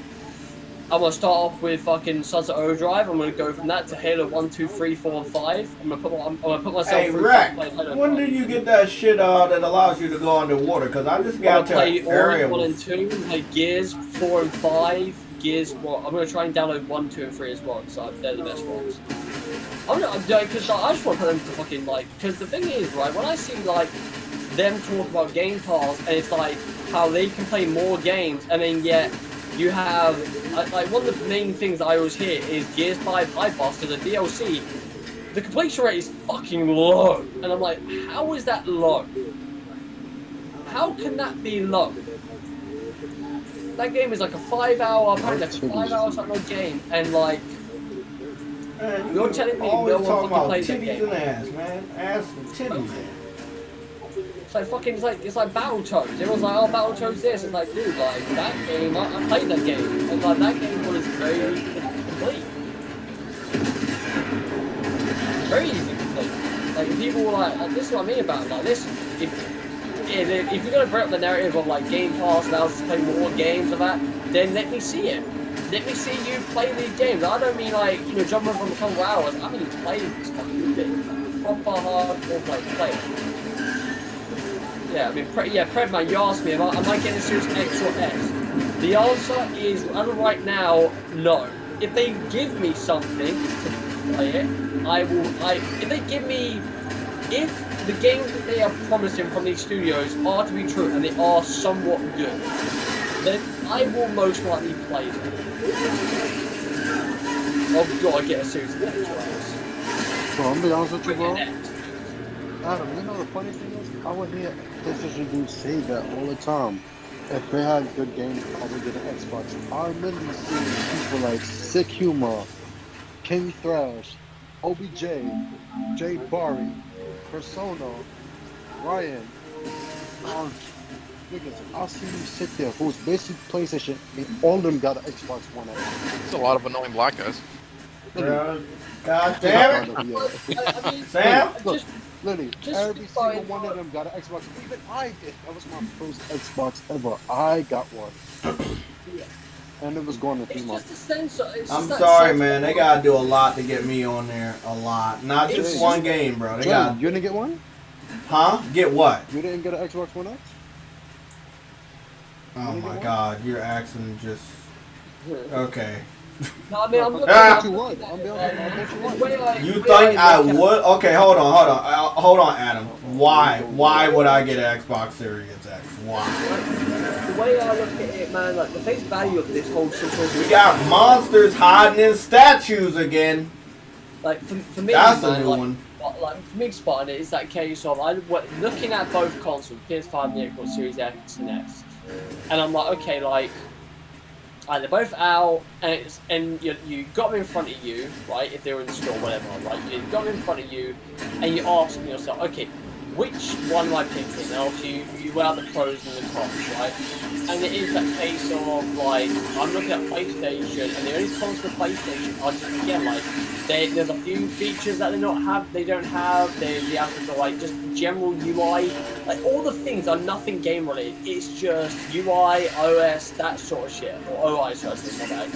And it's like things that could be easily fixed. Whereas Xbox, it's like I could get an Xbox Series X, but it's a case of, well, what am I going to play on it? It's like, oh, but you have Game Pass. Okay, cool. So what's on Game Pass that I can play that I'm really interested in playing? Like, you've got loads of games to choose from, but I'm asking, what games though? What games are interest? Like Halo 1, 2, and 3, and 4, Reach, ODST 5. I'm like, yeah, okay, I've already played them. I want something new. Like, what's new on the Xbox? There is a Get a taste of that Falconeer, Adam. Falconeer? Exactly. Second extinction, first extinction, the eighth extinction. Really, if I'm being honest, and that's not even a fucking first party game. I mean, I've seen PlayStation fans troll Xbox fans, but it's funny to say this, but PlayStation have theoretically given Xbox one of their best exclusives, that being MLB The Show. Or next gen title, I don't know what you want to call it. They've given Xbox, it wasn't that actually. It was what people said was PlayStation have given Xbox their first exclusive before fucking anything. And it's like, yeah, they did technically, and it's not. They gave them their first quality game. Yeah.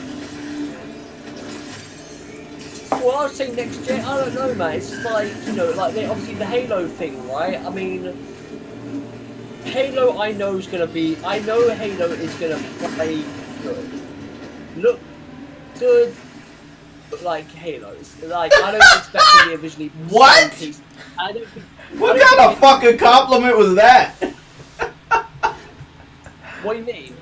You said you didn't sound confident when you were saying those things about Halo, and I found that disrespectful. Well, no, because the reason why I don't sound confident, Jay, is because again, like when it comes to Halo is not supposed to be a visually stunning game, man. Like I know, like when I was last year in July, man, when I saw Xbox fans, right, hype up Halo to high heavens, I saw people on Twitter like Shinobi and Jeff Grubb and loads of different people talking about it as if they knew and saw this game before we did, right? I was like, okay, this sounds like it's gonna be like a visual piece. I'm like, this is gonna be the first time. Yeah, it sounds like a cyberpunk situation, but yeah. Exactly, right? And then when they showed it in July, a lot of people were like, oh, that looks dog shit. And I was just like, I was actually in the camp of, that's what I expected from Halo. Like, gameplay was there, visuals were, I mean, they weren't great, obviously. They weren't like the standard Halo, like the standard that Halo had to go for. But they weren't impressive either. And like, I look at, whenever they're gonna announce it or show it off next time, right, which will be at E3, maybe before that. I don't expect it to be visually pleasing still. I expect it to be better than what it was last year, but I expect it to play like Halo and be like Halo, because that's what it is. That's what I'm expecting. And again, like I say it every time we talk about Halo. Halo is all about like keeping the nuance of what that game is, not like, we're changing this and that up. They're not. Like, they don't care. Like, And I don't know if that's the downfall of Halo or the, I don't know. Like, I don't know what else to call it really. But I think what's happening is not all games can stand the test of time, right? Halo is always gonna be Halo, but I don't think it's gonna keep the fire. Surprised this man JayTech is still alive. Why wouldn't I be live? For me, Halo is always gonna have its fire. Oh. Personally. Oh no, I'm just saying. I'm like Halo is Halo, but I don't think it carries the fire like a God of War or a fucking Mario. Like the way I look at, I mean, here's the thing, right? I said this to someone and they didn't like it. The way I look at Halo is the way I look at Call of Duty every year. It's good for around a couple of months and then it's gone. Yeah, but that's all Xbox. That's illegal. Well, yeah. I mean, I don't know. It's hard because again, like that is the case for it for me. Like, I remember when Halo 5 came out, people were talking about it for a bit. Obviously, they weren't happy about the single player, but the multiplayer was very much talked about, played and stuff. Then after a while, it was like, oh, is anyone playing Halo 5 still? The multiplayer? And it was all like, no, we didn't like it. It wasn't great. Like, there were a lot of problems. And then, it went off the rails. Yeah. Like, and again, Call of Duty's the same, right? The initial weeks, it's like, oh, I love this game, I love Call of Duty, and then after a while, it's just like, yeah, I'm done with it. Because again, there's other games that come out, so, And again, like, when you look at, like, we go back to it, right? You look at, currently right now, I'm seeing people talk about Returnal. Well, sorry, I'm seeing PlayStation fans talk about Returnal. I'm seeing Nintendo fans talk about fucking Pokemon Snap. And then you've got Xbox fans bringing up memes, game part, resolution, frame rates, things that are coming later on down the line. And I'm just like,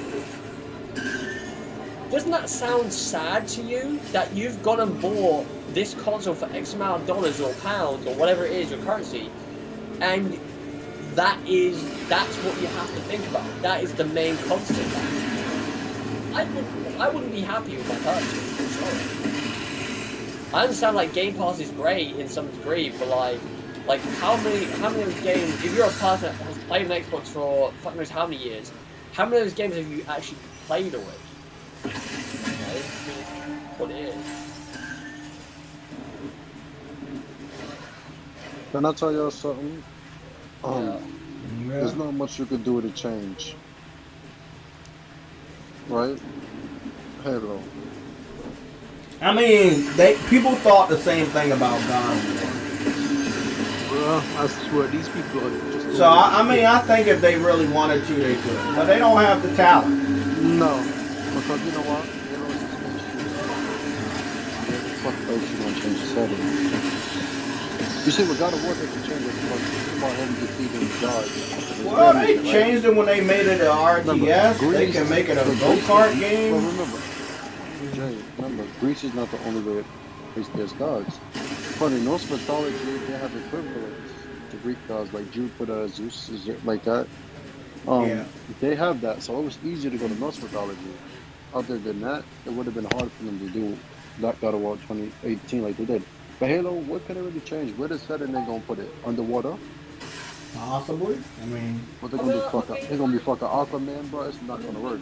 Halo is that like for me, they can change Halo. There is an aspect they can change it.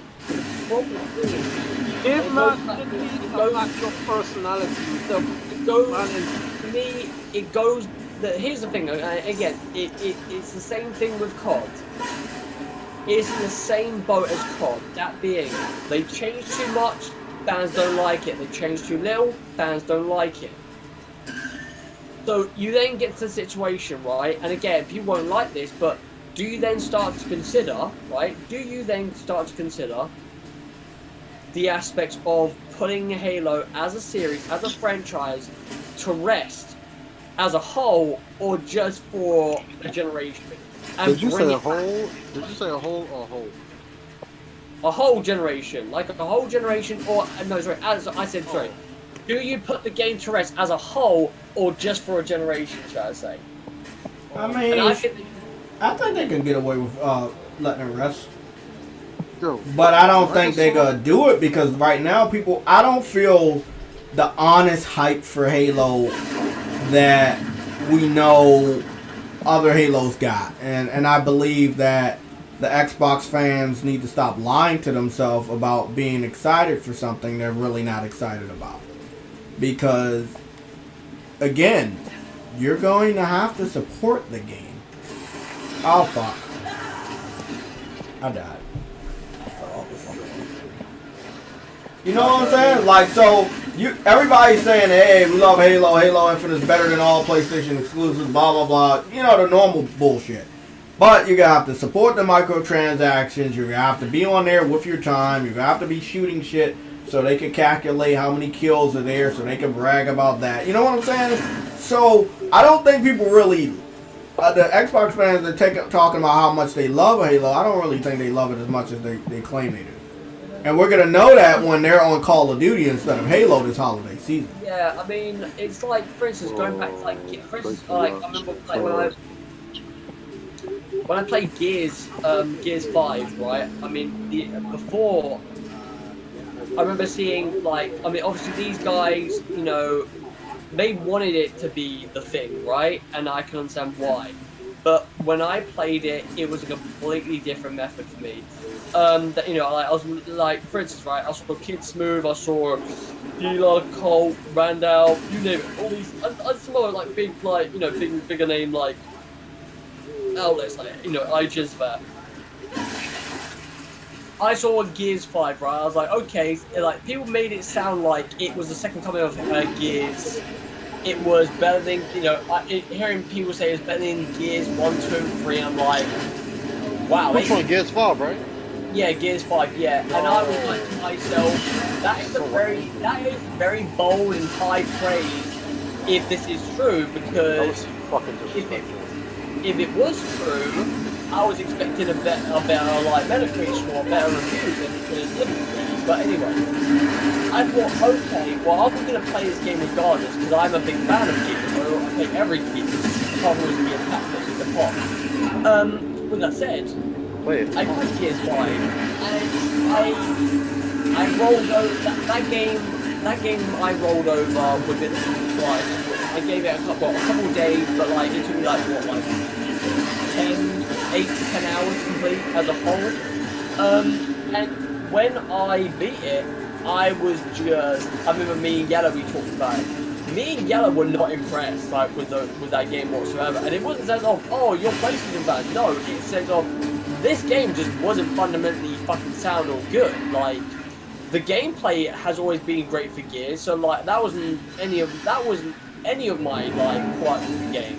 My quirk with the game was, you know, I think the narrative wasn't there, the things they tried to test out were not, I would say they were implemented in there, but they weren't clearly flushed out.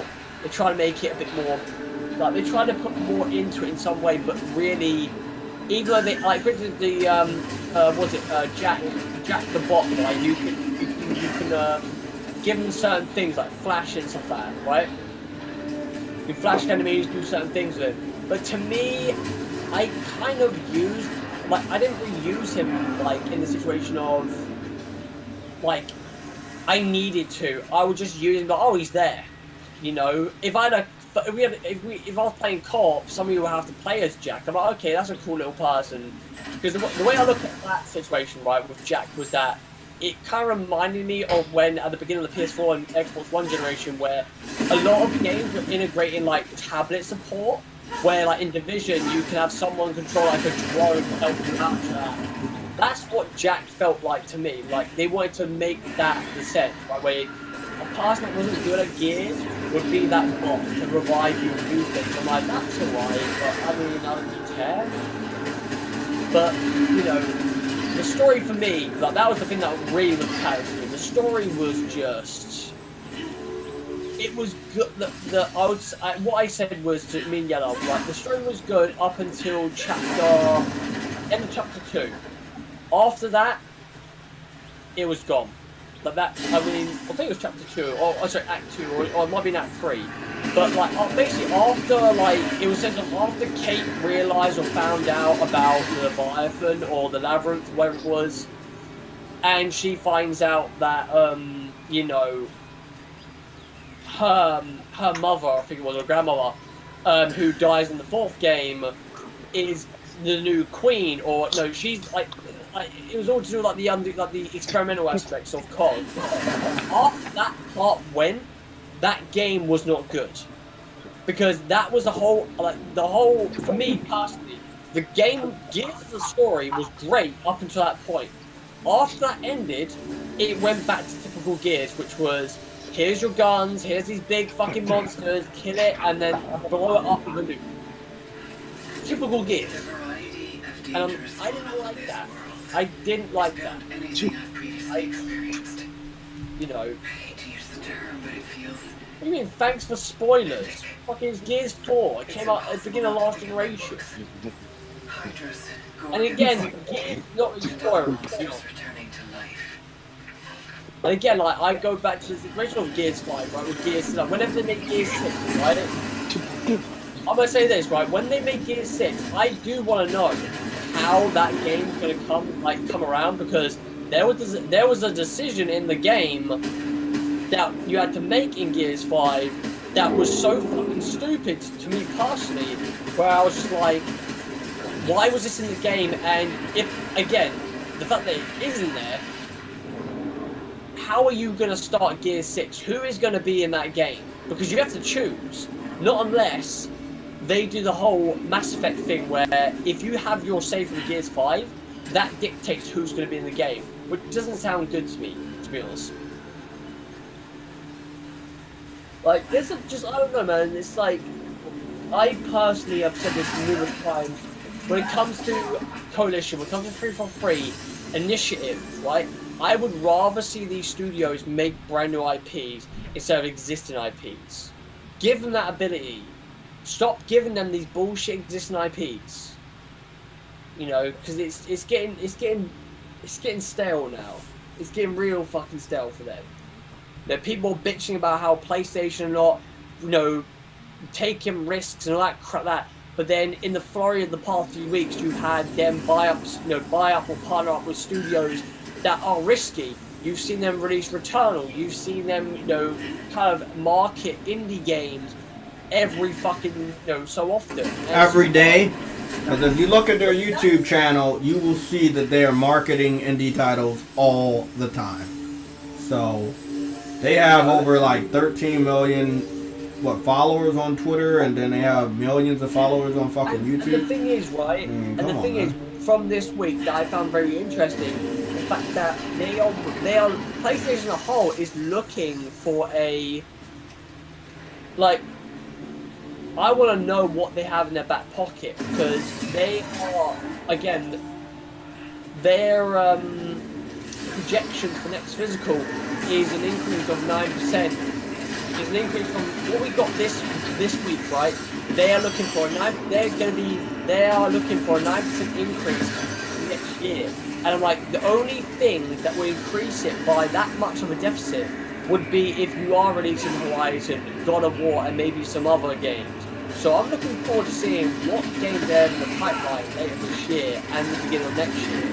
Because clearly they have some big hitters. And maybe even announcements as well, because that kind of floods into it. You know? I look forward to that, actually, I really do. Because I think, the fact they mentioned that, I was like, ooh, that's interesting. Like, yeah.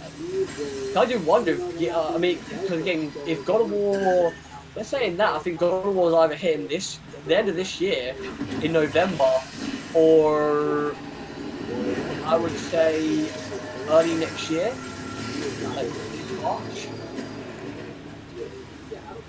I think March, right? It'll be March. It'll be like early March. It'll be early March. You know.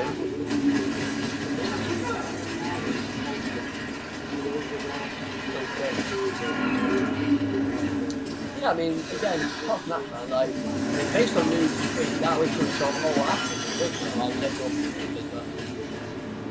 I'm glad to see people, again, like, the fact that Returnal is, like, the fact that Returnal is just absolutely great. I'm loving the fact of seeing Returnal on my timeline every fucking day. Just because it's house mark, not because it's a PlayStation exclusive. It's house mark. Look forward to seeing more of it. Oh, Adam. You know. Y'all proud of them? Housemark. Y'all proud of them now? I've been proud of them. I've been proud of them because I knew them motherfuckers. Like, Metaphor was, that game actually was lit, bro. When I first seen it, I was like, oh, I played Metaphor. Housemark level up. That's all I'm saying. They really combine every element of that game. They made a AAA game, bro. Like, they're trying to, in the beginning of the generation, Housemark gave you a hit game. Housemark, who y'all call the indie studio, made a AAA hit game. So I want y'all to stop that. It's not a big game. Places Sony is doing all AAA games. Yeah, I mean, I spoke about that earlier on, man. Like, you know, after seeing like Returnal trending on my timeline consistently and seeing the reviews, which people like want to bitch about. I mean, again, listen, when it comes to reviews, because I don't even go down this rabbit hole, but like, you know, it is that situation of like, you know, the main focus on the reviews. The main target, and it was one target up until Washington Post, but again, no one really gives a fuck about them. But the main target was Jeff Grubb, and that guy got a bollocking like everybody known to man.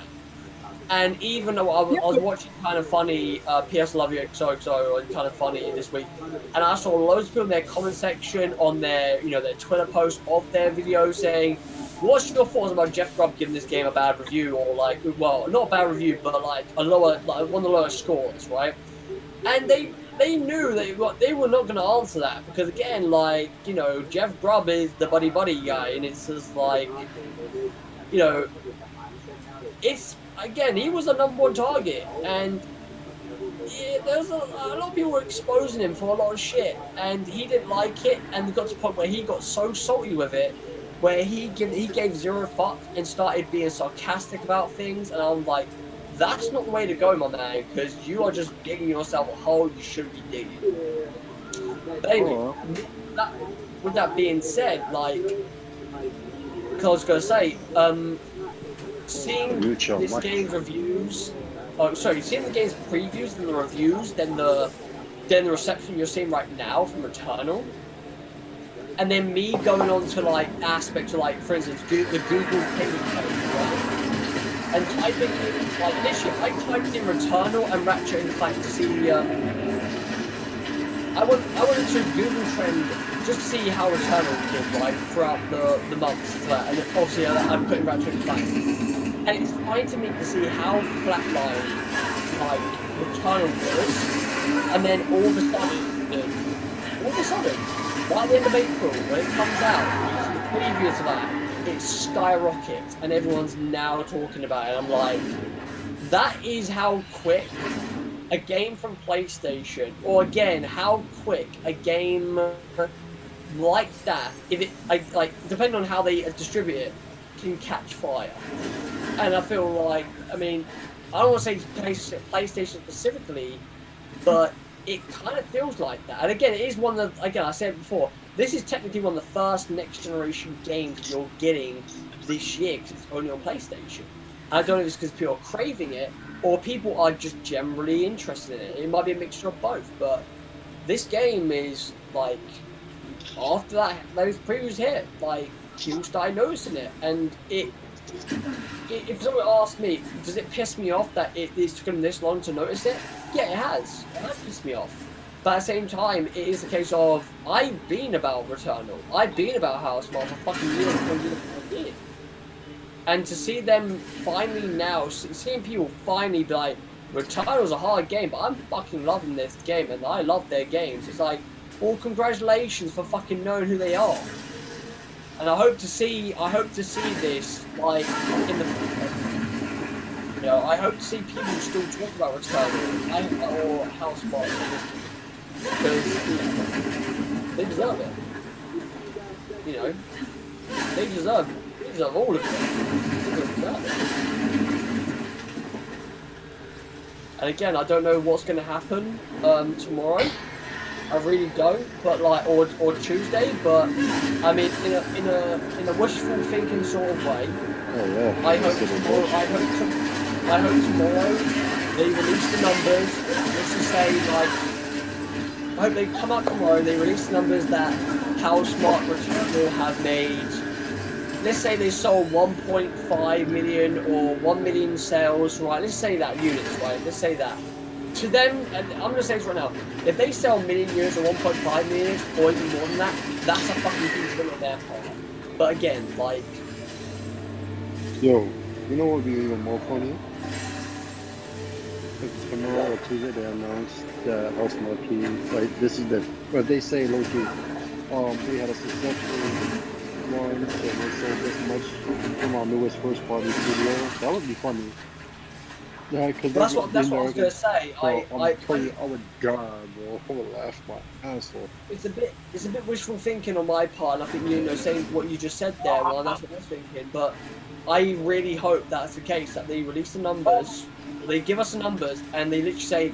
So with that said, we're proud to announce that Housemarque are now part of our first party. Because again, like I see when I saw Herman talk about them, when I saw people within PlayStation talk about, like, Shuhei, Greg Rice, PlayStation as well. Like the official pages, like everyone's like, "Hey, listen, yo, what the fuck?" About them, and it's like, buy them, purchase them. Everyone's like, buy them in the post. Like when what's his name, Herman tweeted about it on the launch or what the reviews, right? He put his first official post of it. There was no one commented on it yet, but as soon as I literally went on to replies, I said, I guarantee it, the first reply is going to be buy them. Not behold, the first reply was acquire. I think everybody thinks so at this point, so if they do it, won't be like a huge shock. Yeah, I know. But I think they want a surprise factor when they announce that. I mean, I said it earlier. I already thought Housemarque was part of it. Very reminiscent of like, for me, it's very reminiscent of like Insomniac, where they've been working with PlayStation for so fucking long. It's like, when are you gonna fucking just go for it? And I listen. I understand that Insomniac didn't want to get bought back in the day because that was that reason. But at the same time, I'm like, there's got to come a point in time where like that is got to happen. Otherwise, I don't think it's gonna happen. But like, you don't want to be sitting on the Housemarque for so long where, I don't know, like a person like, I don't know, like Embracer Group or fucking Tencent or fucking Epic buy them. I can only see Epic or Tencent buying them. Yeah, maybe Microsoft or Activision, and then they're gonna have to make Call of Duty. Oh, y'all heard, by the way, Crash Bandicoot devs are making working on Call of Duty too. Sorry, say again? The Crash 4 devs, the person who made Crash 4, like the devs, are working on Call of Duty. So basically, all hands on Call of Duty. Yeah, I know. Every studio is working on Call of Duty. Yeah, if you saw my tweet during the week, I was not fucking happy whatsoever. But it's the fact that I don't know how Activision could go from last generation, go from Visceral Games are making Crash 1, 2, and 3, then they made like Tony Hawk, to then being put on to help Blizzard with Diablo, and then you give Toys for Bobs the ability to make a brand new Crash game, and also the Ignite trilogy of Spyro, and then you do the exact same fucking thing with COD. What happened?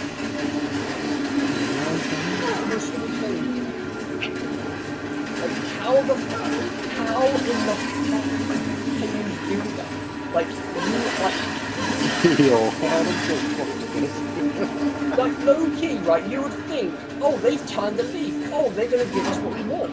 And they did. And then they're like, oh, you know what? We'll give you one thing, and then that's it. You're gone. We're done.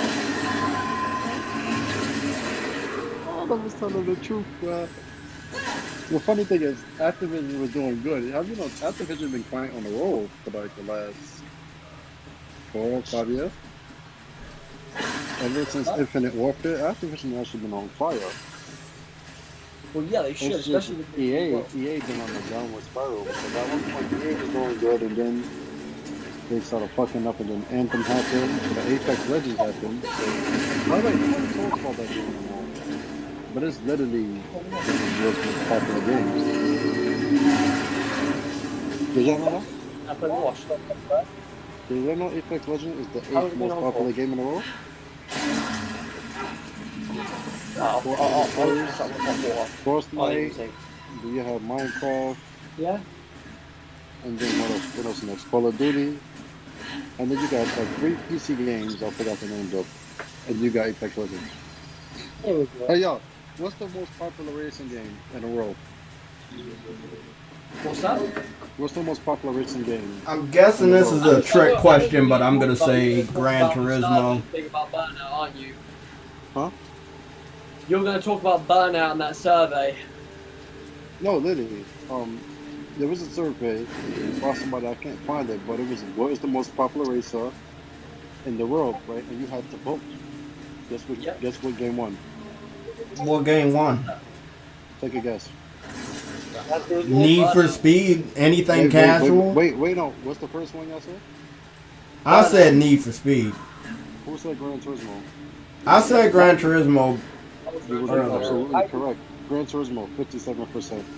Yeah, I mean, why wouldn't it? That wasn't a US vote, that was a Europe vote. Gran Turismo won that. Oh, it was a European vote. Okay, of course it was. No, that was United States, Europe, South Africa. Oh, it was everybody. That was the whole world. Well, I mean, after what we've been seeing lately.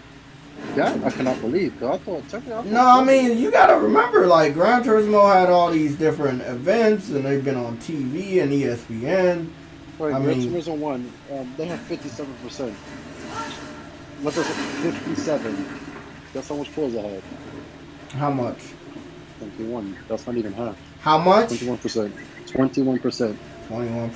It's pretty fucking low. Keep in mind, half of 57 is like 28 and a half. Gran Turismo is now officially an Olympic sport. Yeah, that too. It's an Olympic sport, and it's funny how Sony is picking up things for esports, but wasn't Sony supposed to be the host of the Olympics last year in Japan? Wasn't it TVs? They was literally the host of last year. Yep. And then I got canned because of COVID. So. Oh yeah. The Olympics was happening last year, and they in Japan. They don't know if they're doing it this year either, but yeah, it was supposed to be in Japan last year, and Sony was going to be the host of that, broadcasting on their new TVs and all that.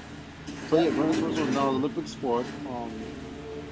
Something, right? There was a Sony employee who made a comment last year in September that said Sony wants to get back in the business of gambling, right? Meaning like trades and like casinos and all that. Like, Sony into that as well. Yeah. I want y'all to know, and he said for that they have to invest in a certain Japanese company who's already well established. Who is that company? That does Konami? Let me see if y'all know. Konami? That is correct. Well, you know what I really want though? What I really want?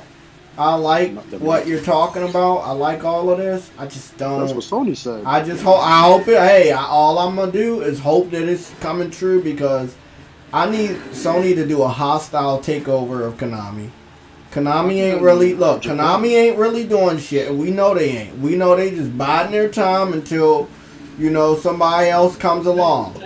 We say that, but like the thing is that I don't know how much to read into it, but the fact that they initially were going to be at E3 Digital, and then all of a sudden on Friday they announced that we are pulling out of E3 due to sense of our stuff not being ready. And I do wonder if I don't want to be the person to put bullshit into the fray, but I do wonder if they might. Is the reason why they pulled out? Is it because that they haven't got things to show, or is it because maybe they're working with someone?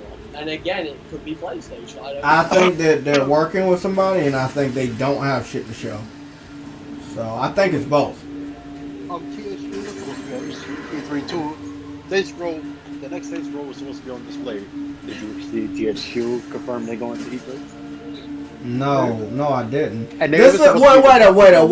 first Oh party. shit! I forgot. PlayStation announced their event, so some people might be at PlayStation and pull out an E3. You see where I'm going with Yeah, I see where you're going with that. Hey, but like I was saying before you showed up, this is the month before E3, so we will get an announcement pretty soon when PlayStation's event, and then they will announce who's going and who's not. Wait a minute, wait. Well, say that, but they announced their shit a week before, so... I'm just saying, we still gonna get it in the month of May. No, that's better, Jay. We probably won't. We'll probably get it in June. Well, yeah, they might play close to the vest. Cause you know, yeah, you're right. Cause they like to keep their fucking secrets tight. I want to ask They you announced something. their Hey, event. you have a PS5. Did you ever get the GTA 5 update? No, see, I hate that so many people playing the old shit that they don't even know that they didn't get the fucking update yet. Hate that shit. What? Yeah, we didn't get the Grand Theft Auto 5 PS5 update that they promised in the beginning of the year. And there was no update on it. To be honest, I don't even want them to do it. Just give us a fucking new shit, man.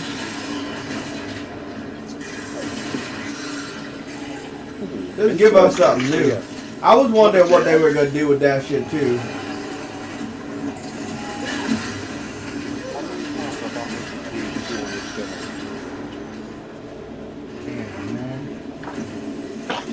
Telling y'all, bro, Sony low-key gonna go after them studios. I think Sony ain't got no money. Wait till you start seeing Sony flash the money. They're gonna witch it.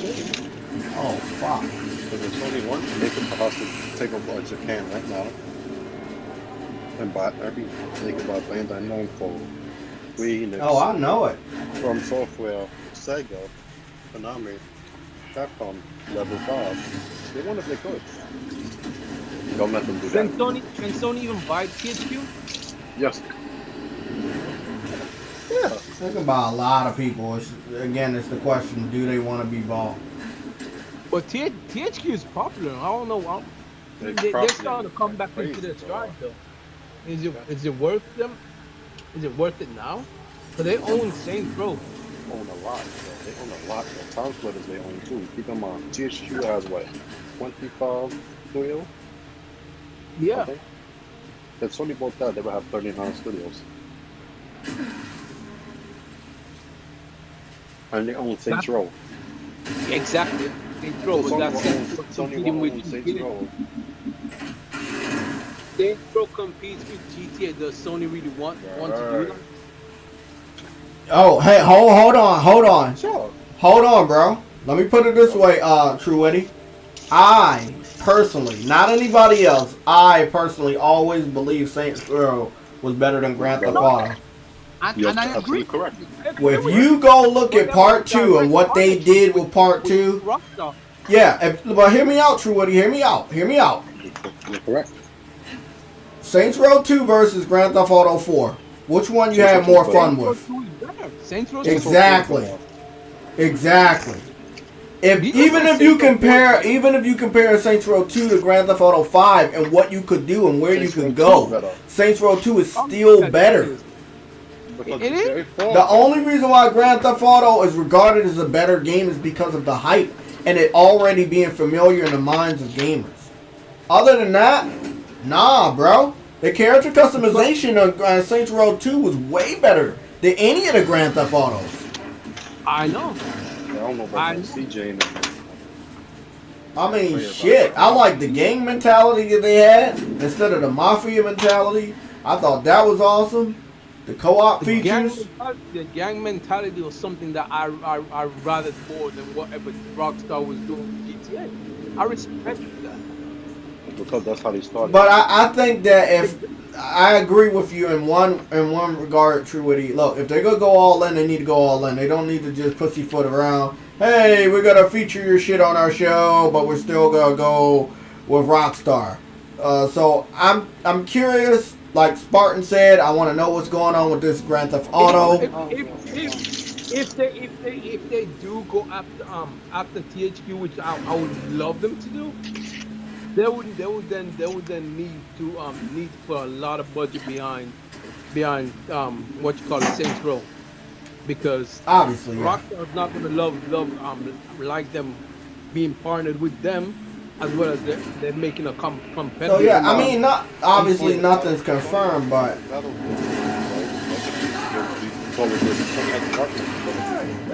yeah, Sony, but that's not Sony's game. But that's not Sony's game, though. But wait, Spider-Man is also that game, right?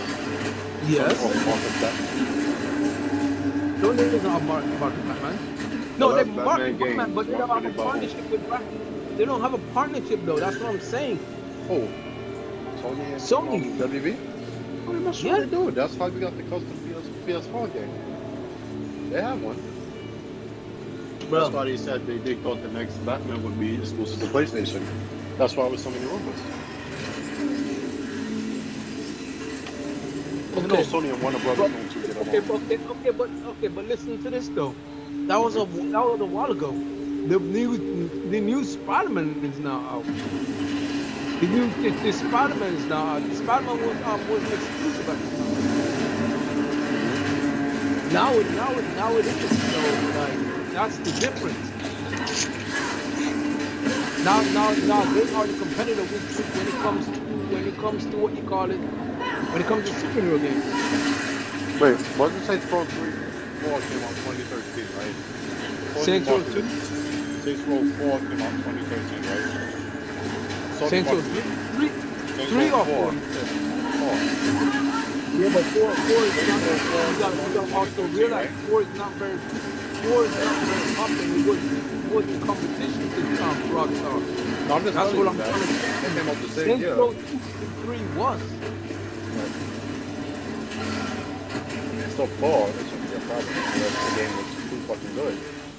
Rockstar's not gonna like it. Hey. I'll be honest with you.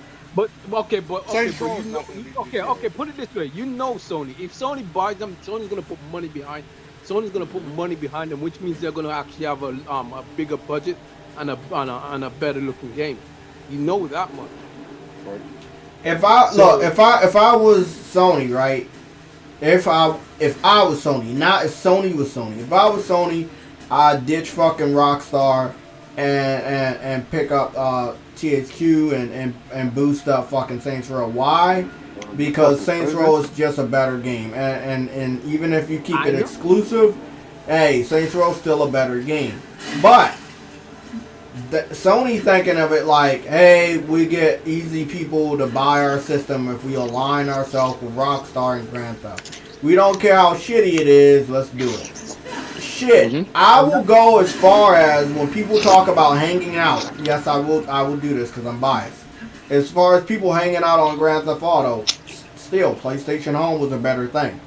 If you boosted that, you could have had a better place for people to hang out if you brought it back or whatever. Like, PlayStation has the skill to make shit good. They've always had that skill.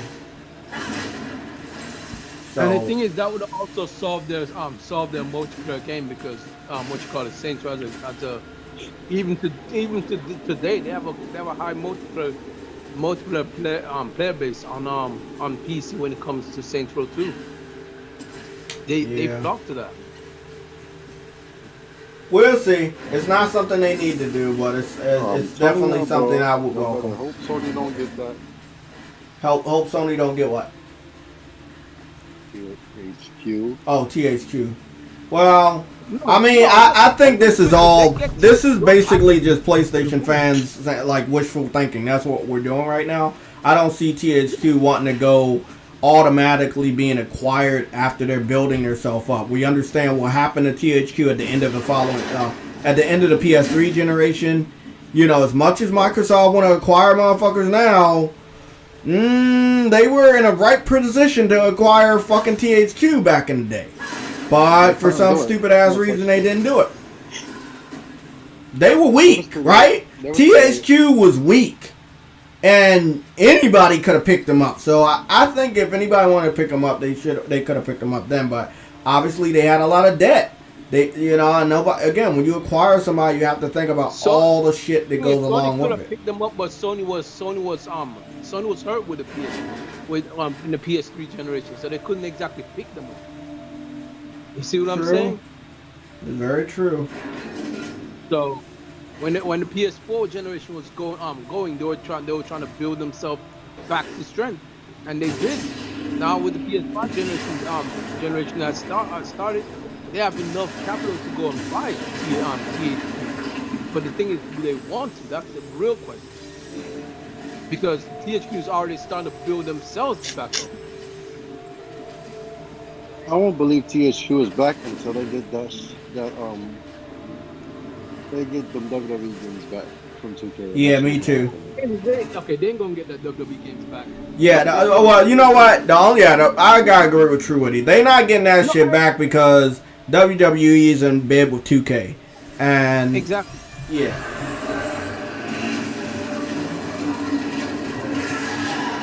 But they need to get a license with AEW. What? I think if THQ is not attached to that AEW game, I think it's Ukes, and if it's Ukes, it's too late. So sadly, it's a good thing for fans to want what we want and want these companies to be successful. But when it's too late, it's just too late. So again, True Woody, the game is already in development. I think Ukes is attached to it, so I think we're good.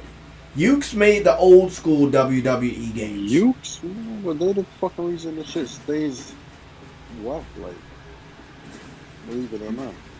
You say what? Ukes?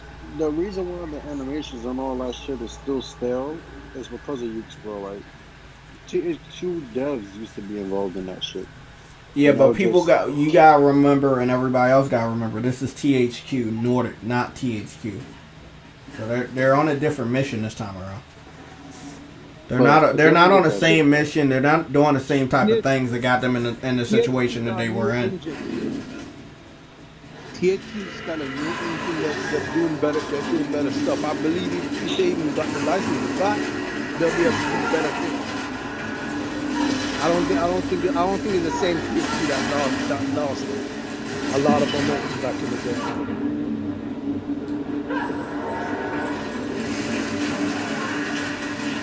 As I said though, all I'll say though, I still want them to be acquired. I do. But I want Saints Row to be exclusive.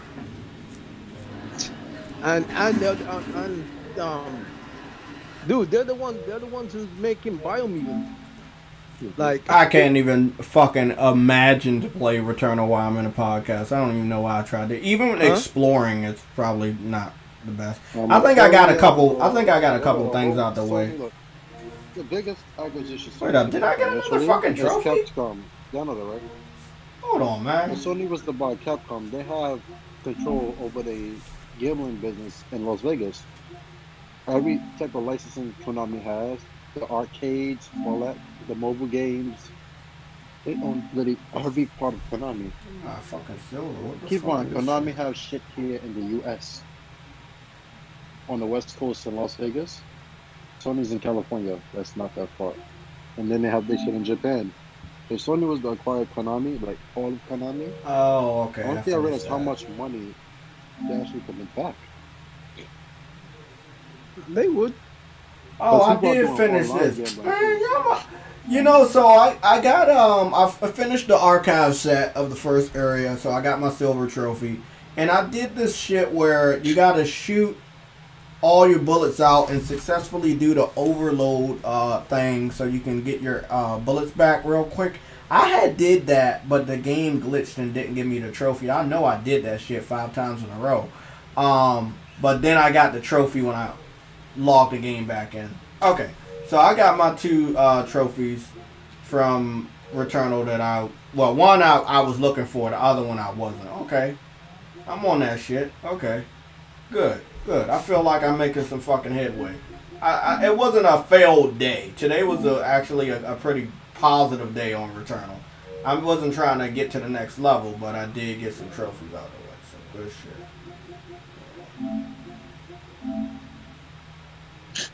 shit. Yeah, you gotta count your losses sometimes on Returnal. Sometimes you gotta make a lump run. You have to give him some push. Oh yeah. But yeah, back to the main topic here.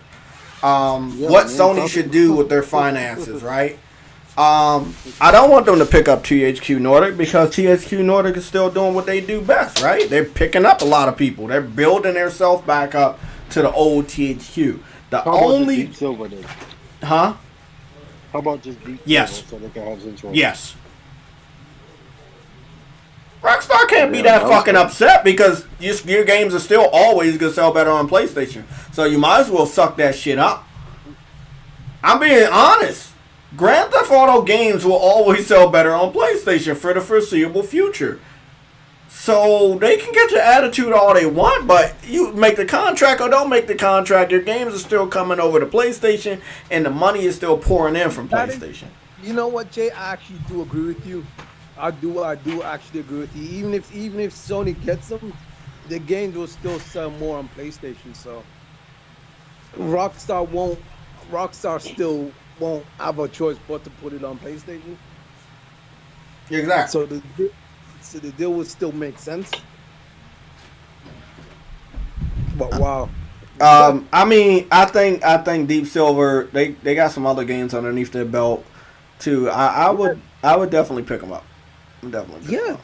Deep Silver is another freaking. They made Homefront, Homefront: The Revolution. Granted, I don't know. It wasn't exactly the best game, but yeah, but I think we gotta go back to what Spartan said probably 20-30 minutes ago about we really need to keep our eye on who is dropping out of E3, who is claiming they're going, who's claiming that they don't go late. Like, there are some people that signed up to E3, and then they're saying they're not going. And there will be people that do that in the future throughout this month. We need to keep an eye on those. Because Sony ain't going to have an event and motherfuckers not going to want to be there. That's one thing people need to understand. And Sony's not going to have an event where you don't see their game first. So I'm interested to know when their event is going to be. They could have theirs in the middle of June or the beginning of June before E3 or after June.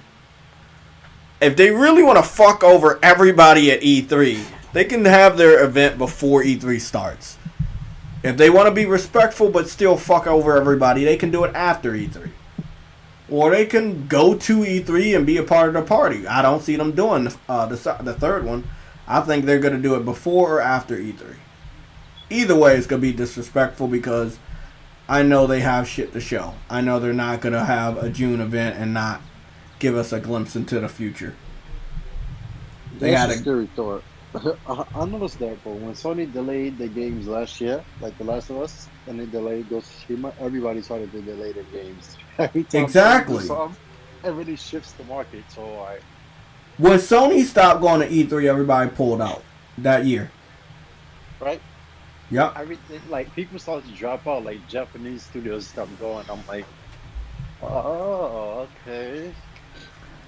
Yeah, as one, I think the AEW game, we should go take a look at that. The thing is, any game that's not WWE 2K, I'm willing to try and support. Even this retro wrestling game that's on PSN right now, I'm willing to give $30 to play that game. Why? Because 2K has put a horrible taste in my mouth that I can't support any of the fucking shit coming from them for a while. It just don't feel like the wrestling games I grew up with. So, that's just me, man. That's just me. Maybe other people see that shit differently. Let's go take a look at the development of the AEW game, because I think they had a new, developer diary or something. So let's go see. 5 months ago. They don't have no gameplay trailer, bro. I don't know who's. Listen, I don't know who's doing the AEW game because that game's been in the development for a long time and there's nothing no gameplay whatsoever. But listen, bro, they're dumping all their money. You got to understand how WWE was operating and how AEW is operating, right? WWE is bigger than AEW. but AEW is getting bigger. But they're not big enough to have a big budget for video games. Video games require a lot of money to create, man. Especially if you got a lot of talent, and that talent isn't always 100% to you, and you can have talent from all over the world. AEW is going to be a different type of game because in the wrestling organization, you let wrestlers go from indie wrestling from like motherfuckers are still wrestling inside of schools and colleges, arenas. You got other motherfuckers in New Japan Wrestling, and they're coming back to wrestle with AEW for a couple matches. Then they're going to TNA. I mean, I don't know if it was the right time to create the game yet or announce the game. I think they should have created another game. Yeah, I think they should have created another game with everybody in there, like New Japan Wrestling, TNA. Then you have Impact. Well, TNA Impact, I think is the same thing. AEW people could have was created in a there. game called Worlds of Wrestling. That would have been smart. Worlds. Well, there is another wrestling game. That's what I'm saying. The people that made that Army Man game, I like. They're making a wrestling game with a lot of indie wrestlers, and I think I like that one more. I don't know, man. It's really crazy. It's really crazy. Hold on. Oh, but yeah. So, like I was saying, I know damn well Sony done bought people. I know one. I'm not gonna say it. It's obvious, yes or no. What, but, Blue Point? Sony wants the surprise factor when they announced the third studio they bought. Notice I didn't say the second. I just said I know one, and then I said the third. I'm surprised you Ukes is still around now. Probably in August, but that's what they plan to do. The next financial quarter is June, right? Yeah. They usually I mean, it's not a bad looking game. It is cartoony. But I'd rather, like I said, I'll play anything besides 2K because I think 2K made their game way too realistic with simulations and you gotta do this and do that. Shit, man. SmackDown, Here Comes the Pain, bro. Felt like a game, bro. They're trying to make games look too real. That's what I'm saying. I support, bro. I will support anything, bro. If it don't got 2K on it, I'll support anything. I'll fucks with this. I like this style. Fuck it. It's a day one for me. Fuck it. And if they add in character customization, I'm cool with it. I know that Ukes was there with us back in the day, and they were alongside some of the most memorable games we've ever played. So I fucks with it. I gotta get the name. Let me see. Oh shit. I can't remember the fucking name of this wrestling game. Wrestling.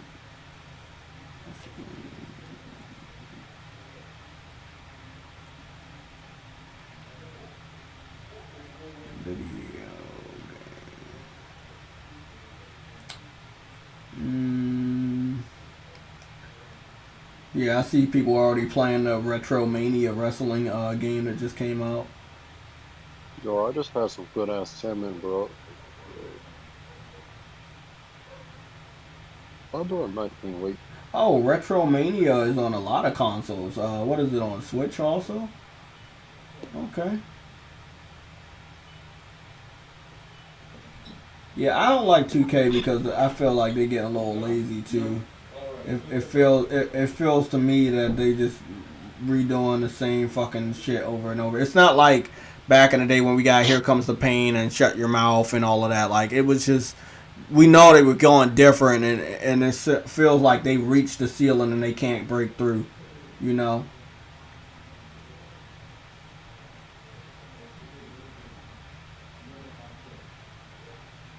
I don't think I can remember the name. It was a fucking game. Oh, but yeah. So Jay, yeah. Just look out for Sony's financials, and look out for days on Tuesdays and Thursdays, because that's the new thing now. Not Tuesday and Friday, Tuesday and Thursday. Okay. So if you ever hear Microsoft announce something on a Monday, don't expect Sony to respond the same week. They're gonna respond the next week, either on a Tuesday or Thursday.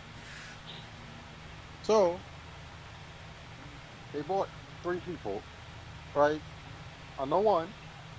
The second one, I'm not sure if that's really it. But the third one, I'm sure it is because some guy from California and Sony already told me.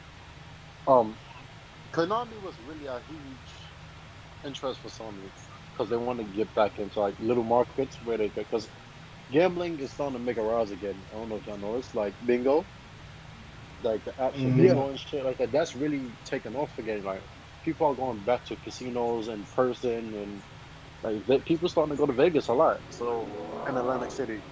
So Konami is trying to set up another thing in Jersey, in Atlantic City. They're trying to open up casinos with the S, around 7 of them. One in Atlantic City, one in Trenton, but you know Trenton has gang warfare, so they're just gonna settle for 2. So one in Atlantic City, and then they want to bring one to New York, but it's already one in Queens. So they're trying to see where to put it. If it's gonna be in Manhattan or Staten Island. That's Konami's plans, if you didn't know, and I know because I got about 7,000 invested in them. So when you have a certain amount, you tend to get information and news on what they're doing. It's kind of like a VPN. It's like a IP address. Any plan they have, you click on it, and you see the plan, the layout of it. $7,000 invested in Konami. Yep, US dollars. That's not yen. That's US dollars, and that's over a period of 16 years. Wait. Okay, so let me ask you a question. Can you make all of this cryptic shit you're talking about make sense to somebody like me? What does this mean for me? What does what do? So you talked about Sony doesn't reply to Microsoft. They do stuff on Tuesdays. Can you give us a more direct answer? What the fuck are they about to do? Are they about to announce an acquisition in the month of May? Are they gonna wait until June? That was the plan. Look, so what's going on? Last year, Sony was supposed to announce 2 acquisitions. COVID happened. It was supposed to come like right after the heels of PS5 came out. So they didn't get the opportunity to do that. That's what you kept heard Jim Ryan say last year. Oh, we're not just going to buy studios, we're more building up our first party. So they never got the chance to market exactly who they was going to buy and shit like that. Remember you heard a rumor earlier this year or late last year about Sony merging with Square Enix? Merger with Square Enix? That was going to happen. But there was no date, so therefore it's not finalized. What I'm saying now about responding to Microsoft, the studios acquisitions, they're looking at a time of when to announce it. And they don't want to do that. And then the talking point is about acquisitions instead of the games they got coming out. So you see how Returnal came out? Yeah. They don't want to announce the acquisition, and then the talking point is, oh, they bought this, so when the next game is gonna, that's what they're not trying to do. So that's why I said the next time they come out, the next financial quarter, is the same month Ratchet and Clank comes out. So after that, that's why I told you around August, expecting to announce. Oh, somebody. Hey, bro, take a look at this. Is the wrestling game I was telling you about. Hold on, I'm gonna pause it, and when you look and let me know, bro. This is the motherfuckers that did this game called Mean Greens, right? There was like an Army Man game type. See a black screen. When you see it, you know it's a delay. Oh, okay. So you want me to wait until after you do that? No, I'm just when you don't see a black screen, you see the dude in the middle of the ring. Oh no, so you want me to finish speaking after this, right? Yeah. Because it's only a minute. Oh, I do that. You'll see a black screen though. The fuck? It's still a black screen. Man, you're fucking shit slow. Yo, you trying to be racist, bro? Well, I'm just looking at my shit screen. Been loaded to the fucking character on my live stream. We waiting on you now. Bro, I see a character. I know you see a character. I know his internet's slow as shit. I'm gonna go forward, bro. Let me play this shit. Let me exit the podcast and go back in. Okay, now I see a white dude in boxer shorts. Okay, so this is the game called Wrestling Code. It's another wrestling. This is the one I told you about with the indie. Bro? Huh? You can't teach that dude. Ain't that Enzo Amore? Yeah, that's him, bro. You remember, like, WWE let a lot of people go. He was one of the people to let go. He been indie wrestling. He's going to be in the game. Rob Van Dam's going to be in the game. There's a lot of people about to be in this game. Like, anybody that's not on WWE's main roster can be in this game. It's a lot of people that paid their way into the game. They're going to be in it. It's going to be a big wrestling game. I'm definitely going to have a number of wrestling games. You know, because that's at my core, too. Like, at my core is Nintendo, but at my real core is, like, wrestling video games. I used to play them a lot when I was younger. My core in gaming will always be a Nintendo, bro. Like, believe it or not. So, these are the people that are confirmed for it. Some people I'm not going to know. Some people you guys are going to know. I might know him. You might know him too. If you're watching, you gotta find out like these are some of the people. She looks familiar. I don't know her. Thick as shit though. I don't know Ashley Vox. Hold on, Anthony who? She's from WWE. Bear Country seems familiar. Ashley Vox. Beer City Bruiser. Ashley Vox. I know him. AAA. Mexico. Bruce. I don't know him. He's ugly. I don't know. See, again, I know him. Brian Cage. I know Brian Cage. He just joined AEW. Yeah. He used to be in WWE too. Brian Cage is in TNA. He in every promotion. Brian Cage really in every promotion. Bull James, I know. Bushwhacker Bush. I know. That's a legend, bro. Bushwhacker Luke. You know him too? Don't know this dude. The man don't know him. I don't know who that is. He don't even know he wrecked. Caprice Coleman. Wait, Caprice? Cheeseburger. Christy James Dan TNA, Math? but she never made it. There's a lot of wrestlers I don't know in I don't this. remember his other ring name. I know him. You know some of these people? Danny Jordan, I know from TNA. He did a tryout. Oh, EC3 is gonna be in the game. Oh, I know that dude. Oh, I know him. You better know that. Eli Drake seems familiar. Oh, she there. Elijah Burke. I know him. Eric Redbeard. I know Eric Redbeard. Elijah Burke is in it. That's TNA. That's ECW. Eric Redbeard. I don't know her. Ooh. Gabby looks familiar. Bro, Gangrel is in this game. From back in the day, bro, the vampire dude. Ortiz. I know I look pretty bad. Gangrel, see?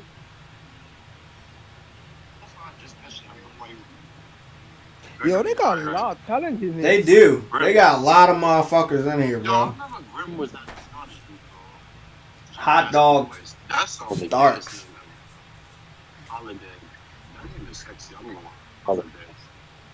They got a lot of motherfucking wrestlers in this game, bro. Why was he a hot?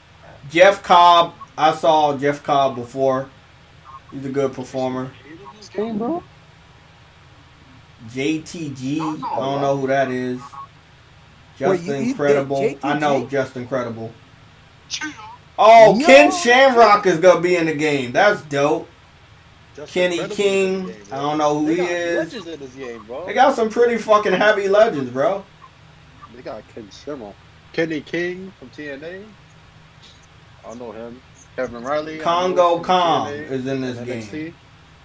Killer Kelly. Lady Frost. I don't know who she is. My boy Lance Storm. Legend. Stop. You stop playing for real? Yes, Lance Storm. Let me see. Oh. Lance Storm is a fucking legend. Leo Rush, I know him. Yeah, from WWE, right? Yup. Okay. See, this is the bad shit that happens when you let your talent go. They're not only going to other promotions, they're going to go make a game better than yours because they got to have all this talent, bro. Mad people in this game. How much are paying them for this? I don't know, bro. I don't know what the budget is. I think it's more of a community effort, bro. They getting this game made. They got in there. Yo, that's a lot of talent, bro. That is a lot of talent. And Matt Morgan. That's the Bro, got the blueprint in there.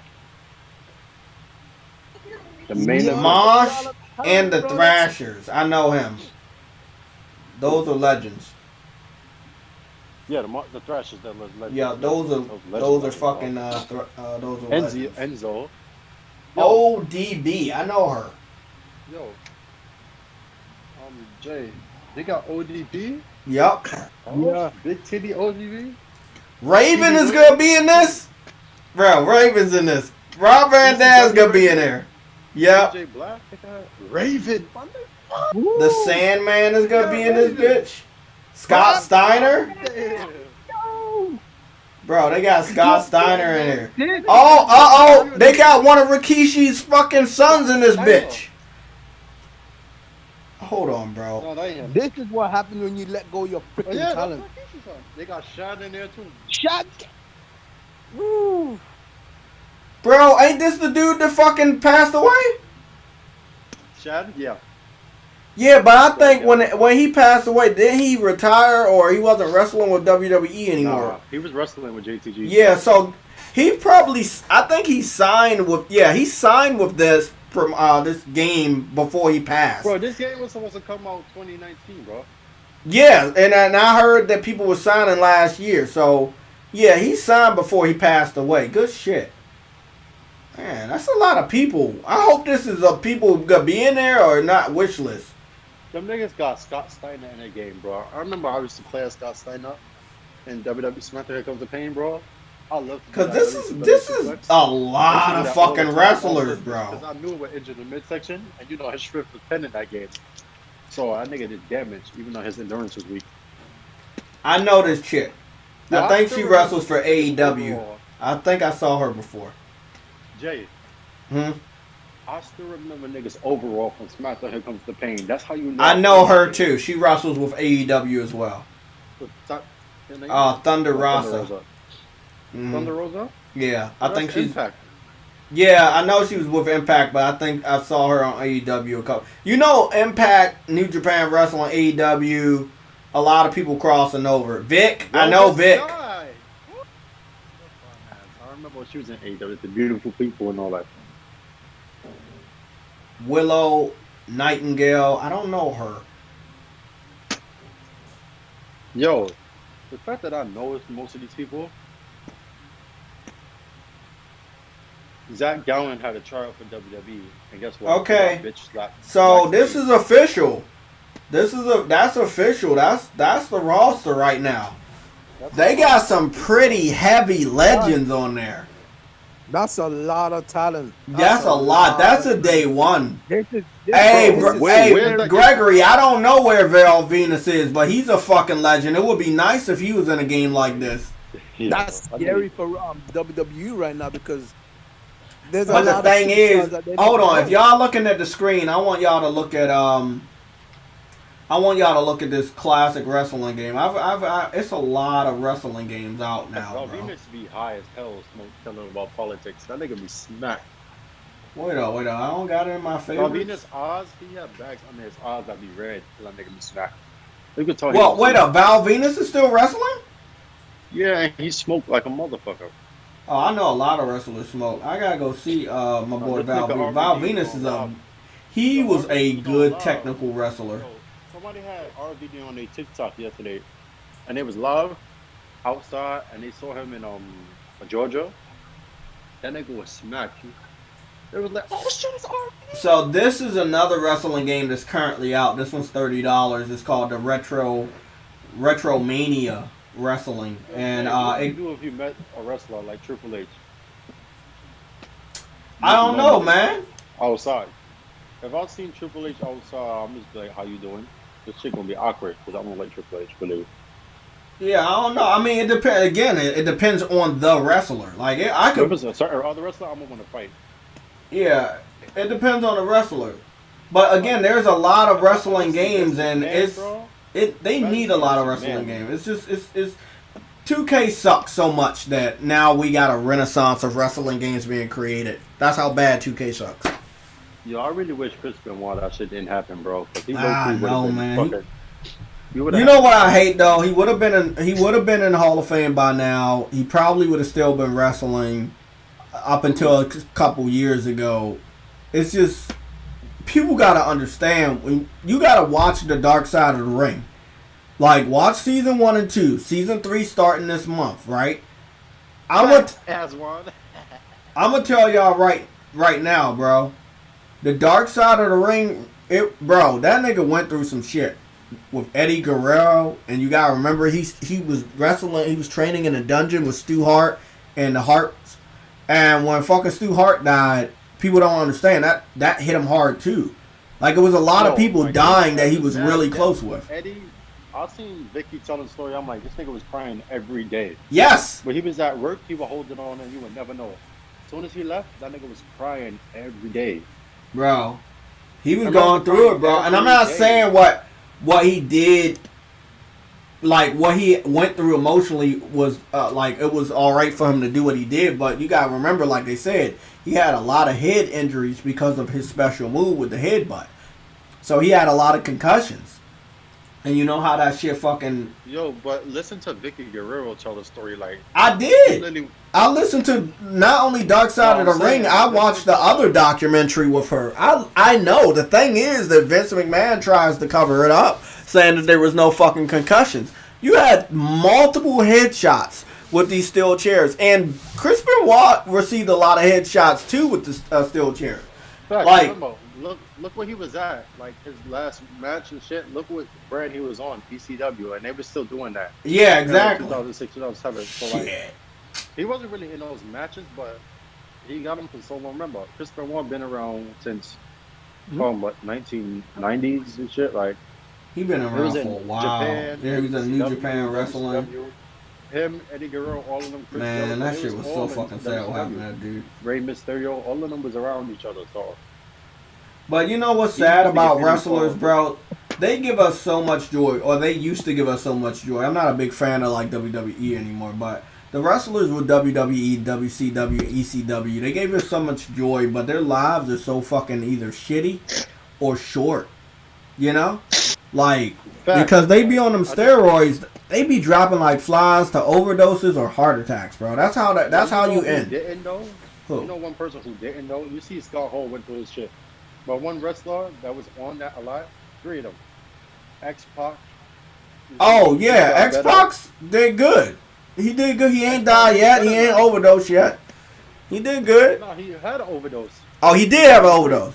Oh, okay. In 2003, like, he did, and TNA reached out to him. Not even WWE, because remember, he got fired, really, 2002, so X-Pac do better, but Kevin Nash was one of them people who took steroids, right? And I saw a video today of him, Shawn Michaels, talking about how they first met and how Shawn got him to WWF and everything because he was in WCW.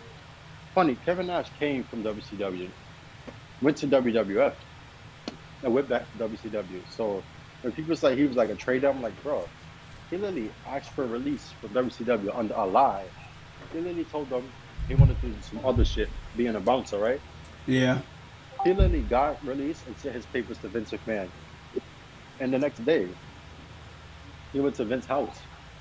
And that night, my nigga, he was on Raw.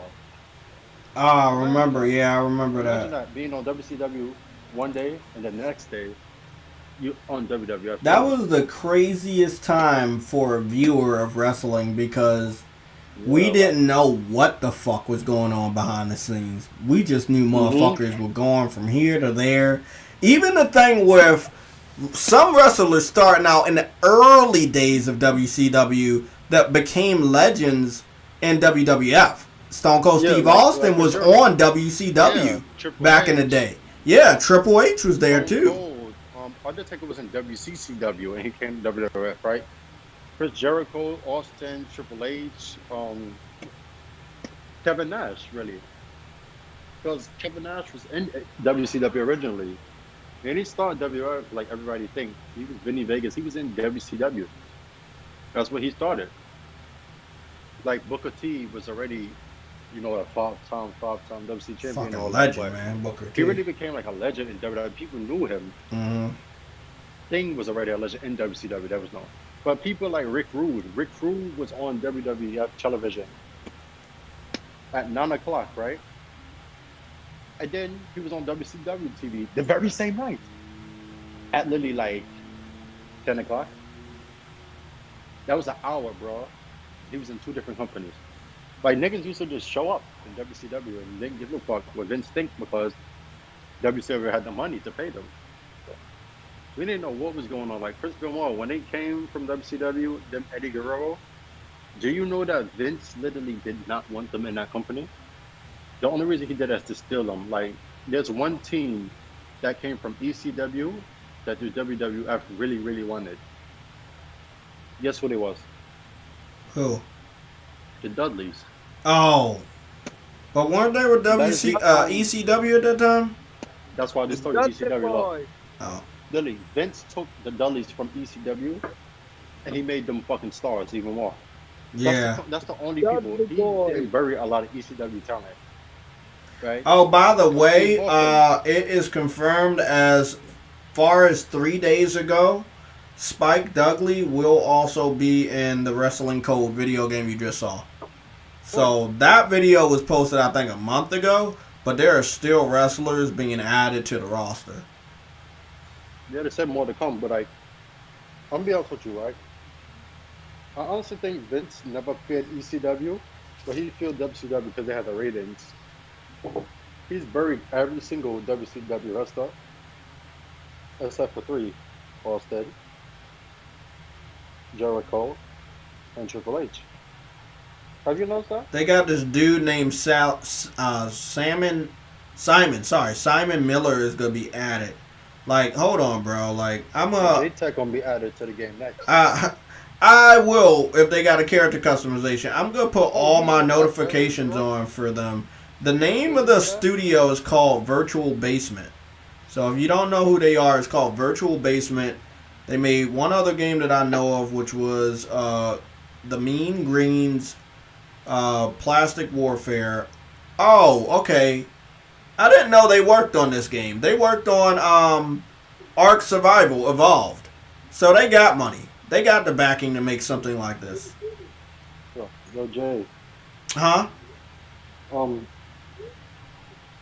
I hope it's good, though. You know Baron, right? Baron, Nintendo Black Baron? Yeah, Black Baron. I already know he in the I heard he ECW. got signed by AEW. So, or TNA, like one of them. Hey, bro. Guess who they fucking add? They got Tajiri. Remember the dude that spit the mist? Tajiri? Yes, he's going to be in there. Yes, nigga. That's the ECW legend. Oh, the fuck on, bro. A lot of people don't know that. Tajiri came from ECW. You know what's so funny about it? I think that right after Rob Van Dam got that fucking Hall of Fame, February 7th, it got confirmed that he was gonna be in there, bro, and he's gonna be in this game. Rob Van Dam. Yeah, so all of the people we saw in that video is true. Yeah, Scott Steiner, Rob Van Dam. And by the way, this game will be probably using the Unreal Engine. Again, I love that engine. Which platform? It's probably going to be on all platforms except for a Switch if the Switch isn't powerful enough by that time. I still ain't hearing nothing about Nintendo or if they upgrade, bro. I want to know. Well, I mean, that's what I'm interested in this E3 for them to give us some insight because again, they don't want to enter a head-to-head between Microsoft and Sony because by default they might get blown out. So they don't even want to look like they're trying to compete. But they are. So I don't know what they're going to do this E3, but they're going to have to announce that new console.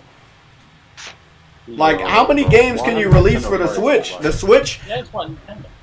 I think the Switch has hit its stride. I think it can still go higher, but it's just like what else? What other games that are coming out can be done on the Switch? It's not a lot, you know.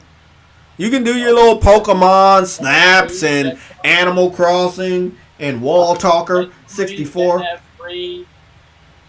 What? Hey, is Tommy Dreamer still wrestling? Yeah, Tommy Dreamer's still wrestling. He's a legend. Where is he? Where is he? House to Hardcore, bro. Yeah, I know, but where is he wrestling?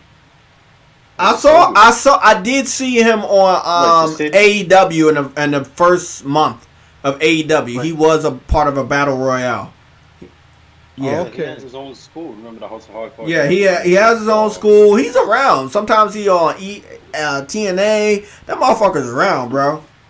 Yeah, like Booker T. Booker T has his own wrestling company. I forgot what it's called. What, It's Booker Ring T has his something. own wrestling company? His own wrestling show. Yeah, his company. Yeah. He has it's called House of Wrestling. Bro, I'm something telling you, that. like, that's the wait, thing.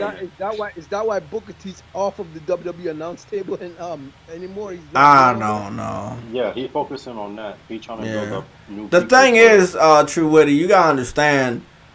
I think when Cody did what he did, it inspired a lot of other ex-wrestlers to like, I don't need WWE. I need to do something else that's gonna help other wrestlers. Because being a part of WWE right now, you can clearly see it's not helping the smaller wrestlers that we thought back in the day it was made to help.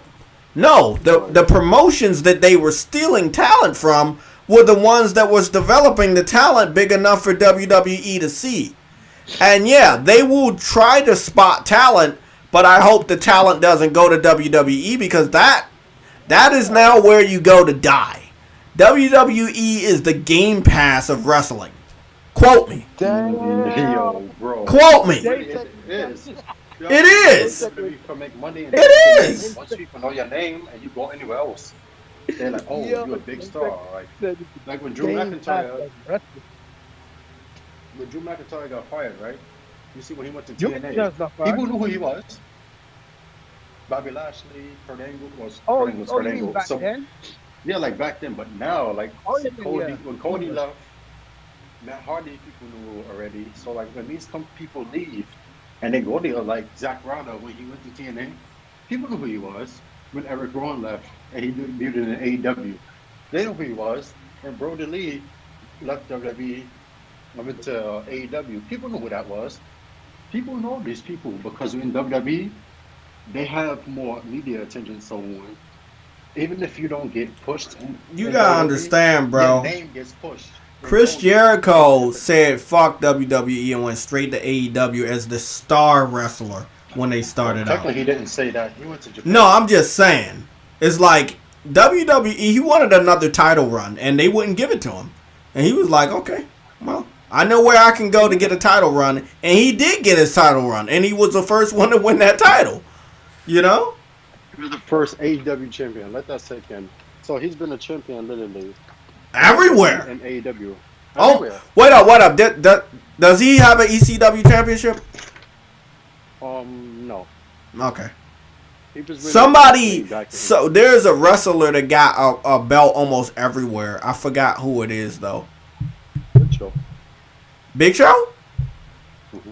Yeah, okay, it is Big Show because ECW, yeah. The reboot of ECW, technically it still counts because ECW. Like Rob Van Dam has won a title in ECW.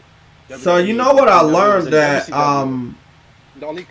Booker T would technically count, but he wasn't TNA World Champion. He was. So technically that would be him, but he wasn't ECW. But listen to this. I heard that Brock Lesnar is the only wrestler that's been in like 3 different video games. He was in college football. No, I think he was in either Madden or college football. College football, wrestling, and then UFC. I thought that was awesome. I learned that the other day. Fucking legend right there. I mean, WWE used to be made of legends. I'm not gonna lie. Like, they really were made of legends. Like, but not anymore. You know, they let some of the best go, man. I mean, what I really wanted for wrestling, if I could have spoke up from the future to the past, is you need to take care of those guys. You know? Those motherfuckers have some rough lives, man. And now that I'm older and I'm seeing it, I now know they have some rough ass lives, making sure that we're entertained, whether we're in that stadium or we're watching on TV, bro. Like, they're away from their families. They're dealing with aches and pains and shit. I don't know how Kurt was alive. Bro used to take over 50 pills a day, bro. Like, yeah, I know, man. Like, bro, he should be, like, them painkillers. Even Mr. Kennedy was addicted to them shits. Eddie Guerrero was dealing with that. Remember Eddie used to take pills, steroids, and alcohol.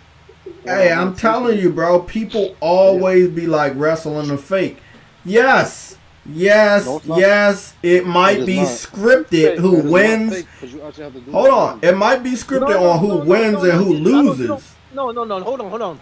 Understand what I mean when I say fake. It's fake, but the moves are real, and you have to know how to perform them. Exactly. If you perform them wrong, you can get injured.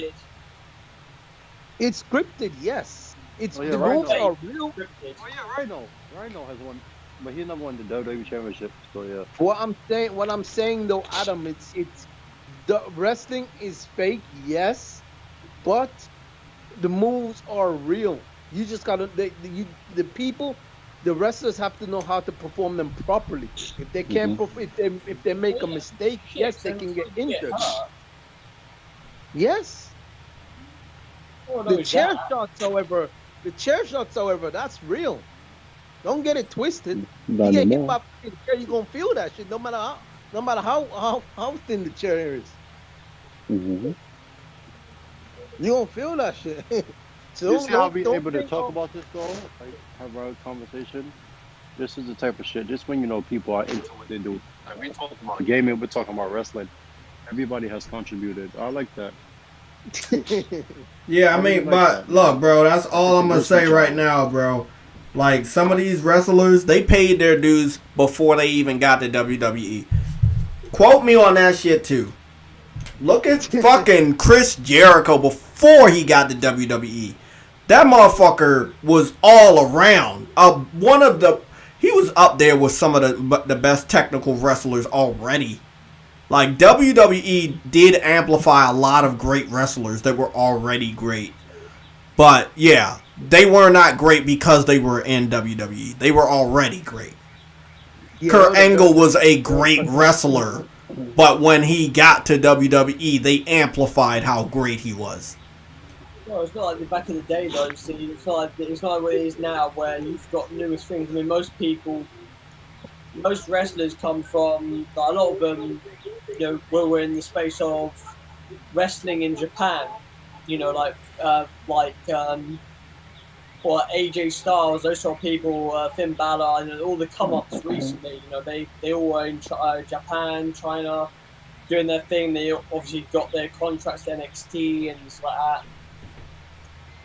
But back in the day, it was only WWE, ECW, and there was another one. And obviously, AEW is more like more of like a traditional aspect because of who's owning it, which is obviously, Cody and obviously, the Rhodes family, which know a lot about this business more than anyone. Oh my God. That is a big ass. Oh. Always, man. Always Spartan. Looking at ass. No, I'm on TikTok and I see this thick ass white girl, Megan the Bacon. And she has some thick ass hips. When she did a video, it said, if you can see it from the front, wait till you see the back was a person. And she turned around. I'm like, oh my God. We should really talk about female shapes in video games again. Yo, let's talk about bitches, bro. Let's add it to video games. Do you think video games will ever be comfortable enough to have a thick... Can you hear me now? Yeah, I can hear you. Okay. Do you think game developers will ever be alright having thick character models in their video games? No. Look at Naomi. She has a fat ass. I know she lost it. She lost it in the 2K game? Around that SJW bullshit. Hold on, True Eddie. Spartan, you said Naomi lost her shape. Was it in real life or in a video game? I remember Naomi, like, WWE, she used to have ass. Like, her shit was like a bubble stick, right? Yeah. Now if you look at her, she looks like a white girl. And you talking about in real life or in a video game? In real life, bro. Oh, that's because she got fucking married. Yeah, like, she lost that shit, and even her character in the game was just normal. used to have back in the days. You used to have the titties. Like, I used to have all that. But like a game like SmackDown versus Raw, I'm 2011, trying to see. they introduced physics, right? So when you was Yeah. backstage and you looked at Mickey James, you would see her breast jiggle. Because, you know, Mickey was top heavy at one point when she lost weight. Yeah. Mickey James had a fat ass. Like, she was thick. Like, that's real ass. Like, and look, in the game, you didn't see that. You know, another thing I don't like about WWE? They will blacklist you if you go to another promotion. And that is something that's always, because they fucking pussies. That's something that's always going to hurt them. And you want to know why it's going to hurt them? Look, huh? I wouldn't do that either. Wait up, you said you would or you wouldn't? I couldn't hear you. You cut out. The second one. You said you would? He wouldn't. Oh, okay. You said you wouldn't do that. Well, I mean, look, yeah, I agree. You wouldn't. You shouldn't be doing that because look, if they want to make a game, if they want to be in somebody else's game, that game might end up being popular because just that one wrestler isn't in there. Because the one wrestler is in there. Sorry, but you fucking burnt your bridges with that wrestler by disrespecting their legacy by saying that they don't matter anymore in the history of your fucking business. Bro, here's the thing, Jay. WWE's already lost a lot of my respect because there's a lot of superstars in the past that has passed away and they did not acknowledge their existence at all. Like Umaga, you know that 10 bell sound in the when with all the wrestlers on stage when they come out after rest they found out wrestlers passed. They used to do that. There's a lot of wrestlers they didn't do that. They didn't do that for what's his name? What's that dude's name? Luke Harper. They didn't do that for him. Oh, like actually, they announced that. They even called him the hell off. Right. Because he was in AEW, but what's the thing they did do on their website? Wait, he was in AEW? Yeah, he was in AEW. Look, one thing I will say. That's the thing that pisses me off. They acknowledged his death before AEW did. What, did you hear me? No, I'm sorry. Acknowledged his death before AEW did. Not only that, they put his name as Luke Harper on their website. His AEW name, they called him by that. So I respected that he did. They gave him a lot of press on Instagram and a lot of things. Like they gave him a lot, but they just didn't do that till 10 gone silence. But they did acknowledge him on the TV show, on his picture on the screen. They did say rest in peace. Yeah, but I know what they did on social media, but you still gotta do the respect. Not even if you're a legend or you got a Hall of Fame award, you still gotta respect them on TV because they're not gonna do that. I know they're not. I know they're not, but a lot of fans felt that it was disrespectful. You didn't. Not only did you have him in the fucking the multiple stables, he was a good big man, and it's like, man, he wrestled a lot of years for you. This man was flying through the middle rope like a fucking cruiserweight. He's a big dude. Yeah, again, we know why you're not gonna do it, but it's still not a good look, man. It's not a good look. And you know what? It's crazy. When that happened, bro, when that really happened, and they didn't do that, I was like, what the fuck is that? Because, you know, I don't too watch WWE. I'll see, like, on YouTube, I'll see them posting, like, WWE on Fox I got, like, on Instagram and shit. So I will see when they post, and then YouTube, see when they post things, right? So when they didn't do that, him, I was like, wait, why didn't he do the 10 thing? And because he's not an active wrestler, AEW mark. That's what some dudes on Instagram. I'm like, Dusty Rhodes wasn't wrestling anymore either. He was helping out with AEW with his. You know how many? Yeah, exactly. You know how many wrestlers got that treatment and weren't an active wrestler? Right, and it's funny. Dusty died when Cody was still in WWE. They did it for Dusty, but a guy like Umaga. I remember Umaga, right? Yeah, I remember him. You remember Umaga, the Samoan bulldozer? When he died, they didn't acknowledge him either. What I want to say is you don't need all the wrestlers there and do the bell.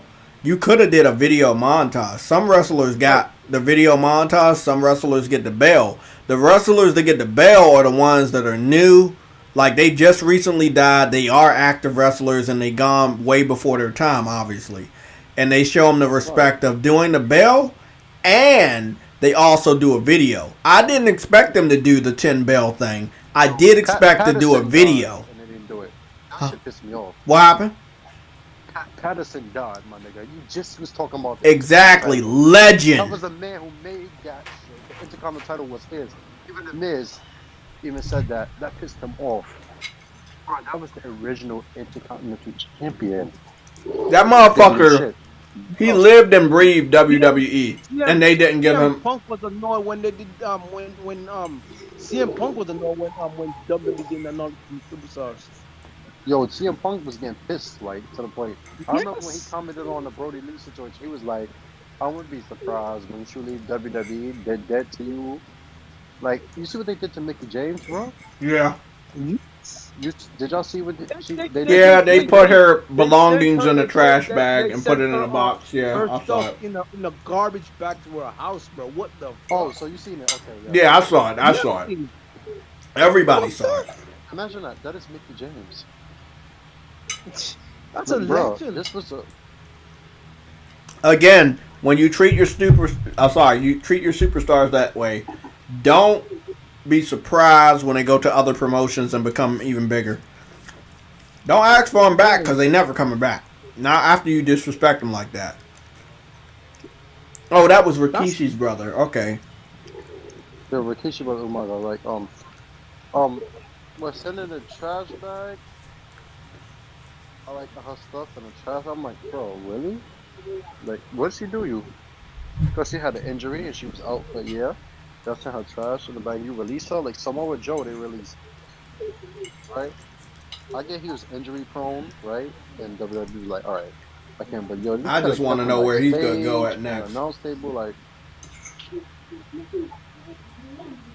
bro, that's another different. That pisses me off.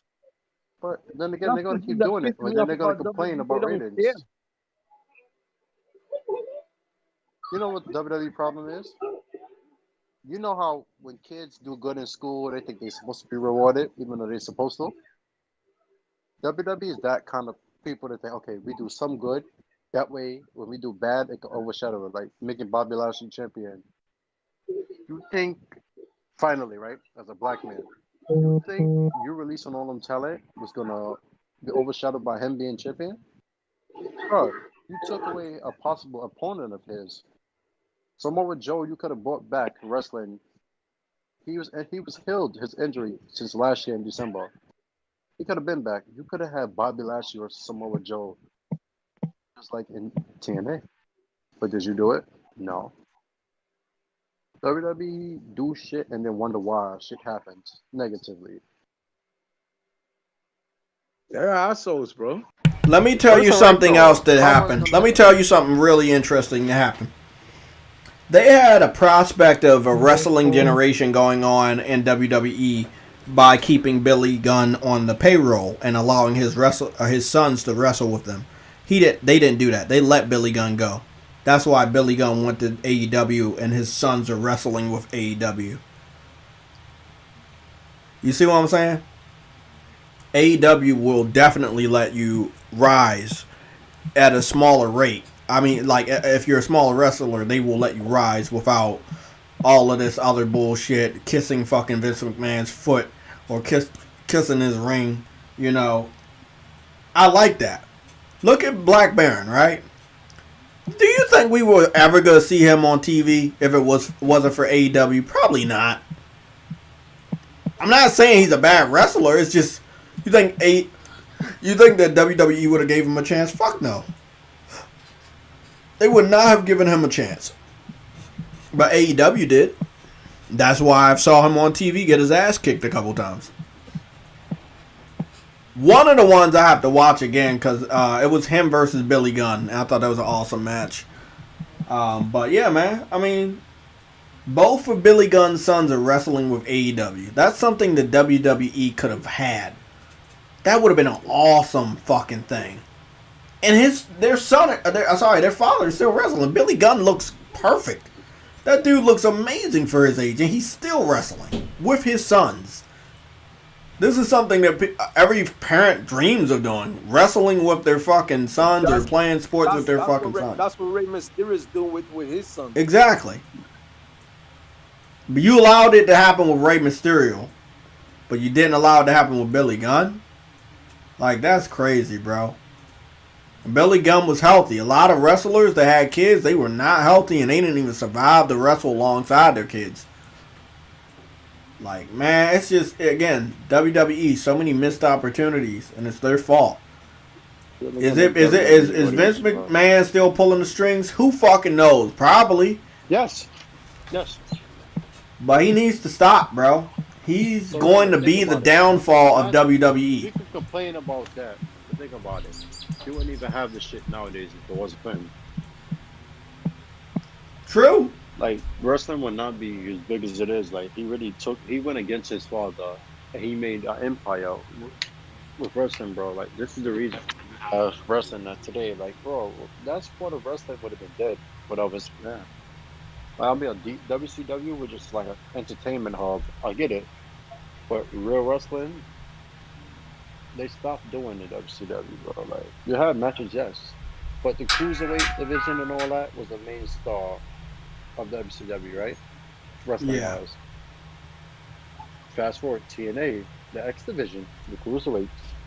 So you see WWE try to bring back the cruiserweight classic and all that, because they know the real wrestlers are the cruiserweights and the people in the mid card. Them top 10 matches with Austin and Rock, yes, they had good matches and everything, but it wasn't like wrestling. Wrestling has always been done by smaller wrestlers.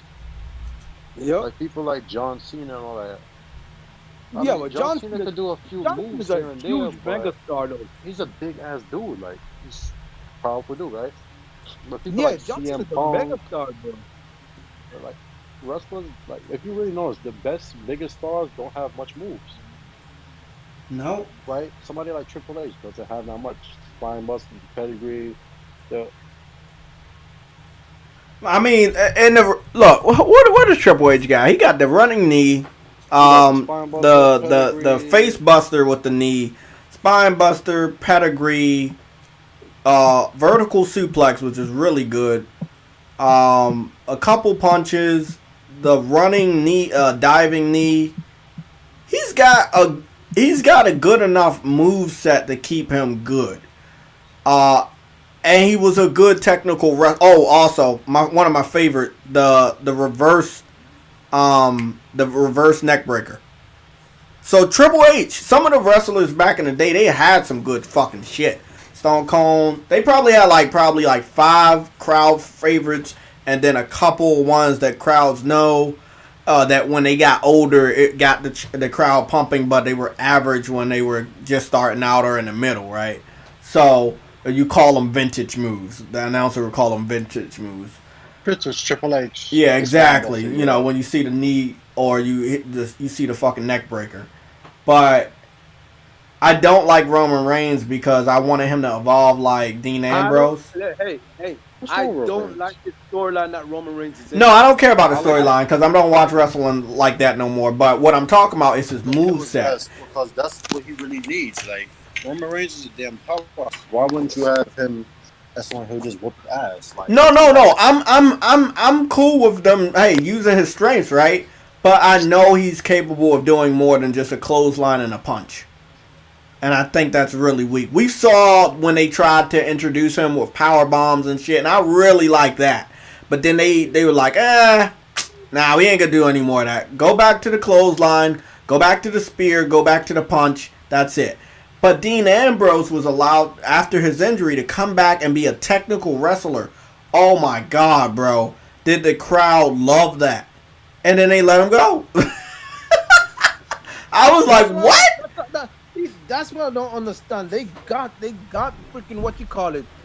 They got decent wrestlers and they just bro. And the fans love Dean Ambrose and they still let him go, bro. Like WWE has no cut card. But here's the thing though. Guess what a superstar said after they a lot of them got released. They said it's just a wake up call to realize that we are just not a family. It is just corporate business. And I'm like, yep. They don't give a shit. But this business, bro, they really be dead ass. Like I really never get it how bad it was. Well, now we know. Now that we're older, now we know. They went from saying World Wrestling Entertainment to calling it WWE. I'm like, they don't even call what that stands for. They just say WWE or WWE. Since when does a company get that title? Like, it's a name. Like, you know, like how the Bronx is, because it's a family name, bro. You're not a family name. Why are you putting yourself WWE? It's just a corporation to them. Like, into a family, you gotta kiss ass and really sell out to be a family there. Somebody who worked hard like John Cena, like I get him because he earned it. Like, yeah, John Cena earned his stripes. No, John Cena, The Rock, John Cena, The Undertaker, No, they earned their stripes. The Rock really, he had the family legacy, but he had to prove himself to be entertaining. So he earned it. But his entry point was already through family, right? The reason I use John Cena is because he became the face of the WWE, even though he wasn't supposed to be. And not just that, you see the dude learn, he knows Chinese. But every time they try to expand into different markets, he's there. That's what I'm saying. Oh yeah, John Cena. Earning your space. That's earning it, right? Someone like Triple H really fucked his way to. Somebody like Undertaker was Vince McMahon's road dog, did whatever he asked, so that was kind of a kiss in the ass. But being loyal to Vince, I can't see one. Somebody like Kurt Angle. There are a couple of wrestlers, and they were at the top at that time anyway. Rock, Stone Cold, Triple H, Undertaker. Those were like the first generation. We're gonna be there all the time for you, and you're gonna pay us off, and we're gonna retire healthy. And they did. I'm not talking about 100% healthy. Rock was probably the healthiest retiring because he walked away. I don't know if he wants to go back for the Hall of Fame. I don't know if he wants to go back for one more match. The rumor is he's gonna come back and face Roman Reigns for the title. Yeah, that was the rumor 2 years ago. I want to know if that's still the thing. Again, Rock has a TV show. He got the energy drinks. He got the movies. Like he was busy fucking 20 years ago. He's busy now. So we'll see. If Brock doesn't face Bobby Lashley, they're gonna have a fit. If he faces Roman Reigns instead, because remember he's been facing Roman Reigns for how many years now?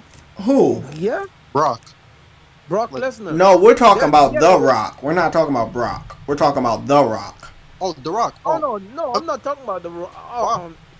Why? I thought you said. No, I was like, that's what I'm saying. Like he can announce today or tomorrow, hey, I've retired, and then they could call him in for the Hall of Fame. He doesn't need. Yeah, The Rock. The Rock does not need one more match. He doesn't need one more match. Oh, he doesn't. No, he doesn't need one. Last match was kind of. He had a lot of last matches. I think it was John Cena though. The Rock is really just on call. Okay. The Rock is just on call. Last match was that. Remember when the Wyatt family was surrounding him? John Cena made the save, but his long match, his last long match was against John Cena. Yeah. The Rock is pretty much in the same position as the Undertaker. He can come in when they call him in if he wants to. That's the look, I'm gonna put it this way. Right? He's not in the same position as the Undertaker because the Undertaker retired. He's not coming back for choke slams. He's not coming back for tombstones. He's not coming back for any of that. So he's not in the same. He's in a better position than the Undertaker because he can come back and still work. You missed my point, Jay. You missed my point. He's saying he could come back. Like Undertaker was appearing like once or twice a year. Like he means like that. Whenever they need him, he could show up. That's but what I'm talking about is as of right now, Undertaker's not going to come back once or twice a year. He's done. I'm not talking about the Undertaker. I'm talking about The Rock. I know, but you was comparing him to the Undertaker as of now. Undertaker's retired. He's done. I'm not talking about the Undertaker now. I'm talking about the Undertaker the way he was before. He was coming back. As he was before. But you got to understand one major thing. The Rock is a bigger superstar than all the ones we just named. He just is. He's bigger than Hulk Hogan. He's bigger than Stone Cold. He's bigger than Triple H. Hey, I know you gonna fucking fight me on this. I'll fight your ass back. Bigger than the white guy. I don't know about that shit. He's big. Hey, no, he is. I'm sorry. Look, and you wanna know why? It's not the wrestling. It's outside of wrestling. Oh yeah, so yeah. He got shoes. He got shirts. He got fucking energy drinks. He's in a fucking DC Comics movie. He got a TV show on NBC. He's big as shit. In a wrestling space, yes, he might be tied with Stone Cold, or Stone Cold might be way higher than him. But outside of wrestling, everybody knows his name. I mean, you don't think Stone Cold can just be charismatic? And No, I think that Stone Cold could do any movie he want and get his name out there just like Rock. And he was, but Rock got a big break with the Pain and Gain, I think. That was one of the ones that was like, that was his really breakout role to me. No. That and the other guys was pretty funny. Fast. Oh, fuck, Adam. All he does is just play himself in every movie. No, to be honest, he probably got his big break, I would say. Mummy? Even though you may not think it, but like, I'm going to say Mummy 2. God damn it. No, you know what? Wait up. Mummy 2 was when he transformed into a Scorpion King? You mean the Mummy? Yeah. Okay. I you know what? I keep keep forgetting about the Mummy. Yeah. I think the first film I saw The Rock in that was actually really good was Walking Tall. That was a good film. Walking Tall was No, good. it was not. Yeah, it was. You just say he was playing himself, just Bro, in a Yeah, he regular really way. was playing himself with a 2x4. That makes it different. Yo, Adam, come on. The same thing with what was it? What's it called in America? Motherfucking Welcome to the dribble Jungle. pisses here. That was awful, bro. That was the Sean William Scott. The Rock could crash the What was movie. awful though? Doom was whack, bro. Like Doom was Doom. awful. Yeah, we all know The Rock- Doom was bad. What are you talking about? Doom was awful as a movie, At bro. least he That- fought Carl Urban in The that one. only good thing about Doom was the last part where they went first person. That was alright. That was pretty good. Yeah. That was it. Like that was them just trying to blend the lines. But like, yeah, it's pretty whack. Hey, you do what you gotta do to survive Carl sometimes. Urban did do a good job. Not gonna lie, I didn't like that. Well, it's fucking 8:30, and I gotta finish the Justice Society of America animated movie. I hope everybody has a great night. I don't expect any major news tomorrow, but it really doesn't matter because I don't work. And I don't work on Tuesday either, so we might do like gamer night. If anybody has Alien Nation, which is only $5 it's the game that House Marquee made, 4-player co-op, very similar to Returnal, a little bit more easier, obviously, because of 4-player. Huh? You gonna play that tonight? No, I'll probably play it tomorrow. So if you want to jump in there with me, let me know. All right, I'll jump in. Yeah. So I'm letting everybody know it's a 4-player online co-op, top-down, twin stick shooter game by House Marquee. A lot of fun, similar upgrade system to Returnal. But again, the crutch is if all 4 of us are on a map at the same time, we're probably gonna just wreck shop. So if you like Returnal and you paid that $70, you might want to pay an additional $5 to get Alienation while you can before May 13th. Then it goes back to $20, I think. So yeah. What about Dead Nation? Dead Nation's a great game too, but I think that's only 2-player co-op. So yeah. What? I have it though. I have all of the games. So if you Most of those games are on PS now, aren't they? Yeah, most of the House Marquee titles are on PlayStation now. So if you have PlayStation now, probably I'll have get the it. games. I'll get it Yeah. tonight. We'll hop on tomorrow. Yeah. Everybody have a great night. I'm about to chill and enjoy the rest of this vacation that I have. It's been real, Spartan, True Witty, Boca Loca, Adam Core, aka the man that knows what he knows. And again, I am getting Dungeons and Dragons Dark Alliance. That is a day 1 already pre-ordered. If you're getting the game, let me know. That's also a 4-player online co-op game. A lot of action going on. I already got it. Yep. So $40 for that game. Can't be bitching about the price anymore. That's a $40 game. I mean that's I guess that's what it came down to. Like, hey, this is the new game. This is the price. Oh, okay. I can be happy about that. You know, so. I mean, I'm still paying 60. I'm sorry. Yeah, I mean, you know, a good game is a good game. You bypass that fucking price, and unless the name of the game is called Cyberpunk. But I'll leave you guys with that. $5. If you guys have any recommendations for anime or movies for me to maybe catch up on over the next 2 days, Bro, I'll just. Yo, is there only 5 episodes for Superman and Lois? No, they're gonna continue the episodes this month. So they, you know, because of the COVID, you could only they could only do a couple episodes at a time. Then they recorded the rest of the episodes, and then they're gonna show the rest of those episodes starting this month. Okay, because I was on HBO Max and I ran through it and I'm like, wait, what? They did the same thing with The Flash. Because of the COVID protocols, they couldn't record all the episodes at one time. They had to take the precautions, and it was slower to record. So yeah. So they rebooted Lois and Clark or whatever? Basically, yeah. So inside Superman. Yeah, basically within the CW universe. So now they have 2 sons. One has powers, one doesn't. Yeah. It's a family drama. It's family drama, but it's actually not. Yeah, bad, it's though. not as bad as Flash or Green Arrow. I thought it was gonna be bad, but it was actually good. No, it's not actually that bad. It's not. I thought it would be bad, but it's not. I thought they should have just continued from Smallville, and actually continued from there as if he was a grown. I want to read off something from my boy True Witty. He posted this, I believe, in the topic section.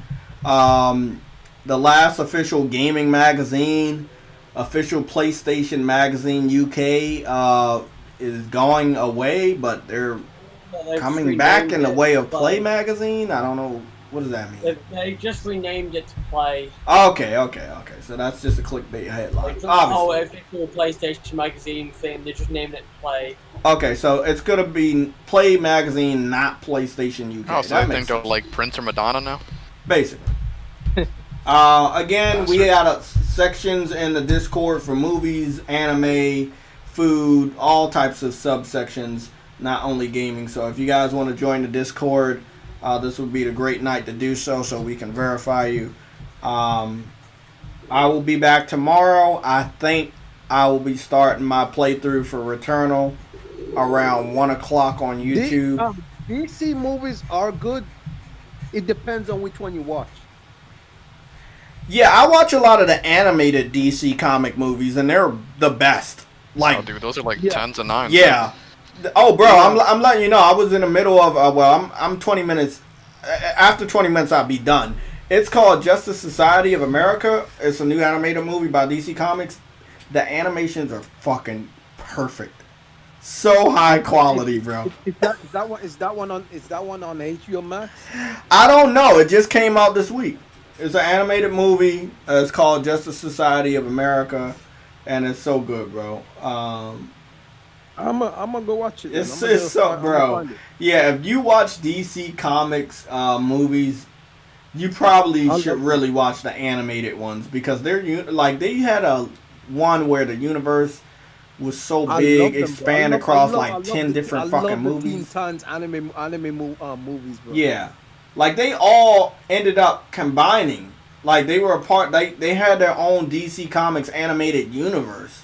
Like, which was way better than anything Zack Snyder and them tried to do. And I was so blown away by them connecting each movie together. Bro, it was dope. I didn't even know they were doing it, and they did it. And it was dope. Like, it was so dope. Like, they had, like, Batman movies that ended up, like... The progression of Robin entering the Bat family ended up being imparted in a Justice League version of the movie, and I was like, "Oh shit! Wait up! They continue where they was off at the Batman movie. Look, what's going on here?" Like it was so dope. It was so dope.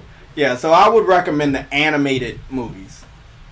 I would really recommend the animated movies. Implied dudes, please stop trolling, okay? If I see you on the Discord, you will be banned. I already know what a troll looks like, and you are one. That's just weird, bro. So please, come on, man. I don't got time to deal with you guys trying to invade the Discord and shit. Please go somewhere and play some little weirdo indie games. Just leave me the fuck alone, okay? God damn, weird, bro. I just want to fucking enjoy my fucking. I was gonna say, by the way, did any of you guys spot that that review from Microsoft about